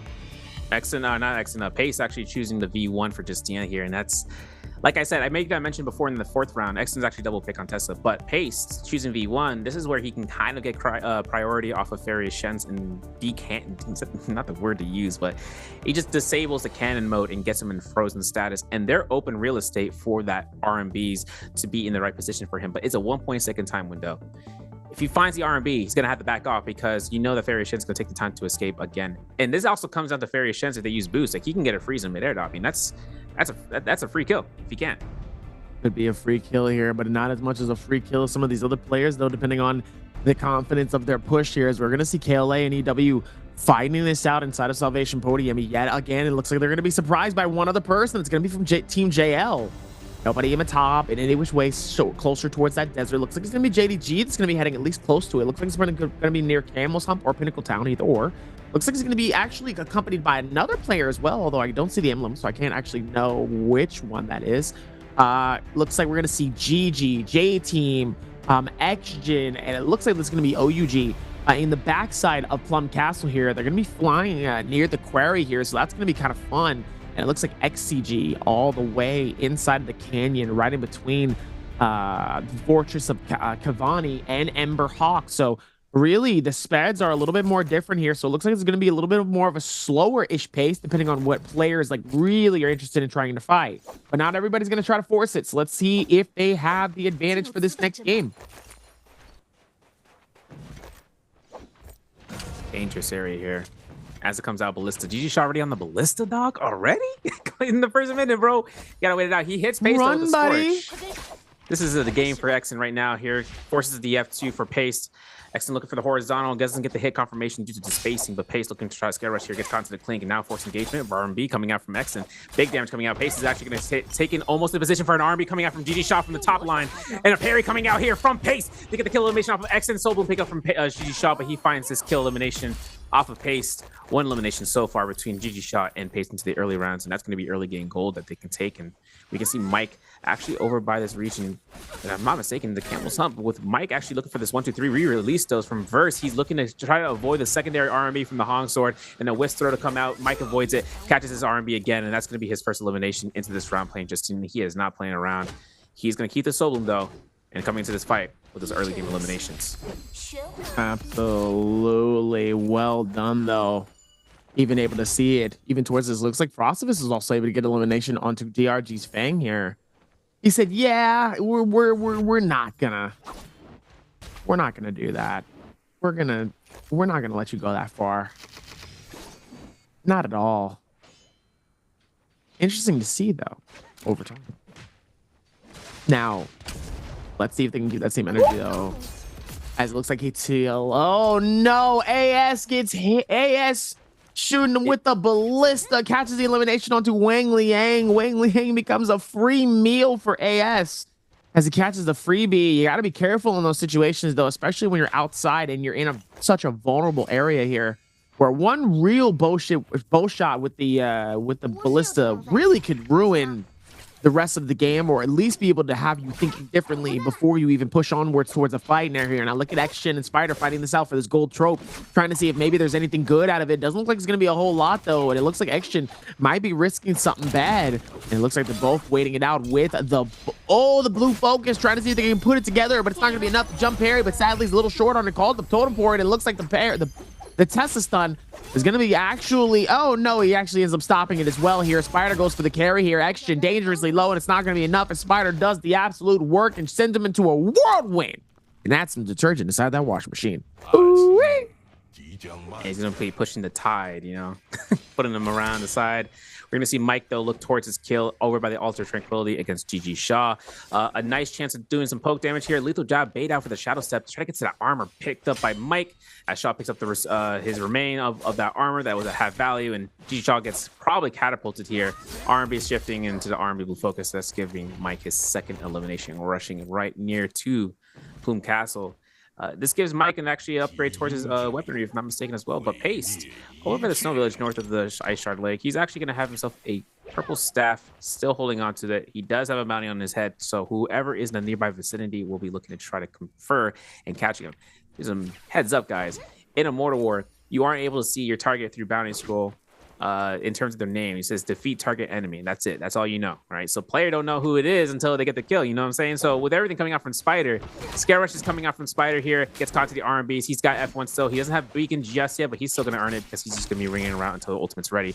F2 initiated Pace, having to burn it, has ultimate as well. D1, like I said, against a Fairy Shen, he could surprise Spider by having those quick amount of damaging strikes with those V1 dashes from the Arctic Wraith. But of course, while Spider's just going ahead and finding resets on top of resets for free armors, he finds a bow shot of a Pace, finds his armor heal, another bow shot, another one. Not going to happen, but Spider gets parried. The F1 is down. Spider having a beacon drop is going to do it. Spider tried to look for the side uppercut. It's not going to happen. The beacon drop is here. Pace, he can deny this position right here, looking for bow shots as well. He's not proccing ult just yet. Gets caught to the slippery slope. Second cannon shot doesn't strike here, and Spider looks for this third one. It's going to cause Pace to roll out. Gets a heal off. Not going to be enough, of course, as Pace has he's tenacious right now. He's waiting for that ultimate to be down, I think, to go on offensive position. Here he is, holding this blue focus. He has an ult at once. RB comes out. F1's down. That's what he was waiting for, a combo breaker to be invested. Spider gets a salvation from that wall and gets a parry, though. Another armor swap for Spider here, and looking for the crouch on the beast, forcing the stash.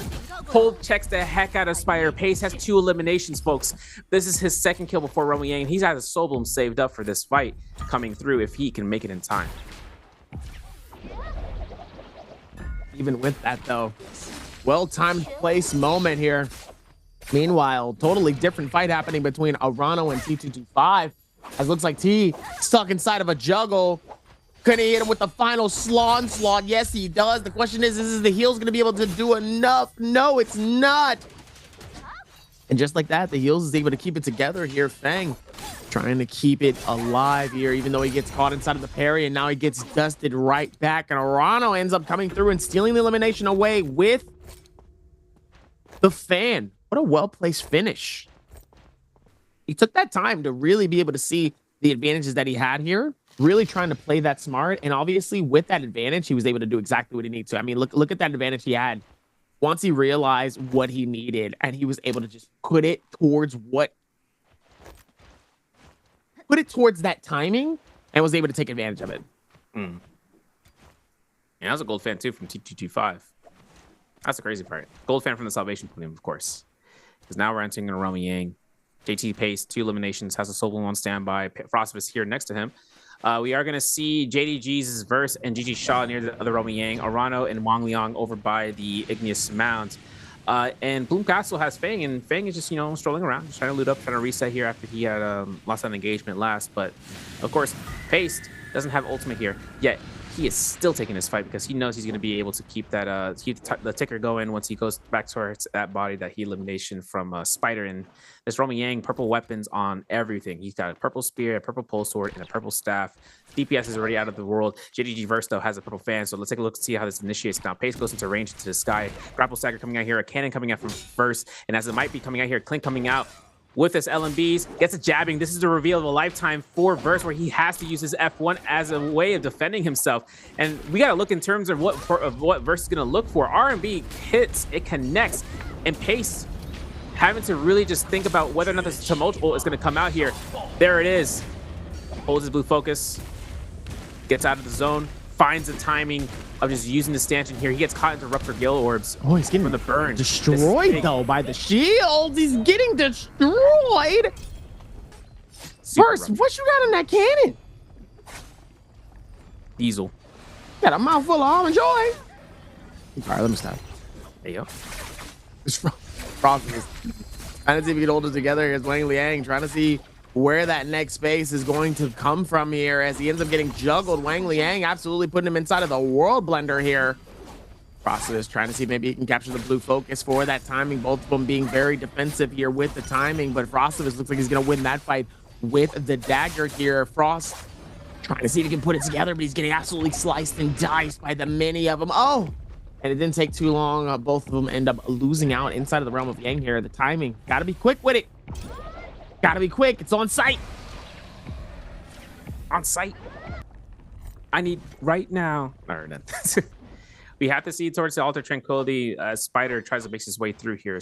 AS is just holding a bush this whole time. Possibly. We might have to see what happens there because Mike goes back to that first kill that he got through, and Wang Liang actually right behind him. Wang Liang just, you know, probably just thinking about whether or not he should spawn here to contest in the zone. This is a really risky play for him if he wants to do that. But Pace up against Frostvus outside the Romy Yang. After that loss, we're going to see Frostvus losing out his Romy Yang as well due to time. 2-1. Not going to get it because of the timing there, but he does have jabbing. We're going to see a Velocity Untold hold check here from Frostvus. He gets his LMB uppercut. This R&B to the army. This could be it for Pace's game here. If he is not careful, he finds an armor swap as clean as can be. Counter grapple for the bow shot. Both of them going to act in tandem. And an R&B coming up from Pace. Velocity Untold smacks. And another third party coming here from DRG Fong. He can actually come in and all of these players coming through.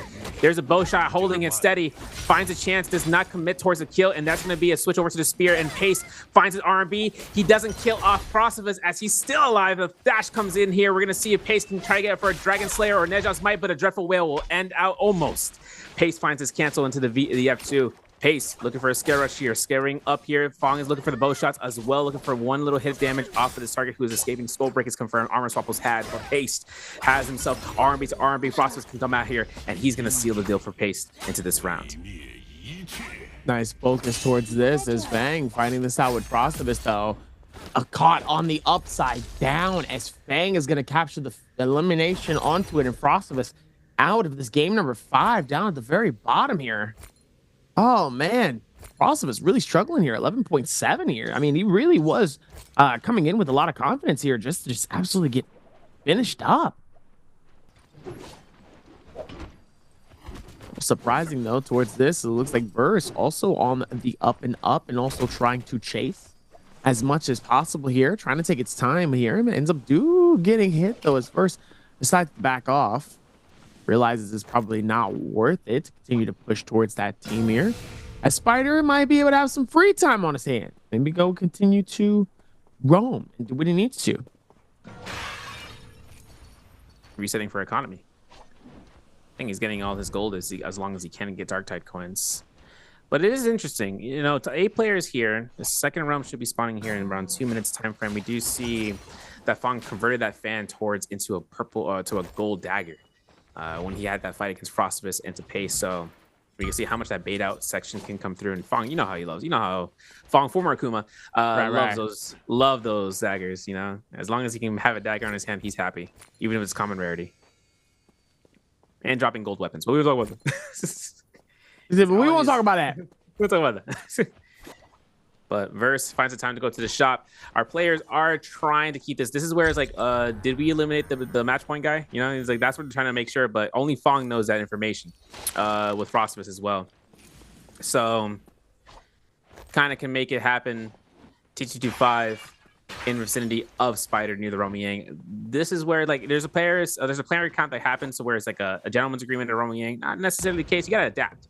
You get F1 from the Akos, or you get F1 pushback from a Tessa, fine, whatever. You know, just go into the, outskirts of fighting whoever's left behind and, deal with it. But the other thing about it is that here's T225 in a position by Romy Yang, and he's getting hit below his armor point where he has to force ultimate. Holcheck comes out here for a release for the R&B and avoids that beacon drop coming in from Spider, who is going to use it as a reason, because T225 would have been able to find that neutral. That would have been a case scenario for his deletion. But the third party comes out here from EWG's Arano. T225 making the counterclockwise push, trying to rotate around, going for those range shots. Spider's mech is now disabled, and as Spider comes through and switching over to the dagger, this is where his movement is going to be coming to shine. If he gets caught by Arano, though, big time F1 usage here for Spider. Pushing back Arano, finding the scare rush, and getting the reposition. T225 looking towards his Romy Yang or looking for Spider. Let's take a look and seeing who's going to be going through. DRG's Fong, GG Shaw, OUG Mike, and JDG's Verse. That's going to be who we're going to be seeing into Romy Yang coming through. But Spider switching out his armor now, still getting chased to this day. It's going to be interesting to see if that dynamic really does start to come through. But let's see what happens with Mike and Verse here inside of the realm of Yang here, as Mike really going to try to see if he can play this out here.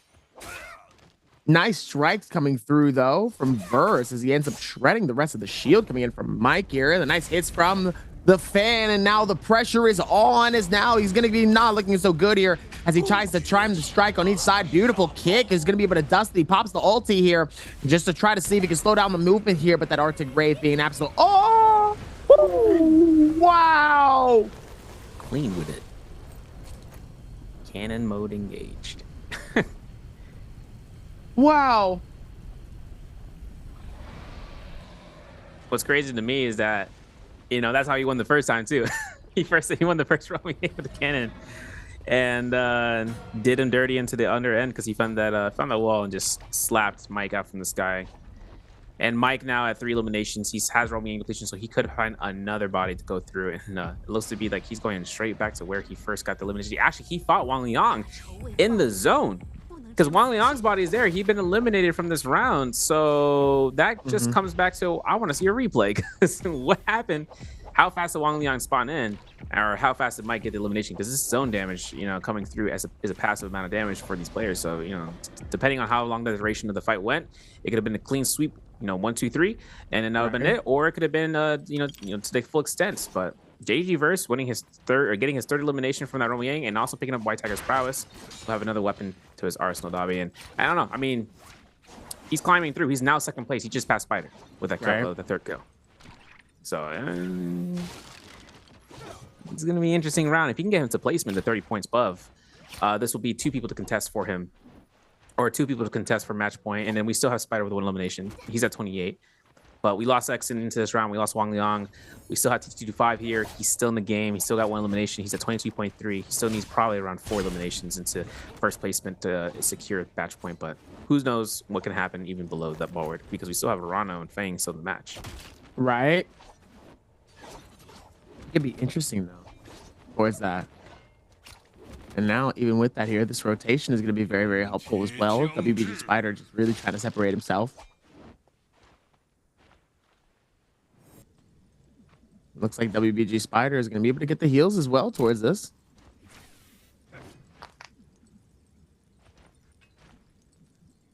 It looks like Verse just trying to separate this as well here. So far, for some of these players here, I mean, this is honestly a surprising top three. PST, Verse, and Spider. Spider finally making some moves here, getting himself to the 28s. But still, for some reason, it just feels like there's something different. I don't know what it is. I don't know exactly what the feeling or the vibe is. It could be just because they're all kind of trying to play safe in some way. But game 5 is interesting. Yeah, and it's bi-weekly too, right? So we're at like halfway point. And then coming off of this rounds, you know, slightly like it feels like the aggression is there, but then it comes into pocketed moments. And then like after that, we have like the last round to come through. And Spider, we know that he gets a Zenkai boost. That's his that's his main, that's one of his attributes, you know, as part of the skill tree. He gets, you know, in the early, he might not have as much early game eliminations, but then he finds himself with just making sure he can, you know, pop off into the final remaining rounds. And that's where you can really shine for placement. I mean, he won first week bi-weekly, right? So he got himself in the finals, you know, and won for the first week for the season. Now it's up to him to like force out for placement and go crazy. Now Mike finds AS here. Nice parry to deny parry attack to come through. So he just forced the ultimate. That's huge investment. That's a 2-for-1. As AS now inside of the mech is going to be focused off by range shots coming in from every single player in the vicinity that heard it. Fong and Arano included. Now he cancels. Oh, good decision to doing so because, you know, he's looking to try to build up rage per second as much as possible. But also with this storm coming through, which can give increased grapple distance and actually increase scale rush speed. You can actually see end distance. You can actually see where players can, you know, adapt towards using that. Like the increased grapple distance is one thing, but the enhanced scale rush or the enhanced wall crawl speed, like you had Gecko Foot, is innate for you while the storm is active. So if they get tripped up by it, that can happen because you don't expect to go that high, right? You expect to be like just temporarily on there, but you press shift a little bit too soon, and you're already at the top of the building. You're like, wait, I don't want to be up here. I want to be chilling out. Take a look at the Jades.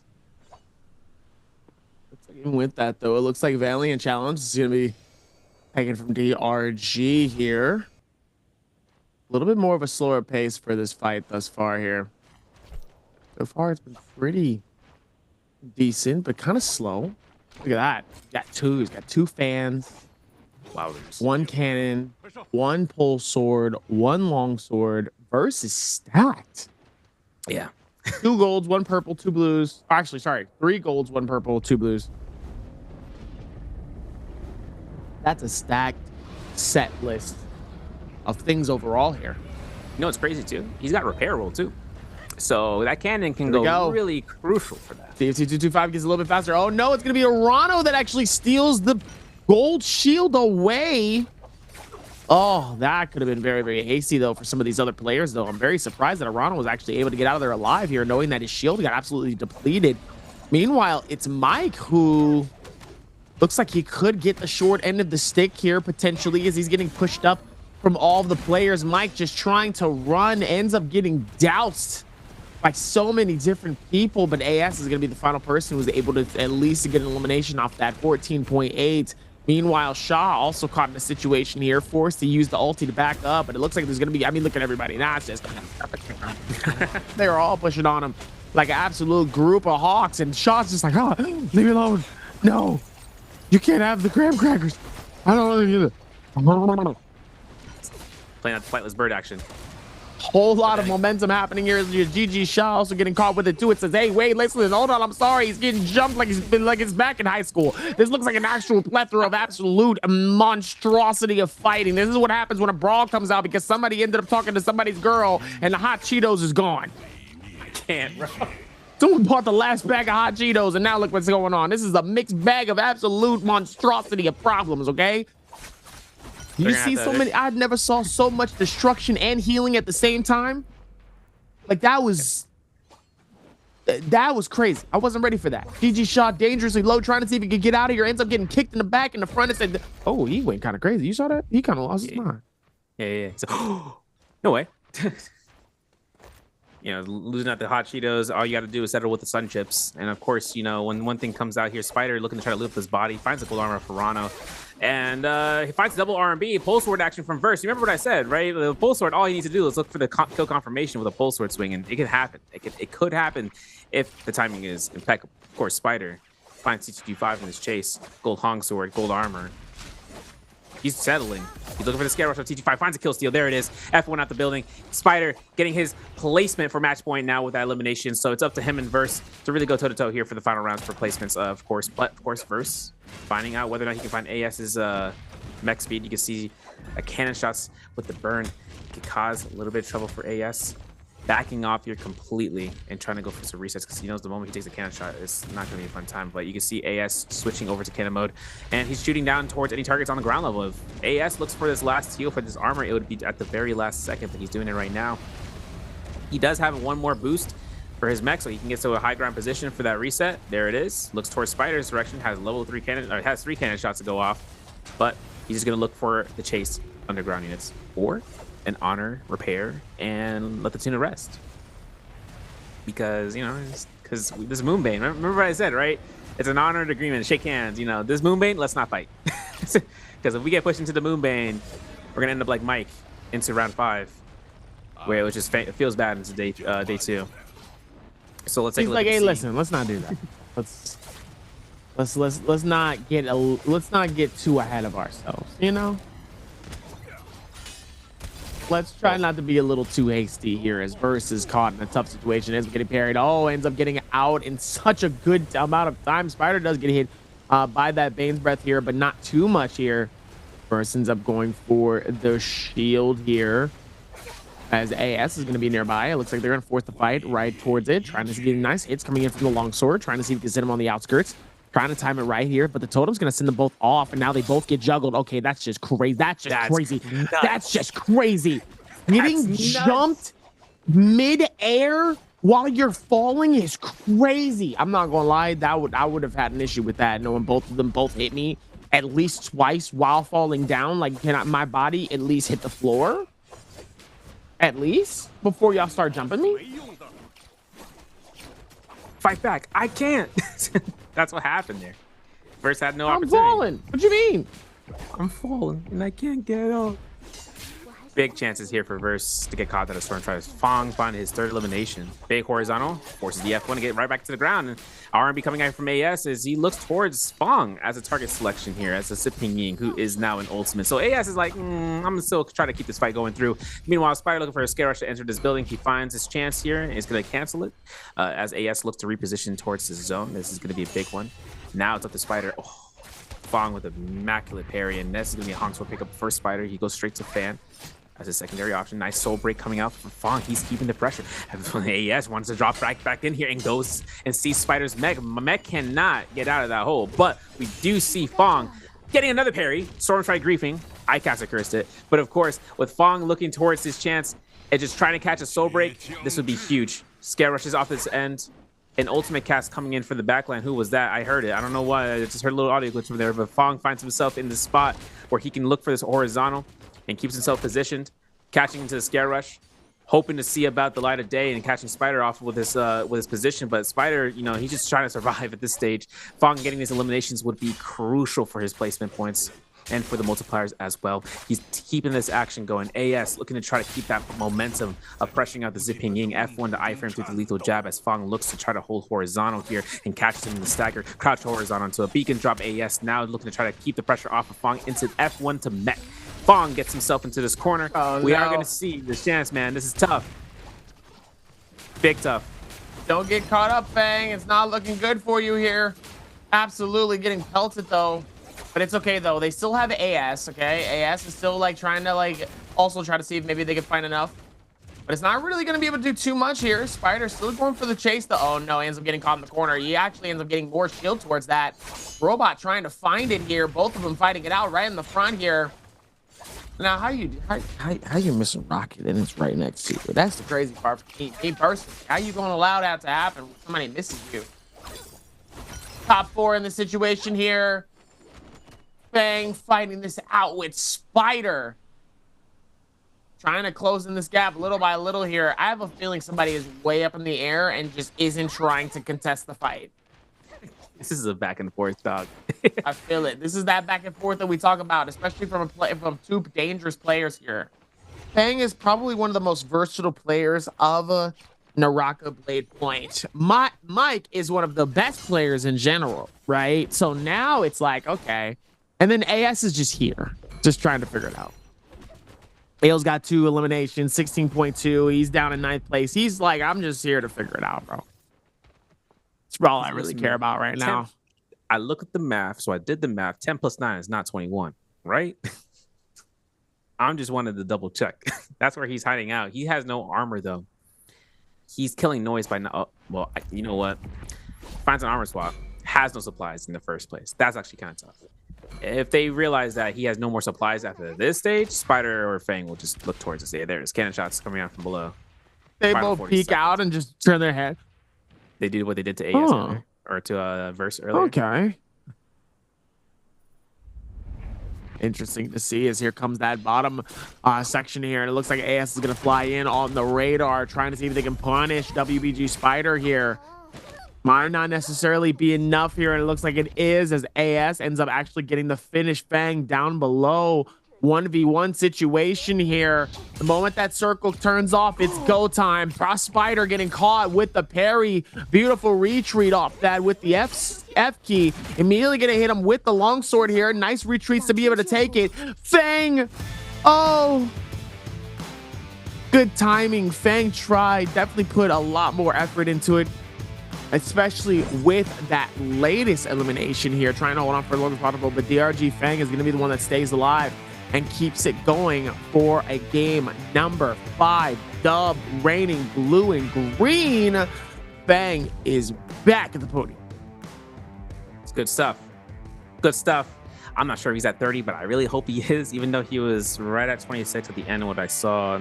Hopefully Fang can find this match coming through, because now Spider in the top 3 under match point with Verse on top of pace. These are now the match point gamers coming into round 5 or round 6 coming to round 6. And one thing that's noted is that we saw those hero pick selections coming into play where Verse played the Temi game really well, exceptionally well. You know, the cannon came out to play in Romy Yang twice fold, but then he was able to kind of work off that huge pocketed fight that we saw early on, where AS was just getting pummeled around the corner, and TCG5 was just looking to try to find Spider into those positions when they were fighting in the Achilles courtyard right before the second Romy Yang. But at the end of the day, right now, between those 3 combatants in the top 3, it's only a matter of time. Definitely a heck of a game coming through from the team, especially from Fang here. Fang really did play that super well here.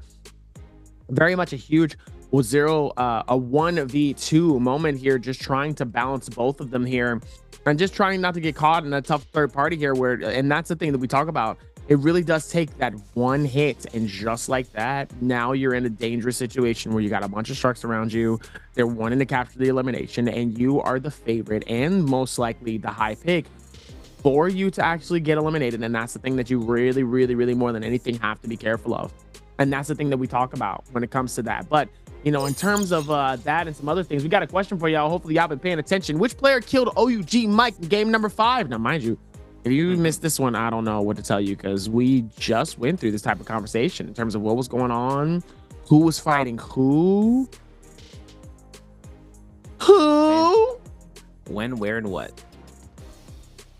It's crazy, though. Kind of crazy. But with that, make sure that you have your Twitch linked to your NARAKA, so that way you can answer this question. If you did get it right, and if you are chosen, you have the eligibility. All you have to do is make sure that your Twitch DMs are open for our mods to be able to message you. Biggest part. Yeah, make sure you guys in Twitch chat keep eyes on the ears for that. Because you want to make sure you have that chance. So, you know, picking up free goodies. Just like how you watch a stream, right? And you get free goodies that way for, say, Silk, Validation Trial Choice Gift. And this week, special avatar, Sunferno. New word implemented. Add it to the dictionary. And of course, that is limited time for access for players to get that in game. So make sure you have your Twitch account linked. Just make sure you can have that done, because today and tomorrow, these are the only days you can get that avatar. After that, good luck, because there's probably not gonna be a chance for you to pick it through, because this is the only time we can see the 2024 spring split, and this is the only time we're gonna see this, because it's the only time for spring. And unless we go back in time, we pull up a Marty McFly. All I'm gonna say is that if we see Verse or PST win this bi-weekly final, I'm gonna be a little surprised. Like a big like wow, okay, you really did turn up. So from now on, you have to be like that at all times. I thought he was gonna be the sleeper. He ends up getting eliminated really early, kind of struggling to keep up with everybody. He's slowly trying to find his own and his confidence. We love to see it here over at NARAKA BLADEPOINT here, just trying to see it. But let's see those standings real quick, so that way you guys get a chance to see that a little bit more here for the scoreboard. Very low game for most of the players here. An 8.6 coming in from Fang. Verse with 4 eliminations, and Spider ending the top 3 with 3, alongside Mike that also got 3 eliminations as well. But that 3.8 and a 4.6 is entirely different here, especially for 6.2. So well done, boys. You guys put in the time. You guys got one more left, just to see who's most likely going to be crowned a winner. Most likely, this is probably going to go down to who's the winner. I doubt we're going to go through 7 and 8. Yeah. 6 into round 6, only 3 players, right? So if it comes down to 6 rounds, that's like cut and dry. We're in there. But standings will showcase where we are on the overall. Now, Frostbus, 12th, 11.7. We have GG Shot in 11th with 15.9. Mike here at 10th place with 16.1. 16.2 for JL's AS. UWG Zorano here in 8th place with 21.7. While KLAC225, he's at 7th place with 22.9. Now, he has a bit of ways to go, as well as with Mike, as well as with Zorano and AS. Everyone in the bottom 6, right? They had a lot to kind of capture through for and capturing out for this game. But top 6, this is where we want to see what is the case scenario for these players, because Wang Liang's at 22.9, X in at 25 and 5th, DRG's Fong is at 28.4 after that last game. Now JDG's verse is 31.2. He matched out for the match point. Pace from Team J Team 32.1 with that second place, but Spider overtook Pace with those eliminations at the end, and placement wore the 32.6 lead. And like we mentioned before, right?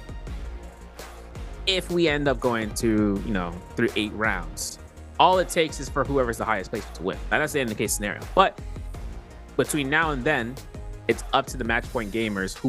Whatever placement they are, as long as they hit MVP that round, they are straight to go for victory into the weekly finals.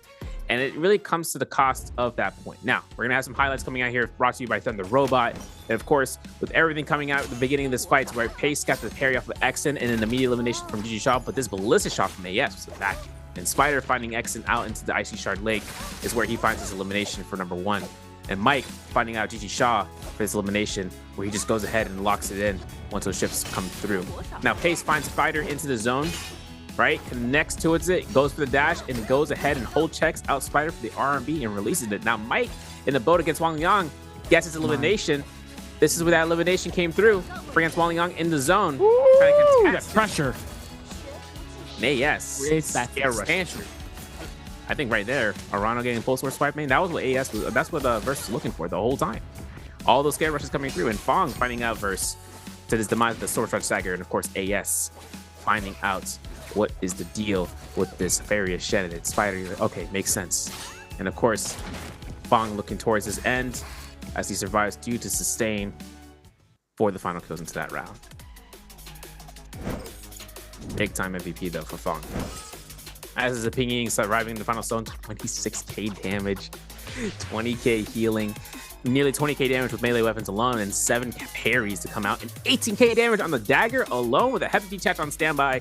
Storm Stride to be proccing every 5 seconds or every second of the day the dash.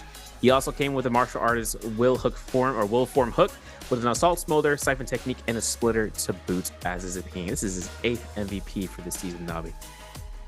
Man's almost got a 20k with that dagger. Yeah, dagger demon. That's actually insane. Like, he was able to do that, and he did an incredible job. Like I said, man, I think there's a point where he was really able to do what he needs to. He played that super well, especially for a character like him. I mean, look at that. Look at the surprise coming in from Shaw, and he's like, no. Man, timing couldn't be any better towards that.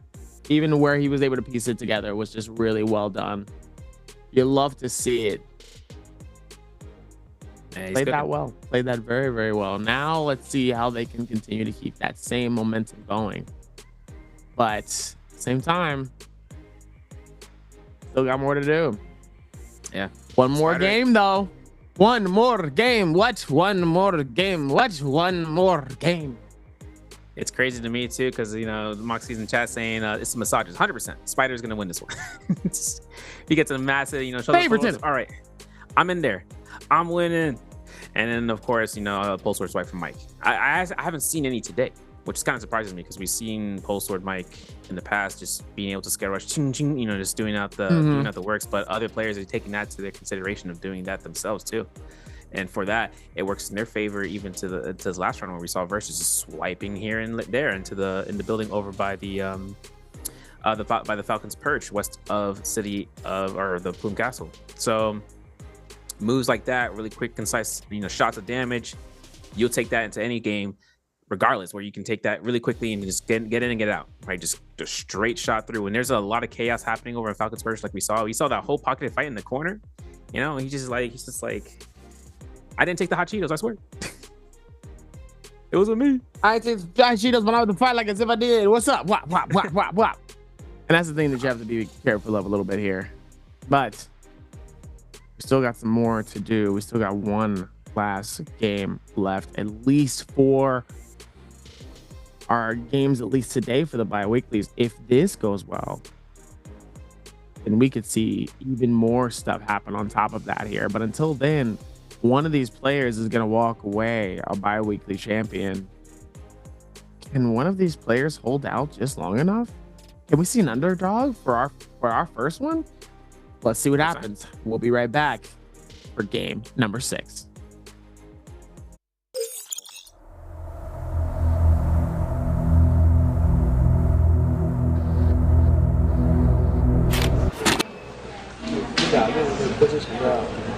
所以呢，然后呢？没事，你看这03年36个国的是吧？07年注册58年，那这个哪一年就是51年这块8。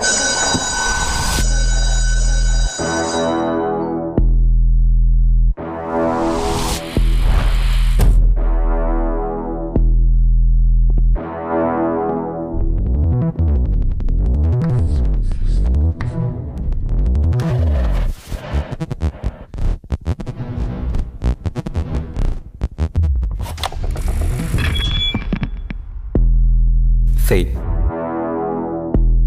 What is fate?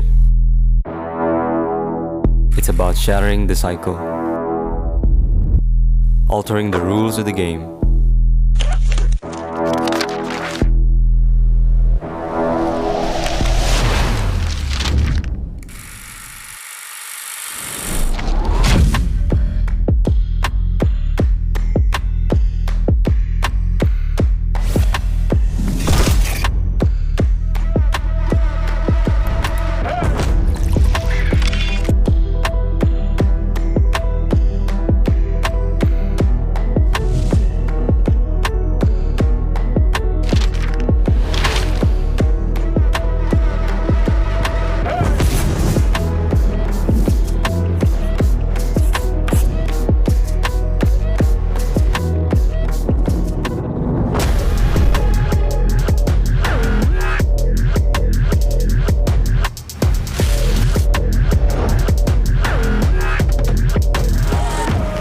challenges will be ignited, and a new order is poised for reshaping.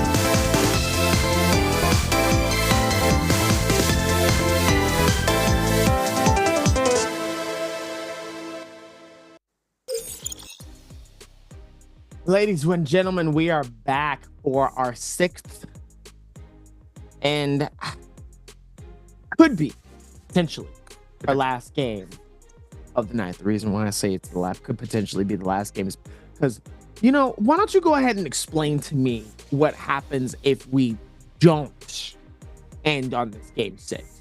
Yeah. So the thing that happens off of this game is if we don't end on game 6, we go into game 7.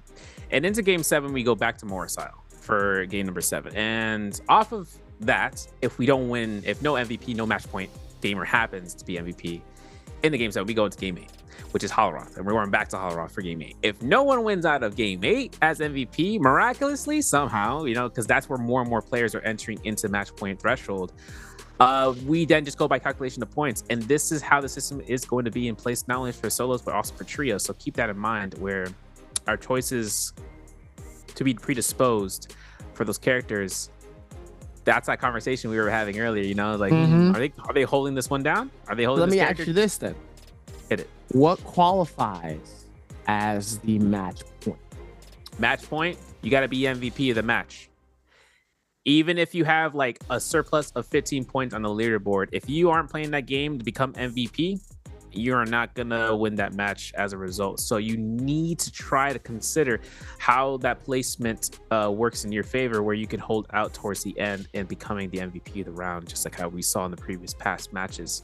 You know, if you hit past 30 points, if you weren't 30 points prior, you still need to get to the next game and hit match point in order and become MVP in order to win. Doesn't mean that you can get, you know, you're from 27.6 to 31.2 to drop in there, you know, and be like, yeah, I won. No.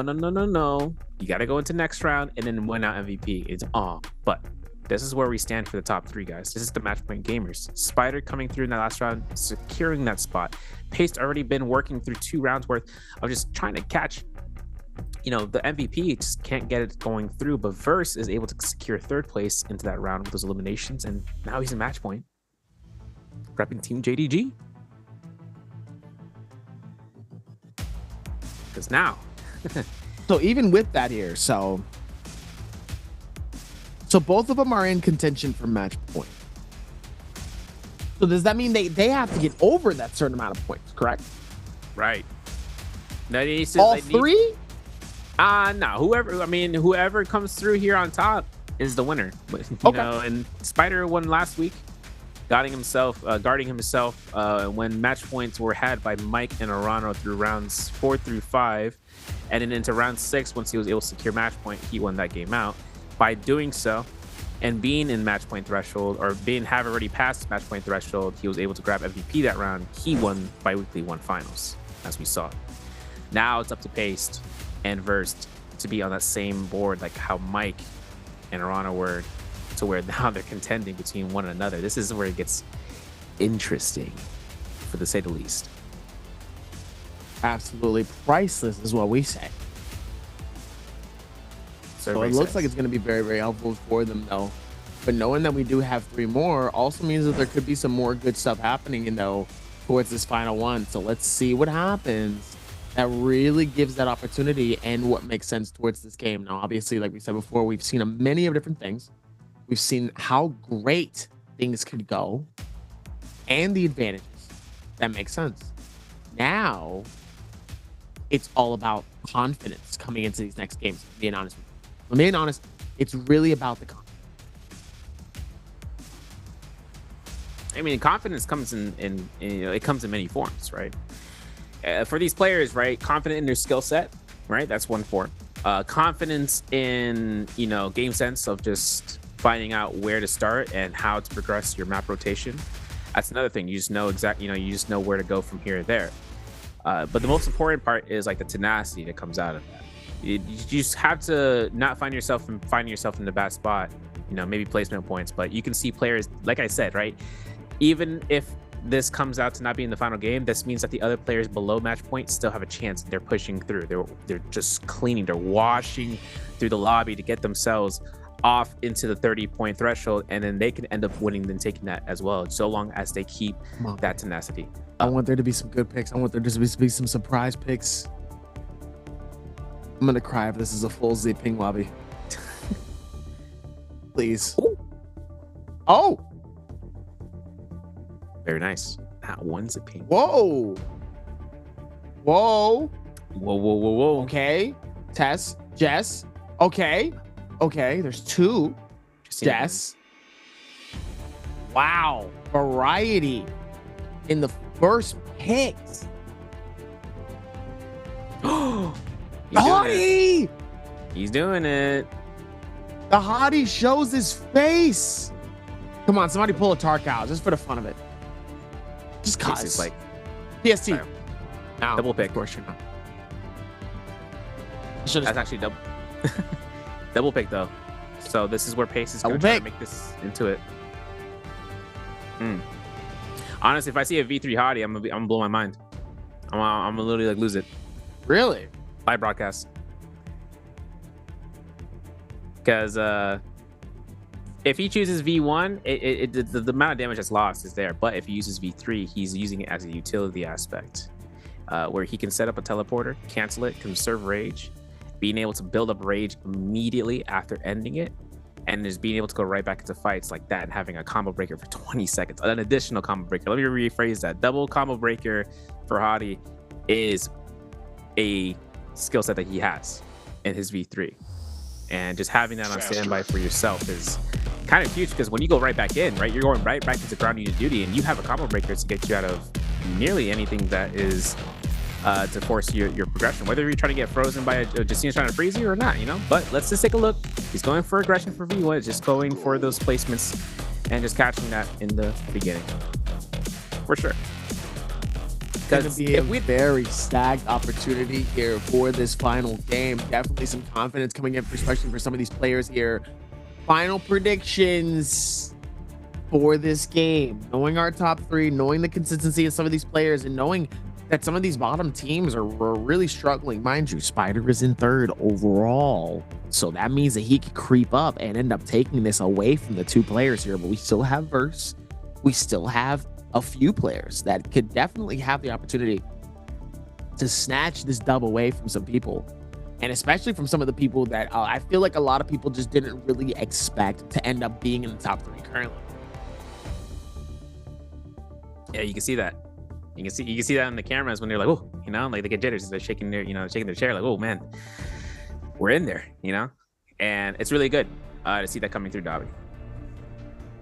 It's going to be interesting to see where it ends up, as well as we're going to look into the map overall for the 6th and final time of the night here. It looks like we're going to get a three-way fight in between Salvation Podium, between DRG, XTG, and KLA. Meanwhile, Xgen's going to be on the bottom side of Moonfall Pass. Nobody's going to be inside of the tab at all in any which way, shape, or form. It looks like we're going to see some people probably in the further side past him Armory. Most likely that's going to be Pinnacle Town. It looks like Xgen and Alliance is going to be on the section here at Windy Stones. That's going to be interesting to see where that fight's going to most likely break out. It looks like it's going to be Feather Lake or Igneous Mound. Also going to be in there too. The Red Desert definitely usually is the favorited spot for people to land, especially towards this as we look at the outer picture here overall here. But everybody is going to be in relatively some of the similar locations they've landed the first time here. So it looks like it's kind of one of those where it's, if it ain't broke, don't fix it. That right. Because this is the final round, potentially. Potentially. Put an asterisk at the end of that. I think Spider right now, though, getting chased into Igneous Mound is a dangerous precedence. Obviously, Spider tries to look for his chance of getting armor. Not going to happen, but he's getting chased out by Arano as Arano looks towards his position. Finds that armor off the grab. And Arano looking to try to go for the parry opportunity here and trying to see about getting himself more gear as time goes on. He finds a dagger. He looks towards his Scare Rush. He's looking to try to get inside the building and looting up as he goes and finds the blue armor right there. Finds it, picks it up. Arano looking to try to keep him some momentum here, and this is going to be an R&B release. Arano goes for the jump LMB as a confirmation here. He goes for LMB, does not get parried. He gets parried. Consequence moment because the F1 comes out, and as Arano looks towards and try to Scare Rush off with the dagger or the fan, he gets caught to the crouch LMB. Spider having no ultimate here still. Just trying to keep his cool, try to keep his pressure off this hand. He finds the supplies to get full armor, but instead he pushes through. Now blue armor is in Arano's possession, so he's got himself an upgrade on that. And R&B from the fan. Arano looking to try to keep that instigation for him. J-Team Space finds the kills off of GG Shaw, and TG25 gets eliminated by DRG's Fong. And as you see Spider here, he's almost in a position where Arano can get another ultimate to be casted or be available right here, right now as a counterpoint. But Spider is not letting this one up. Has the F1. Arano looking to go ahead to the sky. Spider chasing this out. Test the ultimate's confirmed. Spider has himself to get the uppercut, and that's going to be the first elimination that we were able to receive, Dami. A strong start here. WBG Spider, like I said, he was down at the very bottom here towards this. It'd be interesting to see where the next space goes. But overall, I mean, hey, there's still a lot of different areas here as Mike ends up bullying Verse in a corner, sends Verse out. Says, see you later, buddy. Unfortunate, though, coming in from Mike, though. Mike having that advantage here. Not unfortunate, I'm sorry. Unfortunate coming in from the other player that ended up getting eliminated. Kind of a tough stature. Meanwhile, Mike fighting this out. Mike trying to see if maybe they can close this out here between them and AS here. It looks like the third party comes in, and it looks like it's going to be coming from a Spider. Coming in a tough situation here. Let's see where that rest of the stature comes from. Oh, tries to see if maybe he can hit the bow shot on AS, but instead it hits it in the back of the head. Mike, unfortunate, no. Still trying to be able to work towards it, though. Kind of really being able to push towards it. Even with that one, still going to be able to try to see if they can maneuver through it. Spider trying to see if he can find one. Ends up finding Mike outside the door here and says, hello, hi. It's free real estate. And even tries to be able to conjure up the next point. Catches him with the stun here. Goes for the sweep of the feet. Ends up doing a flip towards it. Nice hits coming through from the fan as well here. I actually was able to speak through that, though. Definitely a tough situation here. Spider and Mike, again, fighting this out like normal. We've seen this before. We've seen the aggression, and sometimes they don't stop until one of them does get eliminated. The griefing is incredible coming in from some of these, knowing that Spider is at the top of the leaderboard here. Mike wants to ruin that for Spider here, but it looks like Spider's not going to give up without a fight, though. He's going to take it all the way to the top here. He's going to push back. He's going to focus on the blue strike. He's going to focus on the parry. He takes the time. Nice reset coming through as well here. Spider catching him inside of the corner, but Mike is not backing down. Not if, ands, or buts. He's definitely not going to let. He's going to make him sweat. He's going to say, listen, if you're going to have to kill me, you're going to have to work hard. You're going to have to duke it out for me here in this beautiful 1v1 section. Notice how no one has come through for the third party. I spoke way too soon about that one. No, is able to come through with the third party, but that actually ends up stunning Mike here. Mike dangerously low as Mike actually ends up getting the elimination from them as well here as a thank you. And it looks like Arano is going to try to see, be like, hey, listen. I gave you the kill. Why don't you go ahead and let me kill you real quick so that way I can also get my point as well, okay? Tries to see if he can close in this gap just little by little. I take that back, and I spoke a little too soon as the parry comes through. Beautiful reset here, forcing them to do the absolute most. Arano stuck in a stuck situation here, has the sword, trying to see if maybe they can dish it out. Doesn't want to get caught up here as he throws the air right on the left side here as Arano's able to back off and go for the shield here. Oh my goodness, what a time. Dude, that was mad lad energy coming from those fights. Mike and Spider, and then Arano sweeping right through. We have Metop as our next engagement is conferred between Verse and GG Shaw. Now, coming off of this end, GG Shaw is an ultimate. Verse has his chances to kind of close gap towards Shaw, but he's weighing this ultimate out more so than just trying to pelt out some damage. And as you can see, Verse is not having that. He's like, nah, you can take that mantle. He finds his secondary cannon shot. GG Shaw looks to try to pelt it out. Verse finds time to heal here for a full reset for his armor, and GG Shaw's ultimate is done. So now this is giving rip. Gets knocked back by the, the hammer, and swinging back and forth, seesaw. And as GG Shaw has himself to go to the side of Metop, we are going to see Paste trying to regen his ultimate and being at near full capacity off of this Romy Aang. Now, Paste, purple weaponry, purple armor, got money on standby. We're going to look at seeing his early game kill because it was up against GG Shaw, where we were able to catch his parry. Very nicely done, and trying to go for the RMB, gets a release. And then he gets his one hit off. If he uses F2 here, that's going to be a crucial aspect. And there it is. It's going to be an easy soft combo breaker there. Exen, though, over by the Cinnabar Valley. It looks like this is where Pace finally found his chance actually to use the ultimate, as Exen was putting the pressure into his early game. And the V2 comes out to play where he can just try to look for this burning.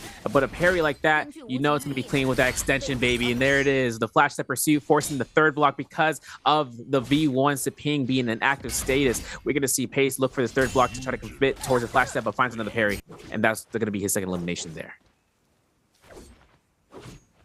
Let's see how they're going to be able to push towards this one, though. Like I said, this would be the final fight here, as it looks like Spider is up at the top right now here, trying to see what they can do. It looks like it's going to be able to work towards that, though. PST is able to do a whole lot. He just has to lay in the cut. He doesn't necessarily have to force here, but obviously here comes the first realm of the realm of Yang, and they're all going to be able to fight for it. It looks like, oh no, feels bad. PST is the only one that gets left alone. Wow. That's tough. Well, that's absolutely tough. So many different names inside of this realm of Yang, but let's get to the first fight. It's going to be 2225 and Verse. Both going to try to see if they can clang it out mid-air, but it's not going to be enough here as both of them waiting it out. Looks like it's going to be a bow shot for each one. Trying to take that moment to work towards certain things. With that, though, nice little bit of a freeze coming through as Verse. Trying to see if he can find it. Does a pretty good job of trying to see if he can hit his bow shots. Oh, but T225 is able to catch Verse in a tough situation here. Catches him with the juggle. This is the time strike of the blue focus here. That is tough. The question is Verse going to be able to do the same here? 38 seconds left on the clock. Throws open the ulti, captures that Arctic Wraith towards it as well here. Could be very, very helpful in certain situations here. Ends up getting frozen. Looks like it's still going to be able to work towards that. Absolutely tough. Hate to see it. That's a clench to fist moment, too. I felt that. T5 was not having a fun time at the very end there. Gonna hear a meaty slap. It's kind of tough, though, because now we're seeing Spider getting Kai out here from AS, and AS is just putting the pressure through. He is Justina. LMB uppercuts are confirmed twice in a row. AS is now going to see about Spider's health bar being at below 100 armor, and now it's going to be up to Spider to find that blue armor swap. Nicely done. He could look for the time here to keep on mitigating damage with the V1 heal over time, but AS does not have the luxury of doing so, so he's going to keep pelting as long as he can. Nice blue focus releases back to back, and as AS looks to try to find a low health threshold for where he can use ultimate, he gets constant RMB and jump LMB right there from the splice as Spider finds the elimination. And that's going to be number 2 for his board, where he is tied out here with pace for kills. And now we're seeing GG Shaw outside of this outside of this circle right now, where GG Shaw having to use ultimate.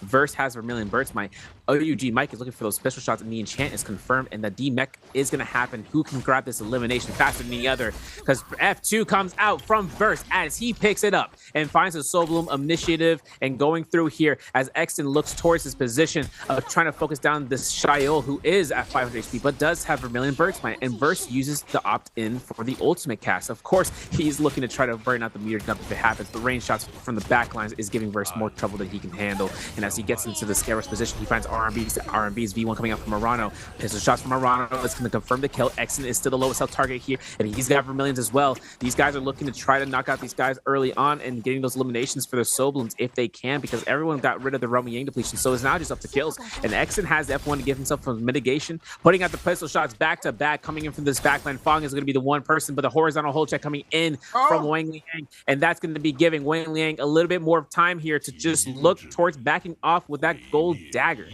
and keeping his momentum for the time being. And I mean, for the section paced 2 eliminations still. Wasn't able to grab any from there, but he still has the rest of his realm. He's actually, now that Verse has 2 eliminations, all top 3 match point players are tied in. But we still have a higher point values coming in from Mike, Baudas, Exton, and Wang Liang, as they all have additional kills on the leaderboard and for placement to make it through here, Dawi. Like even with that too here, game still does well here, but look at this point differential between each other. 2.7 between 32.6 and a 31.2. It is that close between both of these between all 3. Definitely gonna most likely try to duke it out here overall. Match point threshold's gonna be 30. So if any of them make it under 30 is when we do 2 more games. Yeah. Got it. So yeah, we're well past that now. That means somebody's going to be crowned a winner. The only thing is that they're up against Mike as well as Wang Liang and Exton, who both have more kills now. So it's up to the top 3. Finding a limit. That's why Pace was like, I don't want to get in Romy Yang, right? Gets electric elimination, plus he had insurance policies across both Cinnabar Valley. So he's also like, I'm not trying to force that. I don't need to like force it if I don't absolutely have to. Yeah. If anyone was stuck out in the Romy Yang, he would have technically wanted to take the fight, but then again, he would have backed off. I think frame 1. I think frame 1, he looks to that Romy Yang entry point, and the other person wasn't able to make it. I think he's just like, nah, I'm just gonna separate from this position. We'll find each other over at the fortress. But everyone else fought at the fortress, with GG Shaw being fully eliminated as a result. And finding all the Vermilions over there was kind of a crazy, circumstance that led everybody wanting to be hunkering down for kills. With Arana picking up that pistol shot, with Wang Liang finding the horizontal kill and then just backing off immediately. That the moment the Vermilions were down, everyone just dissipated. They all like scattered around because they're right now in Plume Castle, just weighing out this realm. I don't know. It's kind of interesting because that's a lot of players up north. So much so that I'm thinking someone's going to get grief for the Romy Yang entry point, because now we have Mike at DTG5 by the nearby by the Salvation Podium. Romy Yang, Wang Liang heading to Ballista. No, he's just trying to rush towards Romy Yang as well, but I don't think he's going to make it in time. And this is where that pressure happens, Dobby. This is where the action can happen lickety split. Lickety split. Meanwhile, PST fighting this out with a WBG Spider. Looks like it's going to be the payback from what we just saw from earlier here. He said, I want you to be able to find it and make it easier. See if we can keep that momentum going here. Shut it down. Trying to put it together here. Let's see if they can put that same situation into it, though, as PST is going to be able to fight this out. Tries to see if he can catch Spider. Going down off the up and up off the scale here. It looks like both of them are going to be able to create it. Nice little bit of a parry, but it's not going to be enough here, as the ulti is able to make sure that it stops him from doing the reset here. Both of them wants it. Nice parry coming through to connect and put them some massive damage onto Spider. PST absolutely pressing and mash buttoning every single button on that keyboard here. I feel like we're back in the 90s, like all over the buttons. He doesn't want to catch or give him any free opportunity for a free hit, a free lick, a free shot of kills. Even with all of that, as he's able to dash forward, he's able to capture her in a moment where even though she still is able to move slightly different because of what happened. There's still a lot of people trying to see if they can find it, but obviously it's not going to do well more than anything here, as Spider's just trying to close in the gap. PST is making it a little bit harder for him to be able to do it, but now he's got to run. He's got to run. Run, PST. That's tough, bro. I was looking out towards and seeing if he was able to capture that. That's actually Roman. That they're gonna meet their fate. The fact that Zipping Ying was able to mitigate all of that, right? Right. I know what you mean by Zipping. Like, I don't want to see Zipping to come through, because that right there is just like an onslaught of just sustain. Spider had an insurance policy though to go through for that roam. Now, JG Verse loses his roam, right? One of 3 players. And still top 3 hasn't earned any more than 2 points so far. So in terms of match point currently in the standings. So we still have to see how that comes through. But EWG's Arano finds victory in the Roam Yang. And of course, with his opponent being Verse, you know, if he finds him, he's gonna know. And Verse has Gold Fan from the first set, so he can just get that, you know, utilization for it. But we do see Pace having his insurance all the way at Fortress of Kaviani, all the way back here. And I remember seeing another day where a player found their Soul Bloom thick and thin. I think it was JDG Shishang during week 1, where he had a Soul Bloom stuck out all the way in the zone and couldn't make it back in time. And I'm hoping that's not the case scenario, because this Fortress circle, the circle's closing in just a bit. 30 seconds, so you gotta make it count. But Falcon's Perch for round 2, or like in round 2 of turns of the Falcon's Perch fights, Burst takes a full horizontal face, you know, frontal pole sword with the, blistering edge to be available. So he's gonna take that burn take damage, and taking the time to reset here for 3 minutes on the clock.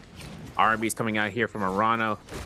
Avoids the pole sword swing coming out, and of course Verse is looking to try to get himself, gets caught out here for a scare rush from the fan, and oh my goodness, Wang Liang with it as well, and the ult proc coming out from Verse, so he can take still burn tick damage even if he finds his freeze. Gets his chance here for the horizontal dodges it. Parry coming out here from Arano to deny Wang Liang his due horizontal hit. And of course, while Verse looks to try to avoid every single one of these opponents, he's also trying to get some time to heal, and Arano gets this kick off as Verse is just looking to try to hold blue focus. As a heads up, guys, if you're playing Shayo, if you hold and you don't get staggered, your block will not be consumed. So you have to be very mindful about what type of weapons you're going up against that can deal a lot of neutral damage, especially like pole sword verticals or pole sword horizontals where you're holding blue to try to avoid it. That's just where it's going to come down. You got to make sure you try to mitigate as much as possible.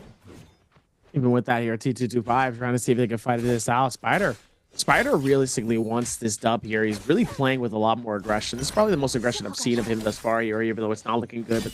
But that heal coming through as well, though, trying to see if he can put it together here. Push towards the corner, but it's not going to be enough as C225 ends up stealing the elimination and the dub away from Spider here.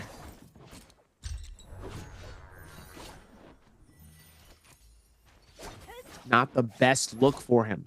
Absolutely not the best look for him, though, as he is early and out of the top of the pack. You just have to hope that PST and Verse and Orfang just doesn't like stay, because in reality, people are going to do that anyway. Right. So try to keep him away and let that fight happen, and then backing off here. But this is tough for Verse right now. This is pistol shots coming out here at Pace. Third elimination, finds a Soul Bloom. Huge. Horizontal uppercut gonna be denied because of the combo breaker. But T225 does not early cancel exit his ultimate. Or his F2. You're gonna see Pace actually keep this contention going through. There's an ultimate cast. V2 for T225 though. So first dodge is made. Ultimate cast may not be able to happen here. Pace is getting caught into the infinite. Oh no, might be coming out here for the confirmation R&B. Pace finds the ultimate cast. T225 has nothing to live through here. He gets a parry though, and just looks this time for musket shots. And you can see Pace is looking for some blue focuses to try to chase down T225, but there's enough ridgeline right now for him to look to back off and reset. That was close because he eliminated Verse, and now it's up to him to enable first place MVP, but his only opponent right now, Wang Liang, 4 eliminations still to this point into this game. I mean, Fang does have that 28.4. In reality, that's not too bad, but with 36.7, I think it's going to be really surprising to tell people that PST is most likely going to be your bi-weekly final winner. And I think that's a very interesting thought when you look at all of the stuff that we've seen so far. And to be honest with you, I think that's just the one person I just didn't expect to really see this. Like, this is really interesting in terms of what he's done. He's worked a lot with different ideas and different thoughts. So to see him really be able to like put that into a perspective, this is good, but also incredible. 32.1 for PST. I think this might be his first ever bi-weekly final win. I mean, coming off of this round, he still has to try to accrue this MVP. That's the tough part. And I'm like, people can find the target selection in like lickety-split time where they can just look for a Xiao with no ult and then just focus her down with range. Or even with ult, they'll still focus her down with range, which makes it very tough for Xiao to kind of hold down a fort when everyone's not hitting her with melee weapons or headshot staggers from the bow. All right, the two exceptions into that rule. And you can see Arano's trying to look locking this one down over by Falcon's Perch. Fong, though, with a gold dagger again. He just finds him. F2 off of the hottie. Oh, first time I ever heard that say that name in Nbpl. Fang is going to be looking to try to get himself into using this hottie pick. He's using V2 so that burn can come into clutch when trying to hit Xiao's and forcing those blocks as well. Really strong Xiao counter if it can happen, but he's going to have to be quick with it in the heat of battle.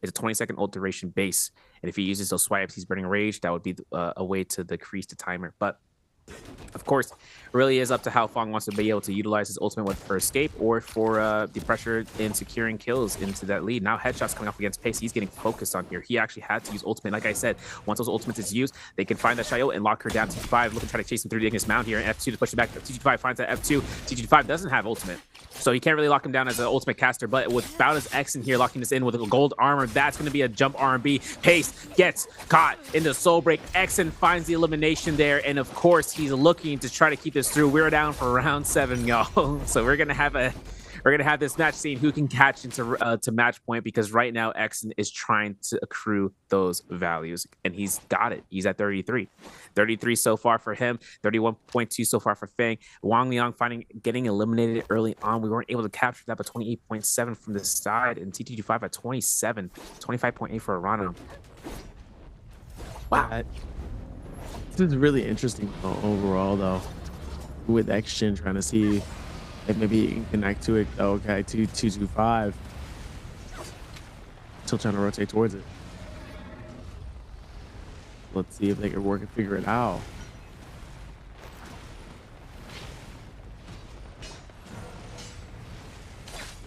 This is a dangerous game right now. These guys fighting near the zone and the Moonbane southeast. I'm not sure if Exen is really going to get caught out. He is horizontal. R&B's from TG25. Soblum denies the Tesla ultimate. TG25, he's able to just drop this weapon here as he drops the fan and just holding out for inventory space. If he does get a parry off of the enemy combatants, he can just pick that one up, especially off this. But he finds that gold armor off of the body. Keeps it rotated, keeps it sustained, keeps it going. Fong finds him trying to reset here. And this is a purple armor that TG25 that he can come back to if the zone just conclusively gets smaller and smaller, where he needs a quick reset on the fly, but he needs to find a good way to reposition that, because now with 2 other combatants into this section and having to grab 2 eliminations, gets parried by Arano.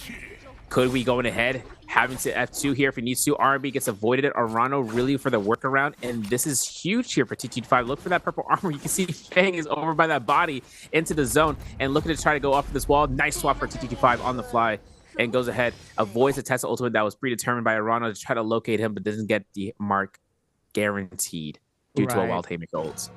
I mean, at this point here, I mean, it's definitely looking like it, but if Fang really pops off here, I mean, he is in that 32.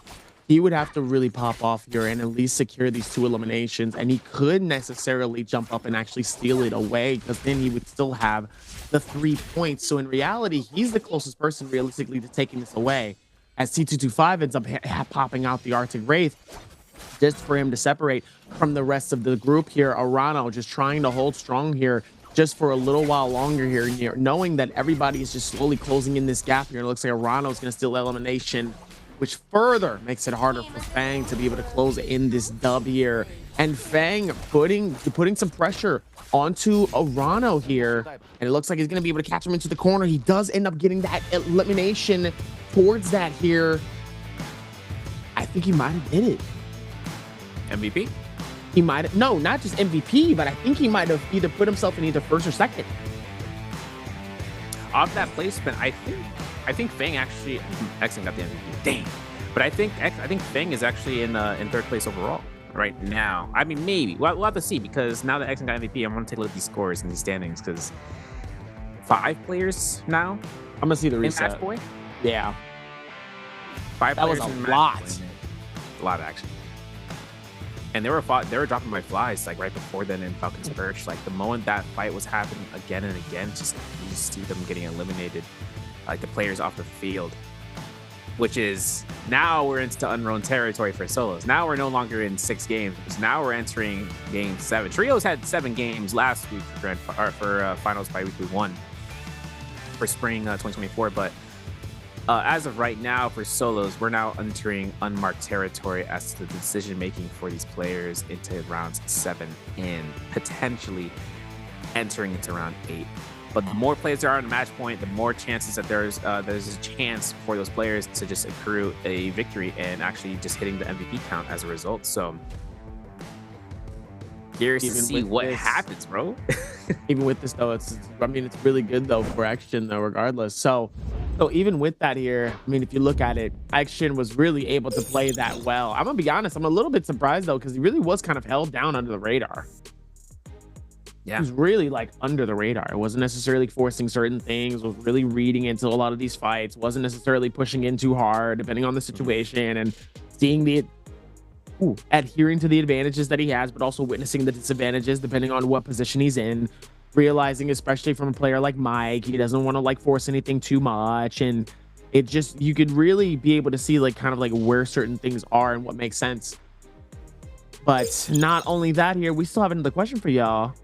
So that way y'all can see and y'all can answer this question here. Which player used Hottie in game 6? Is it DRG's Fang? Is it Frostivus? Is it KLAC225? Or is it JDG's Burst? Make sure to put your answer in chat for your chance to win, and make sure that your Twitch is logged in to and linked to your NARAKA BLADEPOINT account. I can't believe they use his legal last name too. That's crazy. Ishmael. That's legality, nuts. You know? Legality. Stop right there, officer. Do you know your rights? Constitution says you do. But more importantly, it's kind of tough to not see, I'm gonna say the answer. It's tough to not to see a Hadi Ishmael MVP. I was kind of hoping to see Hadi headed for the first MVP as a character choice pick, but it was close. But Exton came out here on top as MVP as the round progressed.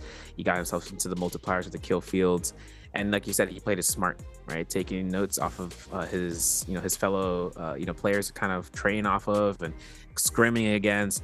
Let me tell you something about these scrims, dog. Like the fact that every single off day they're just pounding through for scrims, just going against one another over and over again, just to get better and better and better and better and better. And they're stacking one above another. You can even see, and we may mention this, Zhui Shi from FPX, he's not here for this weekend for the solos finals, but he was Spider's training buddy. Like he was trained with Spider and just practicing with them. And one thing that comes out is like, not even to the extent of the new people on the field, new players on the field for the Nbpl, they've been already, seeing this. They're seeing this happening now into live scene. For them to go into training grounds now into the pro league, it's a really good testament in seeing how that community has been built up for the CN side. Like they've just been able to grab and grasp the idea that once we all, obtain a certain skill set to work off of one another, we'll improve one another over and over again. And you can see that coming here, because now for the first time, round 7 for solos, it's big. It's big time. It is big. It is big. But it's like a good amount to realize that, like, hey, there's still a lot more to do, but it's not like, don't get too comfortable. And I think that's the thing that I appreciate, especially with a game like this. It forces people, and especially with the developers over there at NARAKA, they continue to push these players out of their comfort zones and to tell others, hey, don't get so comfortable. And I think with that comfortability forces them out of that range and kind of goes, hey, pay attention to what's going on here. So let's see what happens here as we look at it and we see Action with those amounts and sees it for what it is here. 5 eliminations, 8 game score, 3+ in total. Plays it really well, sees the advantages in terms of what really works out towards it here. And a 7.2 and a 6.2. Arano with the game score, and same with Fang rounding out that with number 2 coming through. And sadly, Frosty, Shaw, and AS down at the very bottom. Mike in 5th place with 4 eliminations, tying it up with Wang Liang as well. But sadly, the points are a little bit different, the 5.8 and the 4.9. And Verse in 8th with 2.7. A little surprising. Yeah, Verse and Spider meeting those marks of 8th and 9th respectively, where they had 2 eliminations, but then they got eliminated right before going off. And, you know, that gave Pace a little bit more standing room, but then again, he got eliminated, which then leads out to the standings. Now, Frostbus here is in 12th, 11.7 points. We do see GG Shaw in 11th with a 15.9, 16.2 for JL's AS. OUT Mike getting a score of 21 so far, but he's in 9th place. KLA is TT25 here at 27 points in 8th. We do see EWG's Arano at 27.9. Entering into game 7 is where these players can try to catch through towards match point into game 8, because after that point, they would have to make a heck of a dive towards first place in order to win out for those points to be earned. But we can see Wang Liang is right beneath that threshold. He's at 28.7. About as Exon has crossed the threshold. He's at 33 points in 5th place. JDG's Versus at 33.9 in 4th. WBG Spider in 3rd with 35.3. 35.6 for DRG's Fang. And J-Team's Pace, 36.7. So what happened? I thought that once we hit the threshold, I thought that was it.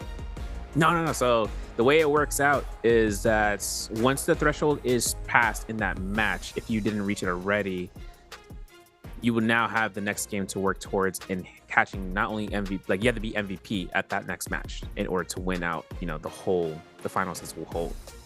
That's only we have 2 games now. Yeah, we have 2 games potentially. If someone from this top 5 between Pace, Fong, Spider, Verse, Exon, as long as any one of those guys grab MVP in round 7, whoever grabs that MVP from round 7, that's one of those 5, they will win completely in terms of the finals. But going to these highlights, Thunder Robot featuring Bai, we do see into the first round of the fights. Pace finds his parry off of GG Shaw. Nice chance for him to use that staff and swapping over to the dual halberds and catching the R&Bs off of GG Shaw into the Fortress of Kaviani with his F2 soft combo breaker. You know, and Pace finds the V2 teleport off of about his X and finds this parry into completion for his second elimination. Now, Mike found Frostbus right outside of a Forbidden Seal. Big time chance here for catching those R&Bs with the fan. Spider up against ALS. You know this jump LB backwards splice as it comes from Spider, and he finds TT25 here, but TT25 finds him back, and that's going to be that kill where eliminated Spider from the lobby. JDG Verse in the same way that Pace was looking for these pistol shots and finds it, but about as Exon finds Pace in reciprocation with this Assassin's Lunge and finds a horizontal clink while Fang was trying to look towards and trying to grab that one for himself. But Fang finds the final elimination off of Arano into his lobby. As the ultimate was casted from Tessa. You know, it's crazy. Fang has F2 out here. He's got a scare rush, immediate scare rush from that ledge. You love to see the hottie plays like that, and for him to get quick staggers off of his opponent. And for the MVP, Rabada's Exton. I'm gonna look at that damage and the healing. 15k damage, 8k healing. Main weapon of choice is the dagger and nunchucks, and secondary with dual blades in tow for 3rd most damaging weaponry. Desperation Stormstride. Oh, on a zipping Stormstride is a blessing and, you know, curse at the same time, but it works really well and it pairs really great with the F1 and dodge it for free. And Alchemy was built out there with the Assassin's Lunge and the Blue Moon basic, with the Attack Jade just to kind of boot into this round. About 5 MVPs for Exon, still working this round out, and that is going to give us a chance with this game to actually seal the deal if we can get our MVPs to happen within the match point gamers. Right. Okay. So now I'm starting to like kind of understand now that you say. So one of these players just has to be the one to actually like pull the trigger and get the dub. Yeah. It just has to be one of the 4. Yeah. This game could end in 4 games now. If someone catches match point, like we almost were able to see with Pace, right? If they were able to catch match point in like 3 rounds, then what happens next is that game 4, you know, if he's able to get MVP into those points, not only would he be able to look towards and winning out, but that would have been the fastest clean sweep 4-round win for pace and potentials. But we're now in round 7, right? Now we have more and more people trying to cross the barrier. They're all in the bowl. It's for the first person to come through on top as MVP to win out for match point, because the extension of rounds is made now for match point, where we are seeing, you know, a change up in terms of how the mindset of the players. Because you saw in last round, like those choice selection picks, right? In the first round selection, they weren't monos of pings, right? They weren't double picks of pings. They were holding out. Now we're into game 7. If those out-of-pocket picks happen, they're going to happen right now. Like out-of-pocket picks are holding on. They're holding on for the double picks from games 1 through 6. Now they can try to choose them out to just go onslaught mode. And this is where we're back into Morris Isle. I'm not sure if it's going to be cloudy, but if it's dusk, if I saw correctly, last time when Trios did it, they did dusk into round 7. This is where we go back into Firefly map. We're going right back into. But if it is cloudy, right? And if it does stick to the pictures, we do see cloudy. We do see Holoroth to have a dusk map instead. That's when Holoroth has fireflies, firefly cages. You know, everyone's trying to hustle and bustle towards Plume Castle's fireflies. They're trying to go through this Tang Courtyard firefly, and they're just making their way and just going for those early game kills. And that's what I'm kind of excited in seeing if that happens, because Holoroth in rage form is like perfect excellent format for our players to kind of go in aggression round. Right. So that's kind of where that next point of interest goes. And I think that's kind of the reason why, like, okay, I was a little bit more like hesitant at first, because I was like, wait, like how does that work towards like the other ones here in terms of like when you're putting it all together. So now seeing it and kind of going like, okay, I see kind of what we're doing and like kind of where that goes. So now it's just about putting yourself in the right position, and obviously, especially for some of these players, now it's just about they just got to duke it out now. Now it just gets better and better and better. They're just cooking the right direction, and now they just gotta just go at it. It's like a half pipe. It's like a half pipe, right? You know, they kind of like they go off. You know, they kick off and they slide through, and then by the other side, they have to kick back up, because if they don't, right, they slide back towards the middle and they're not in there. Right. Where they get into the top, they try to get as early amount of kills into the first couple rounds, and then they go down to the downward slope. And then once they find that opportunity of catching match point, they have to really put it back up to the other side. Otherwise, they slope down and there's nothing for them to catch onto except for not first. And that's where it comes through when more and more match point players, there's more wheels, there's more decks on the field where the cards will be played for whatever spawns that they choose to make it worth their while in the beginning. And if not, they are just going straight for snowball. If they have to go for I hope not, but if they have to go for Moonbanes in the early rounds, if they really look towards the economy choice, just buying out a 4K gold Moonbane, if it's not 4K, then it's going to be upwards of 6K, then they would have to just go through and just finding out a spot where they know players are. Like you saw those four player spawns happening, right? If someone in that 4-player spawn is the one that just walks around and picks up gold, they could just go into full, like, I am denying anyone entry into this area. But so a lot of this is about to be basically just basic gatekeeping. Yeah, basically. And it also comes down to the bottom 7, right? The bottom 7, like I said, what happened last week with Fang, how he found Akko's mic, is the same case scenario, even more so for the bottom 7, where they see this person they kill, they get the name, and they just like, I'm gonna keep mentioning, I'm gonna keep that note about who you are. So the next time I see this character, I'm like, that's you. And I know you're a match point, and I need to get myself back on top. So, I'm gonna focus you down heavy. Ults and everything. If it comes down to poking out and peeling your abilities, peeling out your ultimate, I am making sure you are donezo. You are absolutely donezo for that one here, and clearly that is going to be the advantage for this one here. And clearly, I mean, hey, like I said, you love to see when those advantages really do come in these moments. And obviously, let's see where those hero picks are going to be here. And as we look at the hero picks reverse here in terms of what he's done so far, I mean, hey, pretty decent picks thus far towards it overall. And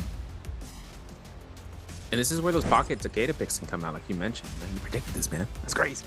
Because Takeda can be brought out here in Morris Isle for sure, where the terrain slopes, a lot of hills and valleys that go in downward slopes can give him so much advantage instead of the rocky surfaces of Holoroth. Huge advantage, and that just keeps the extension going. If the players can get that going through and they can accrue a combo setup, they can use that to their advantage. But it's if they've been holding on to until this time, because this is their 6th round pick. A lot of double picks around the board, but Spider hasn't double picked anybody. His first 6 games have been him choosing, aptly put, characters that if he has a desire in doing so, finding success with them in the past, and with the map selection in general, is that where he can kind of look for, you know what, I'm gonna play them again in here. And he's been very, cautious about those picks, but this is like, they gotta no massage this time, right? Because now he's like, all right, I'm warmed up. He's gotta look towards. It's time to lock in now. It's time to lock in. There is no time for no massages after this.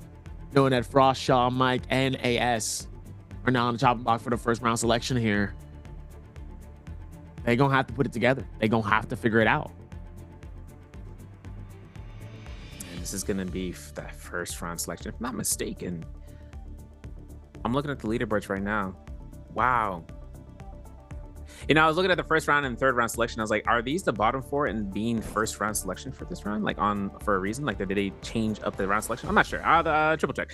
But we do see, or this is huge coincidence. And then with this first round selection, different characters, man. Prosperous is holding on to that Temmie though. Shaw, AS though choosing the Shayo, Tessa from OUG Mike, GG Shaw for the Justina, and now that's locked in Tumult for Prosperous. Now 2nd round selection, we're gonna see a Farius Shen pocket pick coming up from X in here.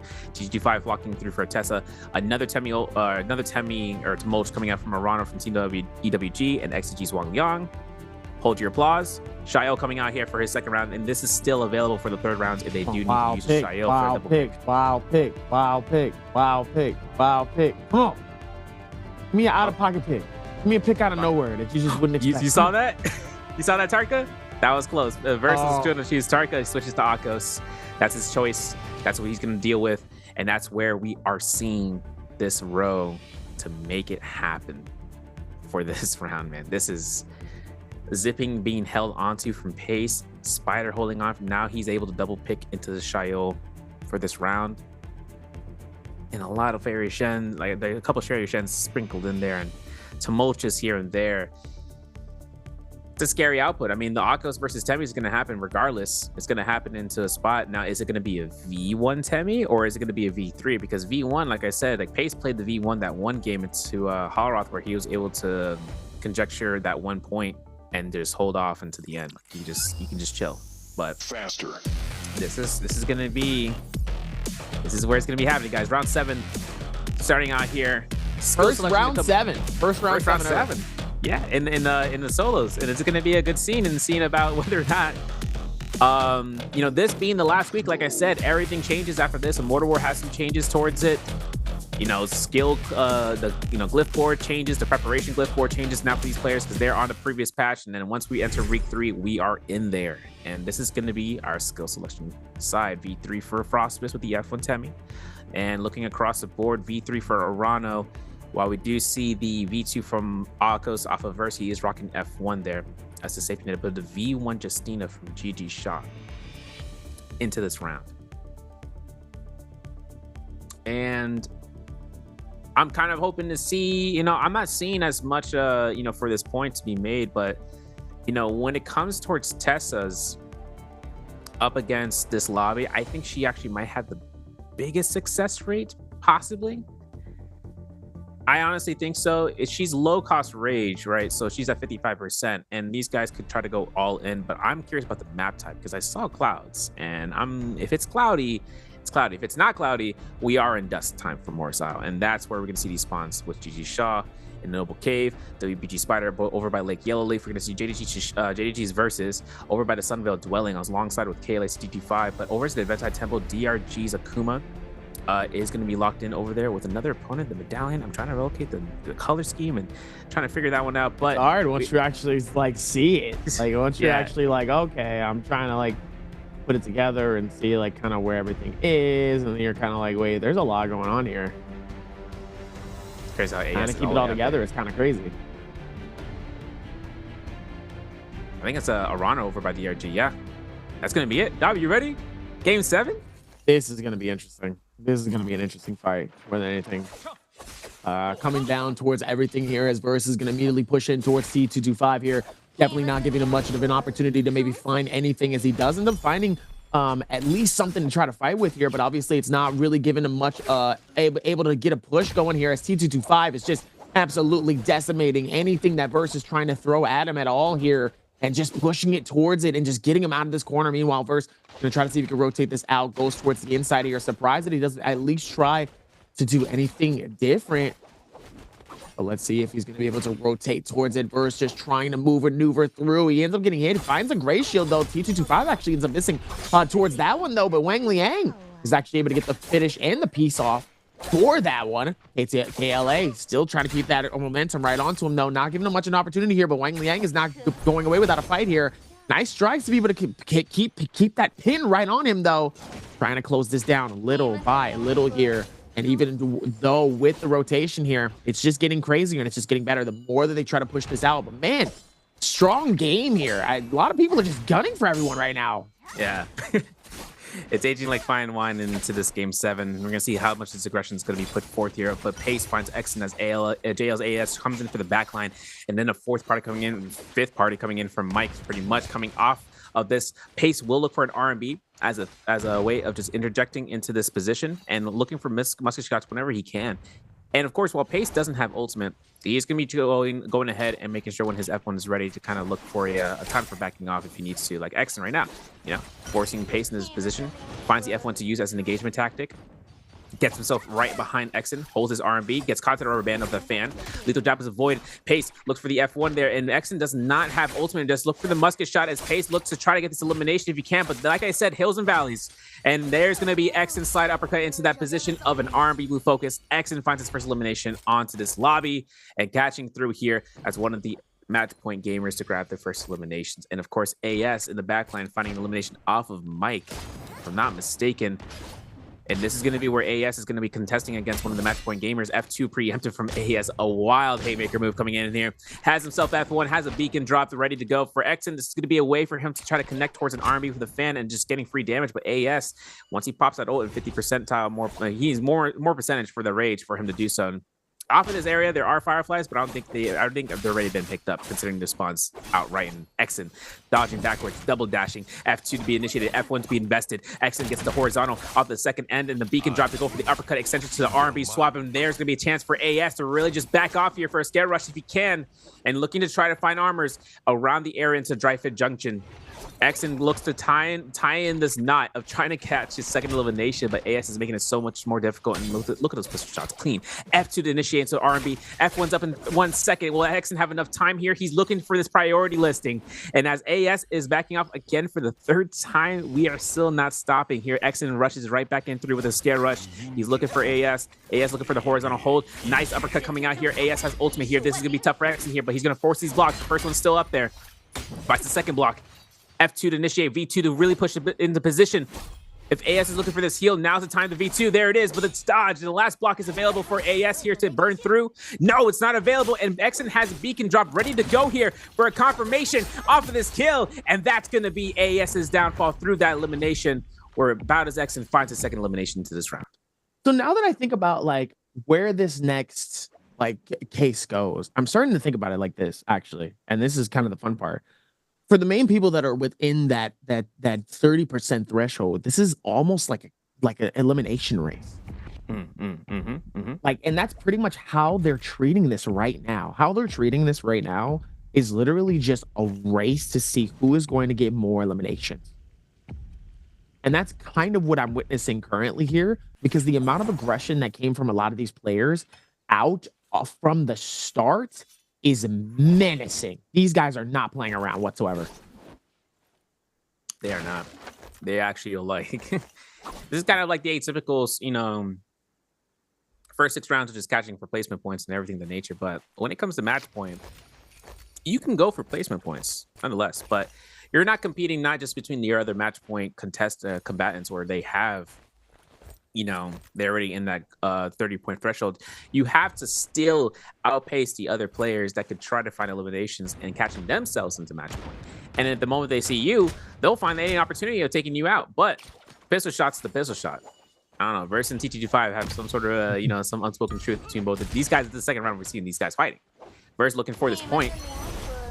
Gets caught to the Tesla ultimate, not going to be having a chance here to do. He looks for the R&B, but it's going to clink regardless. I think TTG5 is going to take full advantage of this whole check, and now looking for a horizontal strike. Massive damage coming in here, and looks for this pounces here. He looks for a V2 against TTG5 here to capture him.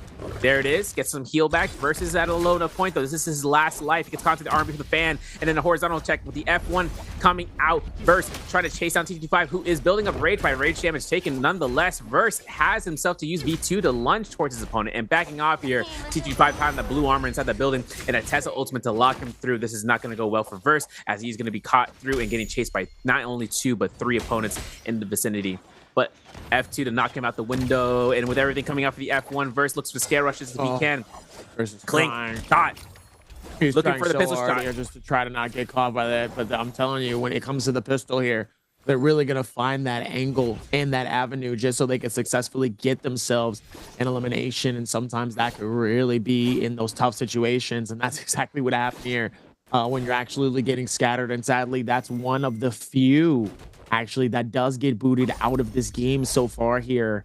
And that's that tough little section that we were just talking about here. And now, like I said, that kill rate starts to spread out a little bit wider here. And now, there's still 4. So there's still an opportunity here for a really, really big striking moment here. But they really are going to have to continue to keep that same momentum going, though. As now we're going right back into the realm of Yang here. Let's see if they're going to keep that same momentum going for this game and try to tie it up a little bit more. So many people going into these realm of Yang. So many people with these ideas too. Once they really start to close in and start to fight this out, see if they're going to be able to find it. And it looks like Mike is going to be able to push in on an X-Gen, trying to close that in this gap just little by little. Nice hits, trying to get the strikes though. Blue focus, trying to fake it out. Nice hits from the parry on the other side. Nice little reset coming in from X-Gen. X-Gen trying to see if maybe they can find it out even more. Beautiful pull through coming through on the totem here. Just trying to get a little bit of a distraction here, just to kind of throw them off of the combos here. But it looks like Mike is right back into the combo here. Action stuck in the air. It was able to find the reset here. Mike wasn't able to find the continuation forward here, but it looks like Action might be able to continue that. Sees it, reads the stun, knows the timing just as well. Action was able to read the strikes, and Mike eliminated, or at least out of the realm. Yeah. Big time X play right there.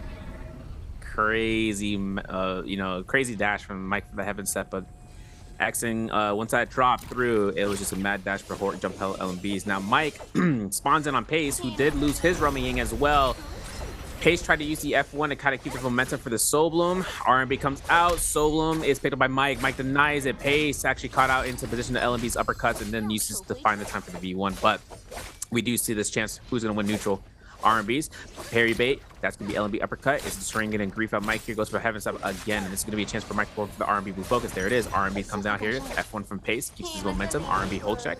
B1 Tesla is dodged for the second time. Finds a common armor. Goes for a clink. Goes ahead and switches back to that blue armor that he just had. And now a parry coming through here. Picking up the weapon. Lethal jab. Doesn't force the Foxfire. And this is going to be a chance for the hold checks again. And the lethal jab avoided once more. Mike is looking past this point and just capturing out his opponent. And another Tesla ultimate to be available. Mike catching his R&Bs is going to give Pace enough trouble as he cannot get this disenchant. And that's going to be where Mike gets his elimination number 1 for this game. Now onto this cave over by the Noble region. We are going to see Frostmas get an Abyssal Aura into an uppercut as X enforcing his own F1. Finds a beacon drop as F1 comes out from Frostmas. A whisk throw to get him back right into cooldown. For Temmie, right? Combo breaker every 20 seconds, only if you throw the whisk immediately though, so you have to make sure you keep that timer engaging in that behalf. But as Xing gets his chance here to get away from his beacon, that's exactly what Frostos was looking for that Vermilion Bird Smite wielder, and that's going to be his first elimination to this round, Dobby. Planted it out, seeking it for as much as possible here, and obviously they were able to do that with even more. Trying to put that together here. They still was able to find it. Now it's just all about timing. As Spider gonna try to see if he can push this one out. Trying to see if he can finish that off. And it looks like they're most likely going to be able to find it. Playing that well, playing that really, really well here. Doing what he needs to as Spider. Gonna be able to go for the reset here. Oh, gets hit by a bow. I don't even know how far that came out of. Looks like Spider just reading it out, just trying to see which one is going to be better for him, most likely, giving that advantage here. There's going to be Mike and Arano nearby. T225 with the shots. He's going to have to be careful here. Spider caught in a tough situation here. He definitely does not want to get iced out in this moment, and it looks like he does here, as he does get iced out in such a tough situation. Not looking good here. Just like that. Oh, he ends up getting sliced and diced. Nice call to that one, though, just to be able to try to find it. He has to be careful as Spider actually ends up catching elimination onto Arano. I actually thought that was going to be it for him. I thought that was a goodbye, good day, see you later. It looks like we're still going to be able to put that one together here. Trying to piece it. This Spider's going to try to back off. Doesn't necessarily have to force. Goes back in, chills out, lays in the cut. Realizes that there's one most likely going to be up top here. Decides to pull it back. Plays it to the best of his abilities here. Now he's able to fall suit. Mm-hmm. That's crazy. 6 players. But now he's surrounded. 90. What's percentage on that? 6 out of 7 players. Yeah, I mean, it's pretty good odds, but that's not good odds. It's like, yeah, I like those odds. No, not today. Can't do it. Like, actually, never mind. You know? You're like, you know what? I'm good. Let me get that ticket back. This is where he won his realm, though. Big time for Spider, because we did see that Vermilion's Birdsmite procking into the Nbpl. Let's see how he got the elimination of a Paste, who we did see get eliminated by Mike later on. Of course, 1, 2, 3 delays the R&Bs and looking to try to force out the V1 proc from the Sedate Soul. As Spider looks to try to chase out Paste, we do see this R&B action coming back and forth. There is a force block, and that's the second block actually for Spider, but you know, he still has a third one available. He's looking for the teleport opportunity here. Wants to try to burn out Pace's ultimate, but it's not going to happen here. It's going to have him for the double R&Bs. And Spider's at 3 eliminations. Exen is at 4. And there's 7 players total. So between these two, this is where it comes down to the bar. Because when we see these match point gamers who are now currently at the top of the leaderboard with, you know, Exen being the top, they're gonna have to really be careful about, you know, if they should be playing for placement. Yeah, if they get a place in now, or they look for one elimination and then place later. Like, I mean, it's just like if they get caught out, rather be at the end when you know the final circle and everyone's there anyways, or just look towards this position of, you know, trying to catch that kill in the Romy Yang, because you can see right now Spider, he still needs to catch up on kills because he's not the leader, and so he knows that.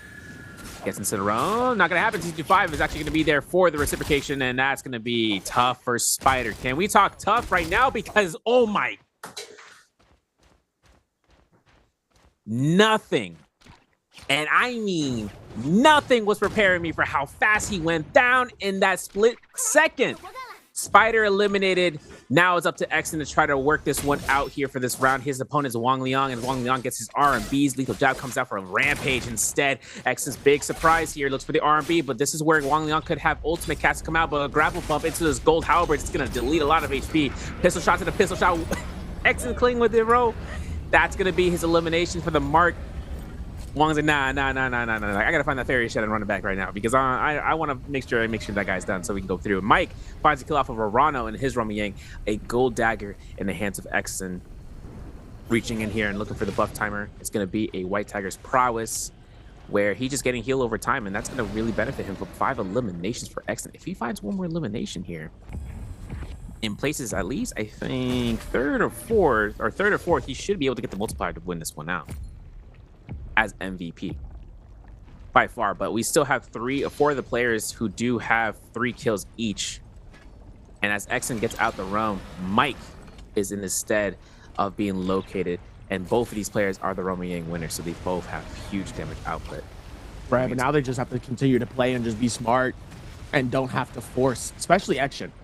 Yeah, because let's say this, Wang Liang, Arano, T225 and Mike can still, I can understand if they were in like one elimination. No, they still have some more. They don't want to, you definitely do not want to get caught up this early into this fight and into this game, especially with how things have been so far. Definitely have to play to the best of his abilities here. And right now, Exen just wants to collect eliminations, captures the finish, and just says, nah, I want you gone. I want you out of my games. I don't even want you here, sir. Not today. Ehrenberg, sir. A penny for your thoughts. And that's the thing that he has to be able to look towards and also be very, very wary of here. As now the rotations definitely is kind of getting to him here. Action doesn't want to force as much as he needs to here. And he still has that white tiger prowess, which is why he has that opportunity for him to get a little bit more aggressive. Yeah, that 25 heal per tick is no joke, especially when 10 seconds pass and you're already at armor bar full. And that time goes by in a wink, like, you know, blink of an eye for these players when they're trying to escape and they find those line of sights. But this is going to be where it comes down. Mike found his 4th elimination. He's catching up to the leaderboard and now looking towards 225. Mike, of course, even though he's not at match point yet, he finds his parry up at 225. Big chance scare rush is coming in back and forth. We can see Arano looking for that full sword action. Not sure what Mike is going to be looking for in terms of this chase, because he has 50% on ultimate and he's just trying to, you know, try to catch 225 in the midst of all of this. And with everything coming from everyone, Exen finds him. Hold checks, F1 initiated. There's the chance for the burn jump LMB to the RB. Exen finds the elimination. That's number 6. Sobel was picked up. Martial artist Will Hook form is proc. Exen gets caught into this semicircle. Bam! Level 2 strike coming out from Arano. And a Tesla ultimate coming in from Mike as he's looking to chase out Exen. Top 3 left into this lobby. And with everything, Exen gets himself caught into another one. That's big. This is massive for Mike, looking for those musket shots. F1 and be initiated into a beacon drop. Exen does not have to worry about another Tesla ultimate for his knowledge. He's going to take the time to back off here completely and just spam this distance and keeping it rolling. Exen right now. Action is nice. Action has been nice this entire time, even with the pressure that he has. I said it before when we first started this game. I was like, watch Action in terms of how he plays and where this goes. You might see this man absolutely decide it's time to pop off. And clearly, in this moment, 6 eliminations, he's real deep into this stat. This is exactly what I was talking about. I said it before and I said it again. This man decided I need to go off. And clearly, that's what he needed to do in this moment. Arano gets his kill. Mike found it. And there's going to be a Arano comes off. I'm pretty sure if Arano gets this elimination, he'll actually be able to get placement for making match point. Because Mike hit match point right there with that kill. So it's really up between these two. Scarus comes out. Phoenix Blast coming out with the lovely Star Collection skin to come through from that longsword. But we're going to see Arano really just backing off here. It's funny, he actually reskinned it for Sally Tyson. And he's like, I prefer that one. And there's the really? Cast. And he's going to be looking for Scare Rushes out of here. And Arano actually making his chance here. Actually, Arano already hit match point from the 6.2 that I'm seeing here, possibly. I'm going to double check that and see him because Mike right now, he's just trying to get himself his 6th elimination. He finds a martial artist Will Hook form. There's no F1 for Arano to stay here for much longer, but we're going to see this chase coming out from Mike, and there's the RMBs. Nice chance right there, and that is going to be round 8. Folks, we are entering that round. Mike finds his MVP for tonight. 7 players? Let's go! Let's go! Let's go! We're out here! We're out here! Making history, baby. Let's go. Let's get it. 8 rounds. I really would have thought Action, even with that, was able to close that out. I actually thought there was an opportunity for that. I really saw that confidence, and I was like, oh no. Even with that, I think he still has that, and I was sadly wrong. That's nuts, though. I really wanted Action to win that. I'm not gonna lie. Big time. That was just because I was really seeing the promising move from Action, and I saw it going like, oh yeah, Action definitely is coming in with a lot of confidence. Even the way that he's playing the game, he really is able to see the advantages that he has, and he's still able to work through that really, really well. So I saw that, knowing that, and I was like, yeah, he's got this. And I was man. 7 players, bro. Match point. Woohoo! You saw it? And this is where it comes down to scoring overall, right? Because let's say we don't get a match point winner, right? Let's say MVP is someone in the bottom 5. And then it just comes down to points of that value. But even then, it's kind of crazy enough that we are now into game 8. Having not only the first time in solo 7 games, but now we're entering the full threshold of 8 into bi-weekly final solos. And coming off of that final fight, like you said, Exen 6 eliminations, forcing out the hands of the folks around, right? He was being very passive. But first, he got caught to the F1 wisp. We saw Scare Rush off. Once he got caught to the second wisp, and the Tesla ultimate coming out from Mike, that was his all range and just close gapping towards that kill. And Mike found the elimination, which secured him MVP at that point. Right. It really is like, you know, you can feel like that kind of like, you know, beads of water, you know, falling down on an X-Men, like, you know, just like the pressure of making into 6 kills into the final circle like that. It's like, where are the other values of the players around me? How can I kind of get that through? Because I'm the kill leader. Who's close enough? But question coming out between this game, and this is a really good question because, like I said, we're in game 7. So who's been holding off on Shaol, and how many players specifically chose her into game 7? Was it A, 2, B, 3, C4, kaboom, and D5? We do have to wonder about that if you guys are paying attention to that first, second, and third round selection coming through this round. But listen, 7 players. We saw how aggressive they were in this round. We saw how fast they kind of pushed between one another. And then off of that point, to catch up those points, we are leaving Morris IO. We're booking the ticket on a plane. We're back to Holoroth. We are back into Holoroth. If there isn't any double pigs of pings yet, then that will be the time. And if not, they've been holding out for this final round. Double pigs of pings. Double pigs of ping. Double pick. Please don't. No. Yeah, maybe people just was able to see it the way that we were seeing it. I mean, because like I said, even with everything we were doing, there were some smarts happening at that time.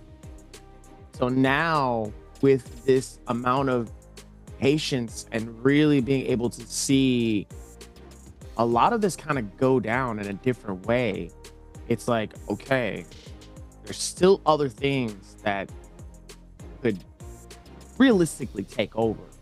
And now it's just about these first 5 people. Now it's just about duking it out. Now it's just as much confidence as possible. Who is snagging this last one? Because 11.4 for Mike is a good score and kind of needed too. He was kind of struggling a little bit. Yeah. In the first half, yeah. Like was he having games. He was having those games. It wasn't really favored towards him. And I think even he felt that. Yeah. He's like, I ain't gonna lie, I'm getting cooked. Yo, getting cooked out here. These guys are playing a little different. They're playing like I am. Who preheated the oven to 475 Fahrenheit?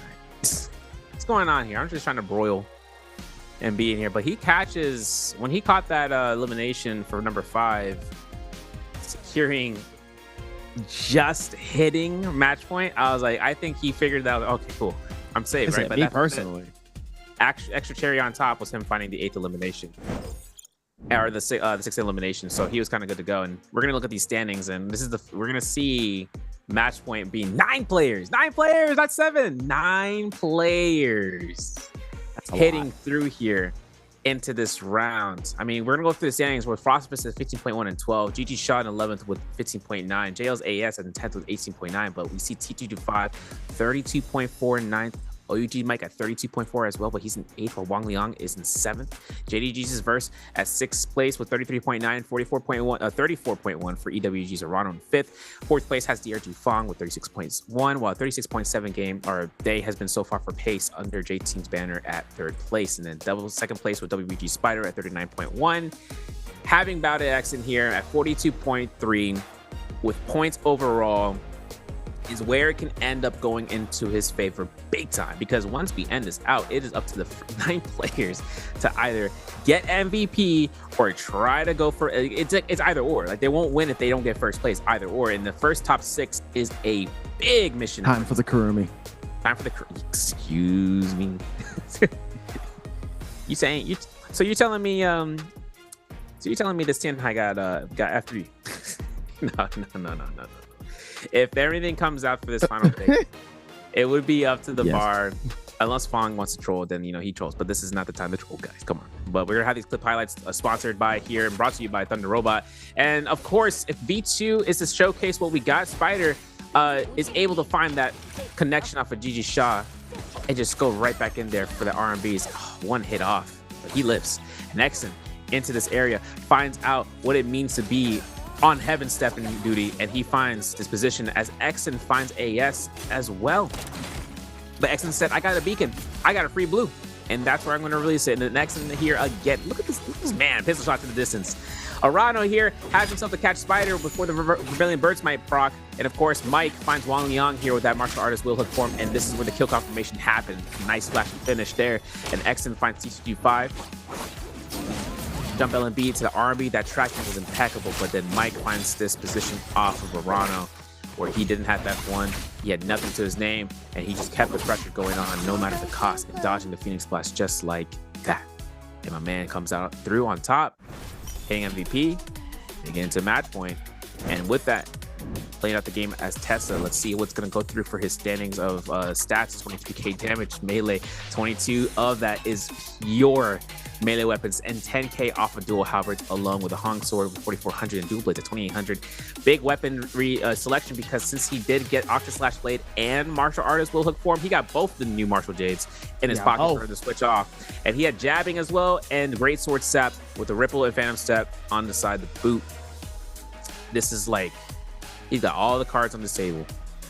If he needed to use a pole sword at any certain point, that great sword sap is the heavy sword sap. So if he gets himself, pole sword, he can switch over. But since he had that sustained base type jade and animation lock type jade of the Will Hook, he just took that at the full extent. This is the first time I've been seeing this, seeing the jade be able to be processed more, like being used as often as it did from Mike. Like, usually you would think, oh, big brain, I'm just going to use it as a bait out, and then I'm going to go ahead and just use regular, blue focuses or anything. But he kept doing it back to back to back to back to back. Players in the vicinity, they would have seen it, and yet they're anticipating it, but they still get caught by it. And it's just like, you throw that off, like, oh, I'm big braining. I'm going to throw out the exponents. Oh, squared, no, cubed, right? And it's like, oh, can't really do anything about that. Scaring the players and how they want to play that one out. But one thing that comes for sure is once you get the utilization of it and it works in your favor, you're like, yeah, let's run it, bump it, run the set. To be fair, he did play that really, really well. I think he played that with a really good strategy, and also he was kind of laying low. He wasn't really trying to fly too far past the radar. And I think that was also the thing too that was like really, really good and like somewhat helpful in that situation too. It wasn't too much of anything that was forced or anything that was like too crazy. And really, obviously, I mean, it was able to show forth in like a really, really good way, where, like I said, it wasn't too much of a force like game. Yeah. It wasn't necessarily anything where it was like, forcing a certain type of thing to happen or anything like that. It was just kind of like, there's a chance here at pulling something. And as long as you keep that same momentum, and I mean, knowing Mike here, Mike has been in very, very weird and out-of-pocket situations, and he's been in a lot of situations where he has been in control. And obviously, this is one of those moments where he was able to be in control, stay in control throughout until the very end. Speaking of control, I'm going to control this stream real quick. We're going to be right back for our game number 8 and our final one of the night. See you in a second.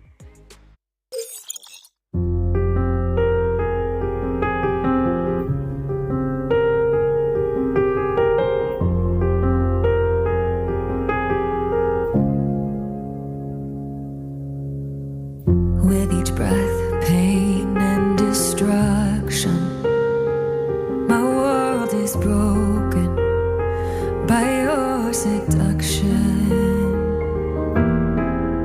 Your touch, a whisper from the past, a memory that's fading fast. So I search for you where souls go to die, keeping hope as life goes passing by. The flames of fate turn my love for you into ash. So much pain, but still I can't keep away. I'm ready.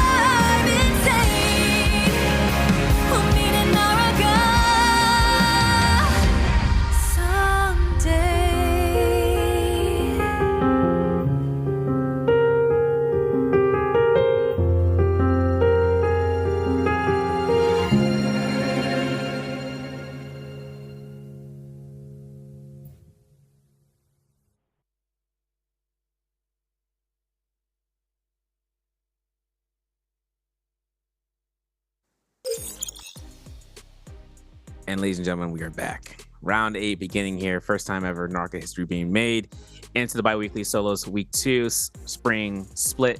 My name is Severio, alongside with the Dobby Air himself, Mr. Ambush King, going through here. And Dobby, we've been here for a slew of rounds and coming into this realm of things, no pun intended, of having players. That was a good pun, actually. Got him. Having these players reach into this match point, as many as we have, can potentially snag the win and snuff out whoever's at first place by just catching MVP. You know, it's like. Well, I think that's like the thing too, is like kind of going like right under it with everything that's happening here. And I think over time, with, you know, just the further along that we go, not gonna lie, kind of the crazier things are getting. And I think like it's gonna like right now is about to reach its boiling point, and I'm excited to see how far entirely this gets, because it's about to get. I feel like this last game is gonna get really aggressive, really fast, really good. That part.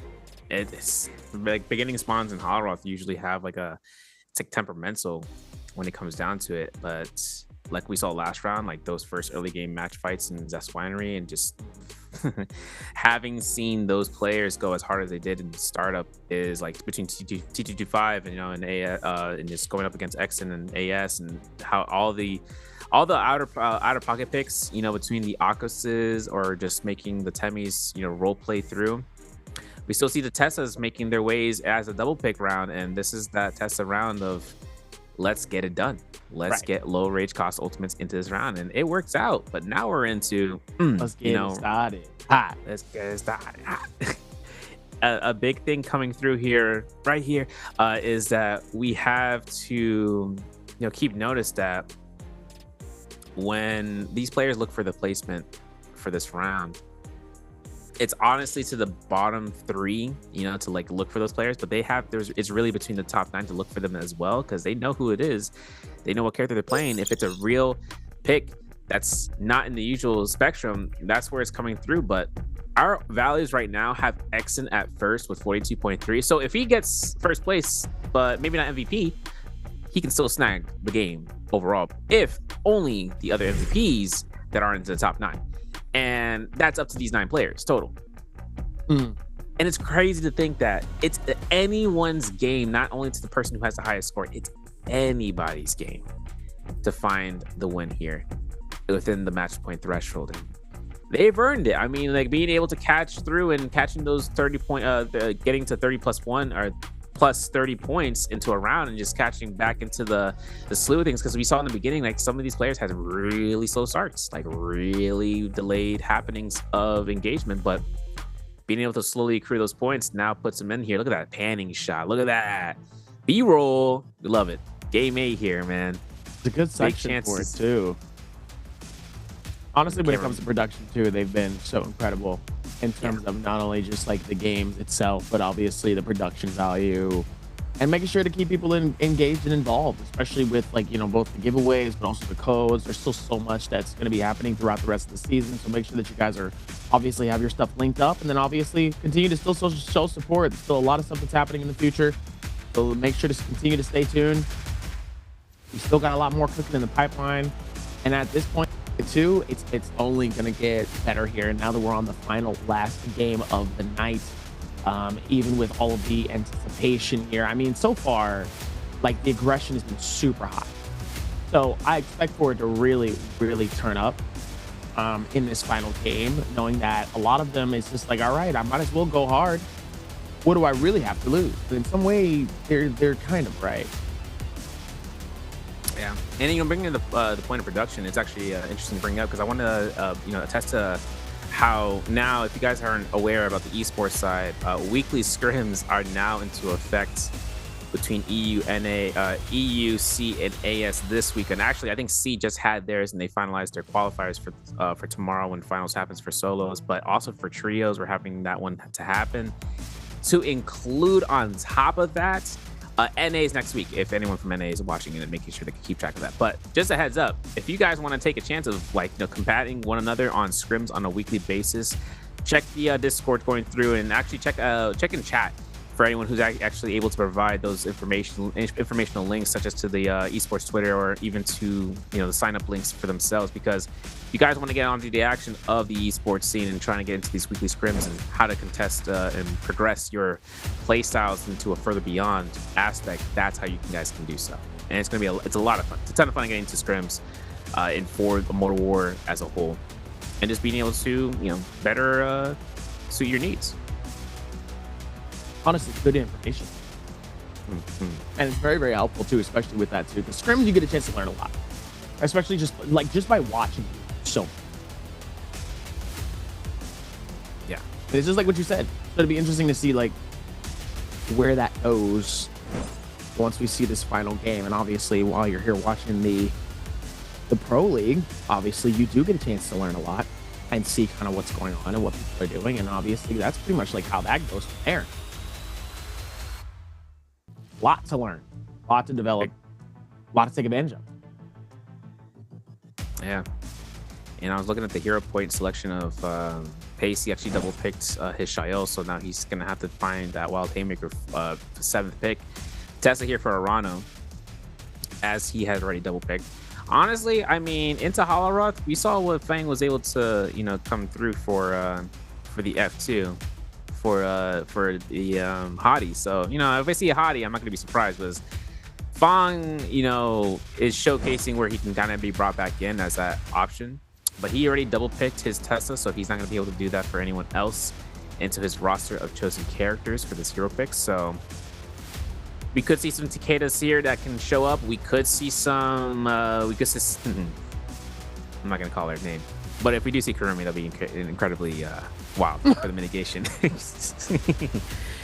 If I call a Kurumi and it actually happens, I'm literally walking out of here. My man's like, all right, I'm head out. My job here is done. My job here is done. What else do we gotta do? What else do we gotta talk about? Literally nothing. What? That's all I gotta say. That's all I gotta say too. Because a Kurumi pick, bro? Oh, yeah. Kurumi pick would be absolutely phenomenal. That's all I gotta say. We could see some Tarkas just randomly. If no one's holding on to it, could see some Tarkas. Could see some Tarkas as well, and you're completely right about that. Tarkas would still be fun to see. Very, very fun. There it is. Bow. Bam. Blammo. There it is. GG Shop pulled it up. So does Frostmas with the Takeda, with a double Akos, and now we're going to see these pocketed Fairy Shins and Zips. Third Takeda, or second Takeda, coming out from Wang Liang, and these guys are quick with their round selections. Yo, give me a chance. Yeah, see Spider here for his Akos pick. Matari for fun. He's doing it. Yo. And Exen bringing out the Hottie for his choice pick. Potential, with Pace choosing out the Fairy Shen. Now this is what I like to see. Really? The Matari is going to have a heck of a time. Oh my. It's going to be a heck of a time for Matari. Because 30-second ultimates, man. 24-second ultimates, 30-second ultimates sustain, like how's it being? Did he actually call it Matari? Did I call Matari? Yeah. No, I called Matari. You I said Kurumi. Never mind. Yeah, I was kind of anticipating Matari. Oh, yeah, man, my man almost Listen, went. Them chairs be kind of scary. Listen, them chairs be kind of scary. Them chairs be terrifying. All right. Sometimes he's like, yo, this is the right pull, and you're like, oh, wait. I didn't know this recline was gonna go this far back. Now I can lay back and snooze. You're like, I wasn't ready for all that. Oh. It happens. It really does happen sometimes. Yo, Mike took off the jacket, bro. It's time. Now he's like, he's like Rock Lee, taking off the weights off the legs on the ground. And he's like, all right. Now time to play. Time to get active. APM is at 2,000. Listen, sometimes that's all that matters in these situations. And shout out to Moxie in chat actually dropping that esports status Twitter, and that's where you can guys can sign up for the scrims. Like I said in the Twitch chat. We love you, Moxie. Shout out to Moxie. And make sure you guys take the chance to look at the rules, make sure what's necessary, and with that, skill selection. All right. Final game of the night. Looking around, I see F2 Akos coming out from Spider, and V1 for Exen. as a Hottie choice selection of a skill set. V1 for Thong and has F2. So I don't know if you guys, it's not necessarily to the extension of Matari getting a buff, but she did have a change up to how her cooldown works for her skills while in ultimate, where now it's applied for the skill cooldown, where F2 into V1 can guarantee you, I believe, 4 Matari backstabs. That is huge, but only if you're able to catch it in 16 seconds. Like, you have to be very quick and concise in catching it, but it can be tap dodge, so that's up to these player spawns, Dobby, and this is it. Player spawns are definitely going to be absolutely favorited in this space here, but nobody's going to be implumbed, and nobody's really in salvation. Falcon's perch, which is like a little bit towards the side, but everybody's going to be fighting it out near the city of Tang, the trenches, northwestern barracks, the trenches. All of them are going to be favorited in those areas here, and that's really where we're going to see a lot of those anticipated and heavy fights really prioritize themselves in these areas. And this is the thing that we talk about here, going back and forth, when a lot of these areas really do become a hectic moment here. And this is kind of where the fun really does start to lie here. So it'll be interesting to see where the final version of these things go. And this is honestly going to be a very amazing fight. The last time we saw this many people inside of the city of Tang, it was an absolute bloodbath. So I'm excited to see where this goes. Let's go. Nighttime hours back, you know, to the Holoroth. This is big. Frostvus actually spawning in here. Holds his R&B. Horizontal's not happening. Spider in the backline trying to pick up some gear. He's playing this Akos pick. He's got himself in the volleyball outfit, but I'm not sure what's going to happen because he has no armor and he's looking for a third party right now. Ooh-wee. Because Frostvus is low. Spiders makes the count. Jump LMB. Soulbloom pickup is on his end. He's got ultimate. Here it is. Casting it out here. Verse looks for the F1 and dodging off his position. Gets caught almost to the scare rush and it's going to be denied. Jump LMB to the jump LMB to R&B. And of course, Spider looks for the F2 reward and reposition his enemy towards his position of catching him off. But there is Spider picking up armor off the body of Frostverse. Now Mike sees Verse and Wang Yang is here. This is Grizzly Rise fight to the utmost extreme. Spider gets caught out with those R&Bs and Spider having to V2 off the opposite direction is going to get focused on between 2-3 enemies. Who's going to pick up the elimination? Clinked off his end. That's Takeda Fear and Ulfer going for Desolation. R&B is missed. Wang Liang goes for the Soul Break. He finds a kill as Verse looks to try to pick up the Soul Bloom, but it looks like Wang Liang is quicker to the dodge and to picking it up. And with this, Verse holds his R&B as long as he can. Mike does the same in terms of pairing, but a pair like that, gonna be a quick kill for Wang Liang, and that Fear and push to put him back there into his place. And as Wang Liang has no more Fearance, he's got one actually. He's looking towards to use it defensively, but gets caught into that position where Mike is able to get the elimination for number 1 for his matchup. GG Shaw here playing the target pick. As we saw, he's got no ultimate, so he's gonna take the time to dissipate from this location and just hide out into the hunt. That's a lot of fights in this first fight in the Grizzly Rise. That's an immense push starting off into round 8. Definitely a good push towards that as well here. Seeing that with the advantage here is Mike is going to try to see if maybe there's an opportunity for him to absolutely come through with some slice and dicing. Doesn't look like there's anything that's going to be too insane here towards this area as he ends up depleting towards that though. But he is going to try to see if he can push on towards GG Shaw, waiting for a beautiful strike though with the right click katana. Oh, beautiful parry. Ends up going through with the reset though. Definitely gave him a little bit more time for him to adjust towards that though. Kind of unfortunate, but he still is here. He's still fighting that out and he's still trying to figure out where the next space is going to be here. It's going to be good though. Oh, and here comes J-Team's PST as well. Looks like he also wants to join in on this action too, put his bid in, and it looks like they're both going to be waiting for it. They're both time strikes, trying to see if maybe they can get the parry onto each other here. Nice defense. Meanwhile, one of the other players here that we were just talking about is using it to his advantage here, using some of the bow in order to create some damage. Same with the pistol as well. OUG's Mike double dangerously low. Beautiful side swipe, trying to be able to connect it. PST ends up throwing the totem, pulls Mike towards his direction and steals the elimination away from Shaw. But it looks like Shaw's not going out without a fight here, as it looks like he's waiting for it, but it just in the nick of time goes inside of their mech, decides to back off the fight, says, I don't want smoke. And he's going to take, I think he's going to take off, most likely. I think so too. That reversal on Mike was immaculate for him to add that low HP and catching off that beacon drop and getting elimination. And Shaw having to go up against the Fairy Shed mech, he's gonna have to. He's like, I'm just gonna go for pistol shots, but I deny that. However, we do see Frostface running back into the Grizzly Rise. GG Shaw, don't do it to him. And with this grapple point, this concession, that's it. There's nothing to keep Frostface alive, and that's gonna be his final elimination into this lobby, into this round. GG Shaw finds his first elimination though with that grapple extension. Big tough coming into this final round, but we still have more to go through and see. We see JL's AS actually chasing down Wang Liang down towards the Snowy Forest side. And of course, while AS has him towards the Icy Shard Lake, I'm not sure if any of these guys went towards the zone just to try to grab some gear because the zone is collapsing. We do see AS lose out on. No way, he found it. He just doing a cop out. F3 to be initiated from Wang Liang, and as the ultimate comes out, the F1 from AS goes for pistol shots, holding this out. Fury used defensively, and an ultimate from AS to kind of look for this wall fight. Can you get enhanced scale rushes as Akos? Yes, you can, but AS has got to be very careful when he's using it against Wang Liang, who does find a common armor swap. So now AS baiting this out, waiting for the second Fury blast. It comes up. Uppercut, swap out for the pulse work. Could go for a grapple extension, does not do so, but we're going to see a V2 get avoided. Wang Liang has another ultimate for Furin to come out here and capture a stagger, and there's going to be a chance to use it defensively. R&B, hold check, hell check, getting it off there. The mitigation's doing work here, but R&B from Exen coming out here to try to kill steal AS off this point, and there's going to be an R&B from Wang Liang with a great sword instead, and this is going to be a Soblin pickup.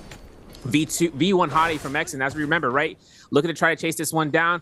As you guys may or may not know, Hottie can parry in ult, so we see that with Exen. This would be to his greatest value yet, and of course, looking to loot up his body is his second most, what he needs to do next into this position.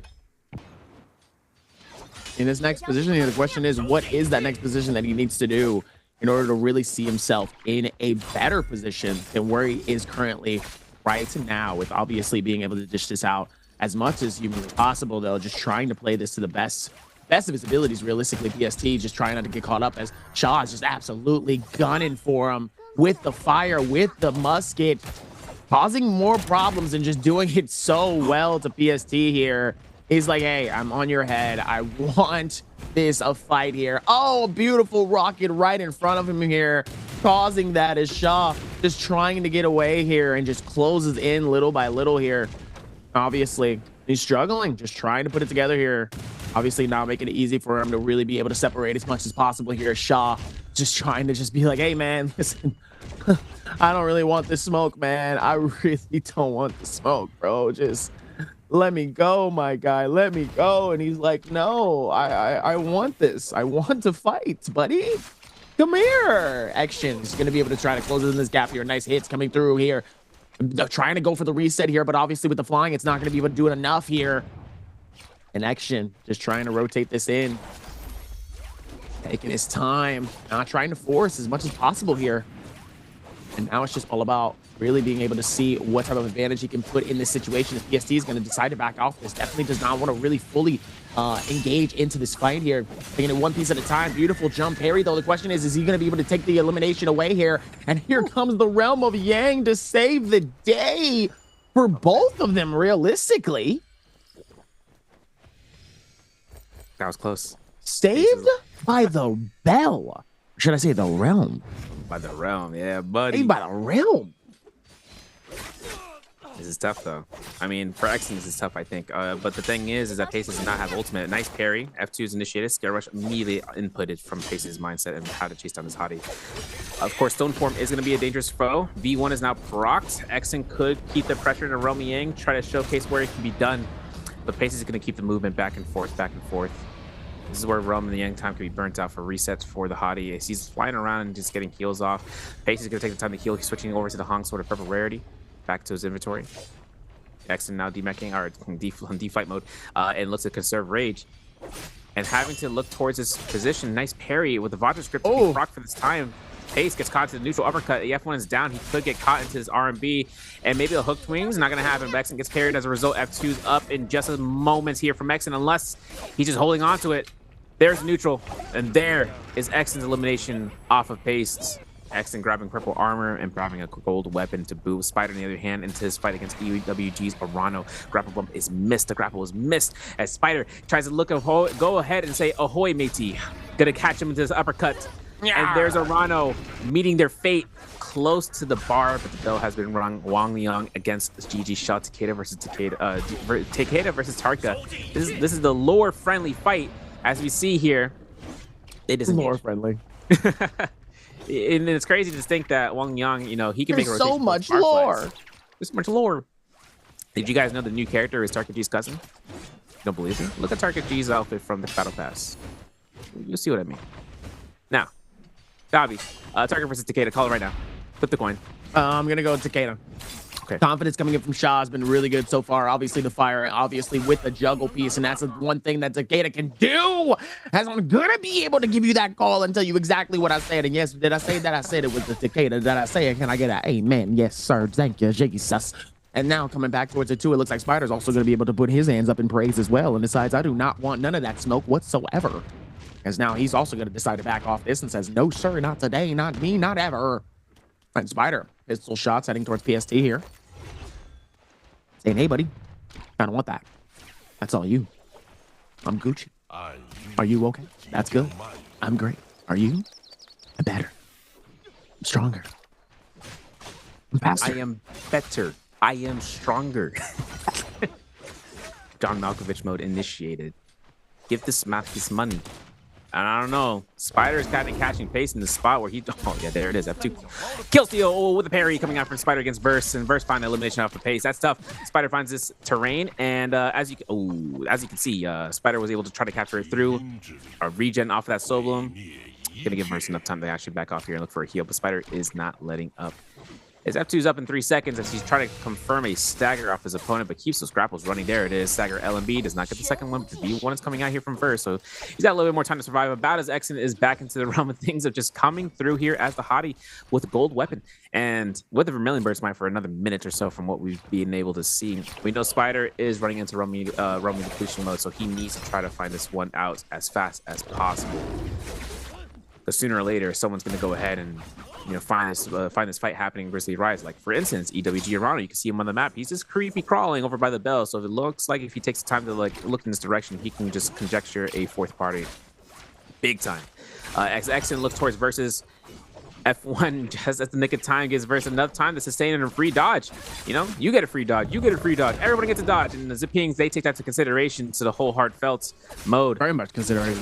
They look into the under the chair, and all of a sudden they see a Knockout's ultimate, because I think Spider is going to be looking towards this and trying to confirm this kill, because if this happens, it's just be as a mad dash and just trying to catch the kill, because he's at 100 seconds now in terms of catching through, finds an armor swap, looks towards Exon, maybe not the opportunity tactic of trying to look for the target selection, but listen, got to do what you got to do to match up. You can actually see in the background there, Fang versus Arano. We're just looking at that from the windowsill. But Exon finds only one elimination through this Vermilion Burst Mine. This chase is happening for Spider. He is trying to get it. He hasn't even caught a single elimination because right now, our MVP from the Match Point Gamers is definitely going to be seeing Verse into that lead. And if he gets a last hit off of Spider before time runs up, he can get another elimination just like that. This is all coming down to Romy depletion right now. And Spider, he's catching a common armor enemy, but it's a zipping ing, right? What are you going to do against the face of sustain? Because Spider cannot do anything to stop it. And as Exit comes through here, we have a face of sustain. The face of sustain. Face of sustain. Sounds like the face of the years. Hey, yo. If you really think about it. Meanwhile, Verse is just getting absolutely the face of inside of this one. Definitely not the face that you definitely do not want to be into in this moment here. Gotta be careful. Definitely looking very, very, very, very scary. Teetering hours definitely aren't the favorite amongst most. Narrations brought to you by us. Brought to you in part by NARAKA BLADEPOINT and the Pro League. This is tough for Spider though. 9 seconds on the elimination hottie. Just like ring, gets elimination. Bowda loses out on the Soul Bloom or for Exon, but this Meteor Shower can really just put one of these guys in the spot. The Meteor Shower is done, as I called it. But Exon now outside of mech form, full check of Destiny, gets caught out here, doesn't cancel ult in time, doesn't have to cancel, and that gives Burst elimination back though. Even then, they just said, "Yeah, go ahead, just go ahead, take it, you got it, you're good, Burst." Burst is like, "All right, cool, free kills, yay!" It starts hammering. What sucks the most is that Verse wasn't able to loot that body as often as he was looking for. I mean, gold dual blades off of Exon's body is huge. There could have been more to meets the eye though. Like there could have been more stuff in there, but Fang entering round 2 eliminations. His target is gonna be DG Shaw. You're not wrong. And is that a sword stride? Is that another sword stride? Yeah. Big time sword stride. As Fang as Batari. Wait, this is the first Batari fight we've seen. Finally. finally a worthy opponent, you know? Inside Atari versus of the realm of Yang. Let's see if that momentum actually do become the favorite in between this one, because in reality here there really can be like a lot of different things here depending on what you're trying to do or what makes sense. And Fang is obviously just trying to keep the game alive for him and definitely does not want to get caught up in a really bad and or tough situation here. As now he's just kind of roaming through this, and I mean, look at the absolute play coming through here.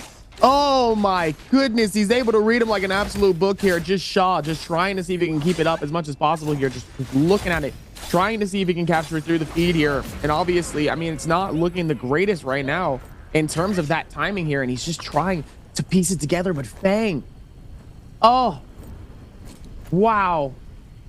That's how you play textbook. That is pure textbook, okay? That's pure textbook. Yeah, the pamphlet of DRG Fang. Yeah, the Book of Shaw, I'm telling you. Book of Shaw, pamphlet of DRG Fang. Like, okay, let me flip the brochure over. Oh, a one-way ticket towards the end of the Roman Yang. That's crazy.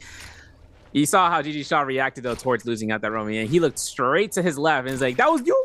Nah, there's no way, bro." You did that? He said, "Hey, yo, you kind of nice. Okay, I see you. I'll see you, nephew." This is a crazy game, though. 4 eliminations for Verse. He's still kill leader. Fong found his 3rd one from that Romy Yang.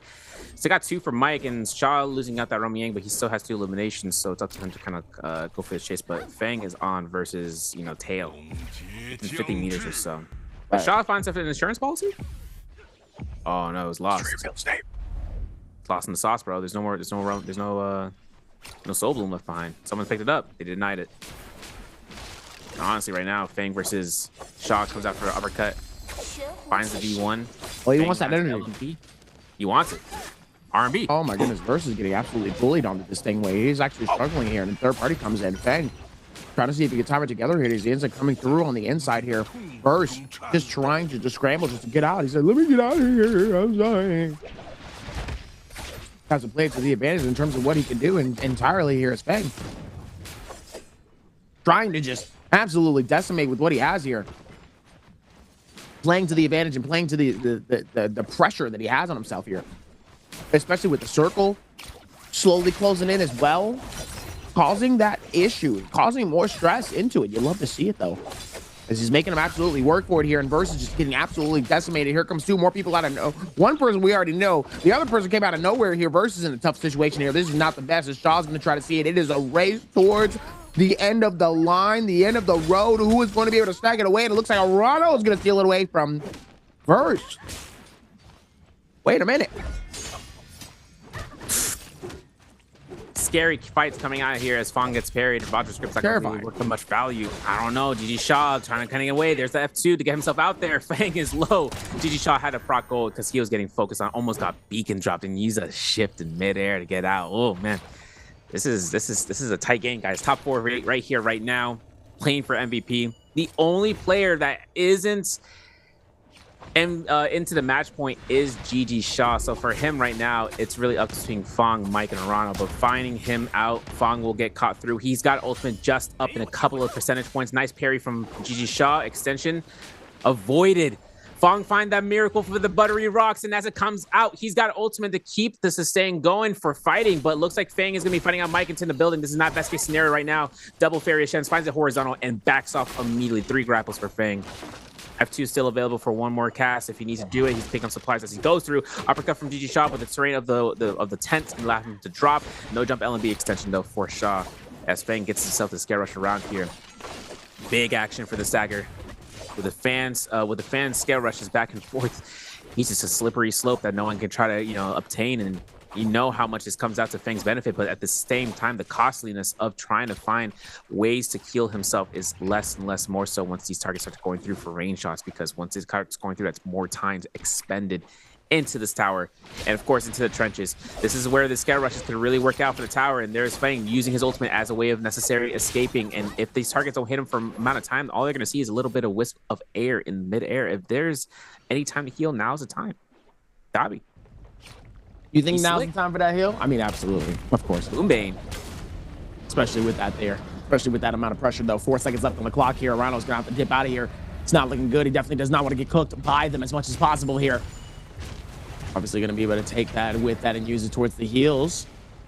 50 seconds left. He's going to be able to successfully get himself out of that harm's way here. Shaw's going to have to be careful here. Oh, the ballista. Oh, there it is. Yep. Ballista's going to get some stuff going and send Shaw off of that. And he's like, you're right. I'm kind of getting out of pocket. My bad. I wasn't supposed to do that. My fault. Definitely does not want to get caught into that whatsoever. As now we're actually seeing exactly where they're going to be able to do it for the next ones. But I mean, still being able to play it like to the best of their ability still regardless. You know what's crazy to me there? What's that? Mike was able to pick up their armor, but he dropped his armor somewhere where it wasn't on the box. As Fang was looking towards the box, there was no armor. So no armor outside, no armor inside. That means Mike had somewhere stored something to keep him in the reset rounds. Oh, he's thinking a lot deeper into this fight here. He's thinking so much deeper. The game change really swapped out though, because in reality, like 32.4 after winning your last game and still being in 7th place is kind of crazy. To be honest, like that's nuts. That's wild work. To see that for that opportunity and kind of go from there and be like, oh, okay, I see kind of where the next thing is, and kind of go, okay, let's see what's next after that. And if it doesn't work, then well, that's not going to be helpful for you either here.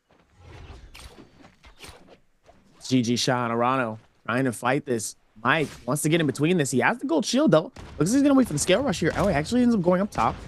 Going for the quick shield. Just overviewing real quick. GG Shaw just trying to see if he can keep maneuvering around here. Meanwhile, Mike, oh, nice little spot on the ground here. Gives him a nice little kick right there on the ankles. Gets rid of and depletes some of the shield here. But don't worry, he still has that shield regen. A little bit of some shield. Be able to get it right back and ready to go as another scale rush starts to come through here. Decent little bit of impact, nothing too crazy. GG Shaw trying to rotate this out and not get caught up at the same time here. Arano. Nice little bits of shred coming in right towards GG Shaw. Gets hit by the cannon as well as Shaw's just missing out on some of the shots here coming from Mike. Just trying not to get caught within that third party here. GG Shaw just really playing to the best of his ability. Overall, taking his time, being patient, being smart with not only his movement, but also his timing here. And this is the thing that's so great about it too, that feeling of being able to just decide, I need to be able to back off this and I need to be able to play this smart, knowing that not everybody's going to most likely full focus and chase, depending on how down low you are. And that's kind of the interesting part about it though, once you get to that space. Yeah. And it's really saw a tough output because Shaw was the only outlier right here to actually end the match point winners from making it through. And this is it. 3 for 3, bar for bar, RMBs to RMBs, Mike and Arano reaching into this final round. If this is going to be it, it's going to be either one of these guys, right? Arano was really cool. This is actually really funny because last week, both Arano and Mike were the first match points last week to make it through for it, but they weren't able to succeed. Now it's back between these two. It's like a story to be repeated. And of course, this Moonbane. This is that page turner right now. Whether or not this movement can affect these guys wholeheartedly right now is going to be up to the play, but Mike finds his chance going, sticking to his beacon as long as possible. We can see the beacon health dropping for one of these opponents. I'm pretty sure it's up to Mike to try to look for his RMBs if he can. Jump LMB to try to go for midair staggers. RMBs releases coming out from Arano. As Mike looks for the bow shot, he switches it back into the main primary slot, gets parried. Arano looking to try to extend this as long as he can. A clink with the dagger pulled out with the staff being swapped into position for a Farius Shen mech. Now Mike has his position to take this time to reset. He has nothing less more than what he's looking for right now, which is getting much healthier for the armor department. He's got 6 armor powders after this last heal. He's got 3 cannon shots, and Arano is down below, but Arano hasn't used mech beacon, so he has some chance for the cannon shot. There it is. First one's going to connect, but not enough time for the second or third, as Mike gets his RMB, holds out the RMBs again, gets the staggers, 1, 2, 3, baits it out, grapple cancel, F1 from Arano, forced. Mike still has F1, finds a stagger for the scare rush, and of course, if Mike looks towards his position of catching an LMB, it's all over at this stage. Looking for the scare rush again, Mike is going straight to the tower line. This is going to be the final circle to be met. And this is where things get a little bit more congested between these players. It's like they're inside of a pollen field and they're madly allergic because this is where the 1-2-3 is going to be released. There it is off of Mike. LMBs to try to connect it. Arano is at 1,000 HP, finds a common armor, looks to try to hold his RMB. Mike closing in with those stanchion skips, and he's going to be getting content his LMBs, crouch LMBs, beacon drop, free RMBs. Going to connect here. Now no armor from Mike. Mike's in the spot. He uses his beacon drop again because he gets it available with this R1. Might be checking for the mech. Yo, Rano, you're gonna get to the mech, bro. There it is. But there's a cannon mode ready for Mike. He's gonna cancel out the jump. Shot number 3. Arano's low enough as is. Both of them are trying to escape. Cannon mode from Arano. Misses the first shot. Looking for the second. Looking for the third. And there's gonna be Mike ready to go for those shots. Waiting for the landing spot. But the resets are gonna be had by both of these opponents. This is extending beyond anything we've seen so far. Yet, Arano having advanced heal is gonna earn himself a little bit more heals with the value off of it. But he is running blue armor. Now Mike is fully resetted out for gold armor. This fight's going to go on for a little bit longer, but this is where there's only a matter of time between one of these, between a misdirection for a blue focus that catches no parry or a connection off of connection with the uppercut LMB or RMBs with their weapons. Mike has his horizontal to come out here. Arano gets his assassins lunged. Mike looks for the crouch LMBs, crouch horizontals, and continuously looks for those midair parries if he can. Arano gets constant jump LMBs. Each pelt shot coming back and forth. F1's available for Mike. RMBs again from Arano as Mike looks for the scare rush. Arano looks to go ahead and get parried, and that's gonna be it. Mike picks it up. Second week solos. Drop the headset, my guy. You won it. This is where we shine.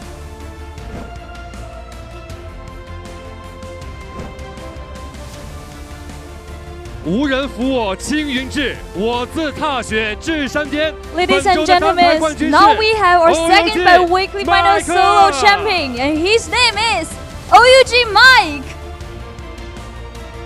哇，今天可以说是我们新赛季赛制改革以来最后一场比赛才定输赢。打完之后感觉怎么样，麦克 ？Really wonderful. How do you feel about that? 今天真的是前面的状态让很多支持你的观众，包括现场坚守到现在的捷宝都是替你捏把汗。今天一开始是遇到了什么问题？ A lot of audience 感觉有点没睡醒加心态没调整好。最后，关键是怎么调整过来的？我醒了。 你醒了，而且可以看到，尤其是上一场比赛，你最后拿下了之后，振臂高呼，就感觉这场比赛确实就十拿九稳了。今天可以说每一个人都是拼尽了全力，并且的话，今天很多人都在开启了自己的赛点的情况下，评价一下今天和你同台竞技的第二双周的这些对手。 for the competitions. What do you want to say to your opponents? 这才是就比赛该有的压力吧。最后， I think that's what 今年的新生的血液阿然的博弈。 评价一下 How do you think about EWG Arano? 然后该会的都会，然后感觉阿肉未来非常 I think 有说法 he's really strong. 非常有说法。 Will have 那么 a 同样 bright 的话， future. 我们第二双周的冠军卷轴也已经准备就绪了。接下来有请我们的李小姐送上我们的冠军卷轴，让大麦去兑现上一个双周未能拿下冠军的遗憾。这一周，她凭借自己的 不破不立的表现，最后步步为营，坚持到最后一场比赛拿下。那么同样的话，我相信这也是所有支持 OUG 以及支持麦克的玩家朋友们。先等一下，先不要着急打开，这个悬念要留给最后的一个揭晓。来，我们先把我们的冠军卷轴挂到我们的这个上面，兑现了自己的承诺，来自己去展开你的冠军卷。 So this week, Mike made his promise come 同样 true. 有请我们的麦克去先展示一下你们的战队的 logo， 对着我们的镜头。同样，哇！ Because in the last bi-weekly final, 终于 he 可以 didn't 把 OUG 的战队的 logo 印到属于周冠的卷轴上了。 So he 有请麦 promised 克。 he will get champion in this week's, and he made his promise come true. 同样，接下来来到我们的冠军卷轴面前，来先一起合个影，看一下前方，让我们用镜头记录下这值得纪念的时刻。今天鏖战到最后一局，最终第二双周的单排冠军就是 OUG 麦克。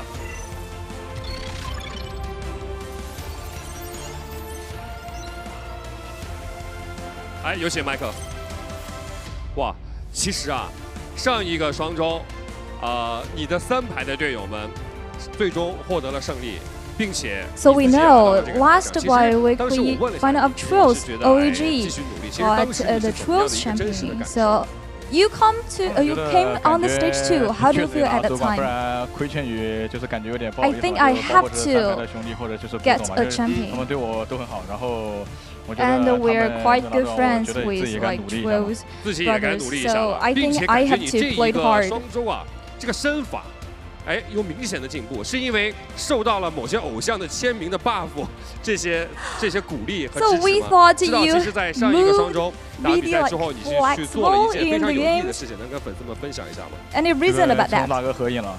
然后还给你写了一个图签的一个支持，是吗？你感觉其实像更多的人通过永劫无间，通过我们的这些国风的武侠的这些游戏的博弈，让更多人认识咱们这款游戏，认识 NBPL。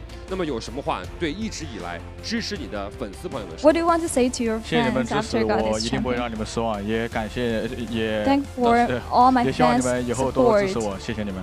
好的， And 明天啊， I 其实可 hope 以 you 看 can 到 always 三排 support 的 me, 这 please. 四 Thank 兄弟啊，可以说现在 So 状态 tomorrow 依然 will be 火 our 热。对着镜头，我相信此时此刻他们正在看 finals 直 of 播，有什么 Trios. 话 So 跟他们几 anything 个 you want to say to Trios brother? 小玉、叔叔、王嫂还有新宇，加油！明天还有老孙，你们5个一起加，明天拿300周冠，我们拿下第一个双周冠。 And tomorrow, 第一个双 please 周冠 get 究竟能否在 the 第 champion 二 of 个双周 Trios 实现？ again. 同样，我们也是期待明天的3排的周决的一个对抗。让我们 Of 再 course, 次 I 把所有 believe 的掌声 everyone 以及 is 欢呼 looking 声 forward 送给我们 for 第二双周 tomorrow's 的 Trios 单排冠军 finals. OUG But today, 麦克。 let's congratulations to OUG Mike to be the champion of the second bi-weekly final of solo.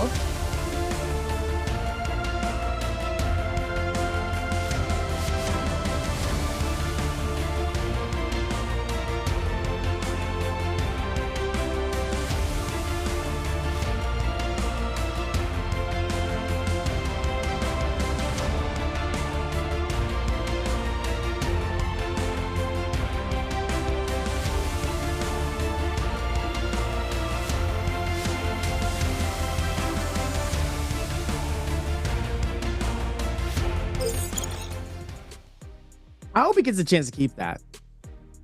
With the banner? Like, I hope he gets a chance to keep. Like, I hope he can take that home, because that's not only with your team stamp, but also like a whole movie poster card. Absolute cinema. Absolute, like he is a movie. He is a movie.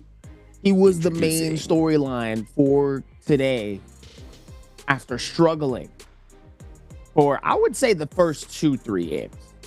Yeah. By halftime, he started to turn up a little bit. And then he started to slowly inch his way in. And then it was just about fighting with all of the other players that were absolutely putting in just as much work. Arano, Spider. It just got tighter and tighter. So for Mike to clutch in towards those final 2 games, it's like, oh, he's the type I thrive under pressure. Yeah. And you know, it's crazy too, because like Exon was there. Top of the leaderboard, man, was in Whole that time. position. Whole time, man. Whole time. And all it took down was slopes and steps, and that's just a position that we saw just be taken rocks into one spot. And rocks, buttery rocks. Boulders. Bro, where's the pickaxe? I'm gonna look. Slippery, dippery, dickory dock. It's like a nighttime scene in the movie. You ever seen how nighttime movie scenes are always having, you know, streets that are like it just rained? That's the entirety of the NARAKA rock face, you know. Wrong like side of the train, wrong side of the block. Them rocks are too hard. It's somehow tough, they slide. It's unironically tough, you know, for the rocks. Solid as stone, slippery as, you know, slime. But I mean, our standings just go to show now. Mike is first place, second week. Spider won first week. We still got 2 more to go. Guys, this is the exuent era. This is the past. No more for solos, at least. For no more, you know, energy builds. No more, well, technically, but no more this, you know, wishy-washy builds where you can shift around. It's now going to Mortal War changes after this week. 8 rounds, first time for NARAKA BLADEPOINT history for solos. And we still have tomorrow's, you know, trios to happen. Where in the aspects, that's where we're gonna see chaos. Just like how we've seen today. And for the value of it, this is where the shift comes through, right? You know how you said earlier, like, you know, players are gonna, you know, they gotta lose that comfortability because you can't be comfortable. They have to make sure in getting through. This is where it's gonna happen. We're exiting this era of like, yeah, I've been finally able to use these dodges and going through, but now it's like holding value for just ultimate engagements and being able to do that if it comes down to it for the economy. But now look at the scoreboards. You know, we know the values at the very end of this, but for this game, 8.6 for Mike as he was able to accrue that 4th elimination off of Rano, who got 2nd place with 3 eliminations off of that with a ranking point, 6.2 points. JDG's verse got 5.8 that game, while Fong got 5.4. We saw Exon here into the 4.6 point threshold, but GG Shaw found 2 eliminations from the placement, 4.1 points overall. 3 points for Wang Liang, Pace with a 2.7, 0.5 for Spider and TG25, while JL's AS and ALL's Frostibus are at 0 points for the final 8 game. And for anything coming off of this end, right? Say hypothetically, if no one of the top 9 were to be in match points or get MVP, Exon would have definitely had taken that crown for the value that is it. Because Spider was his biggest contention for the, and Spider got 0.5. But since GG Shaw, who was the last thread onto the bar to be that one person outside of the top 9, if he was able to find MVP, that would have given Nexon that. But clips and highlights brought to you by Thunder Robot. We do have to see how this starts off as the bang began with Wang Liang with the first elimination, and Mike finding Wang Liang in a position he'd rather not be in. A beacon drop horizontal and paste. Look at the reversal off of Mike here, man. 1-2s and to get into 3, but the uppercut, this is where GG Shaw found Frostibus and his demise as GG Shaw found the elimination. Wang Liang finds AS. That's why he'd rather not want to be in completely. But this fight right here, Exon versus First, this whole chase was immaculate. And we can see how Rano finds that verse kill. Mike finds the kill off of the Fang with the beacon drop and then pushing in. With GG Shaw found his demise with the RB for the dual halberds. And ladies and gentlemen, final kill of week 2 for solos, where Mike reached towards the point, catching up to Rano with a final parry and a final hurrah into this game.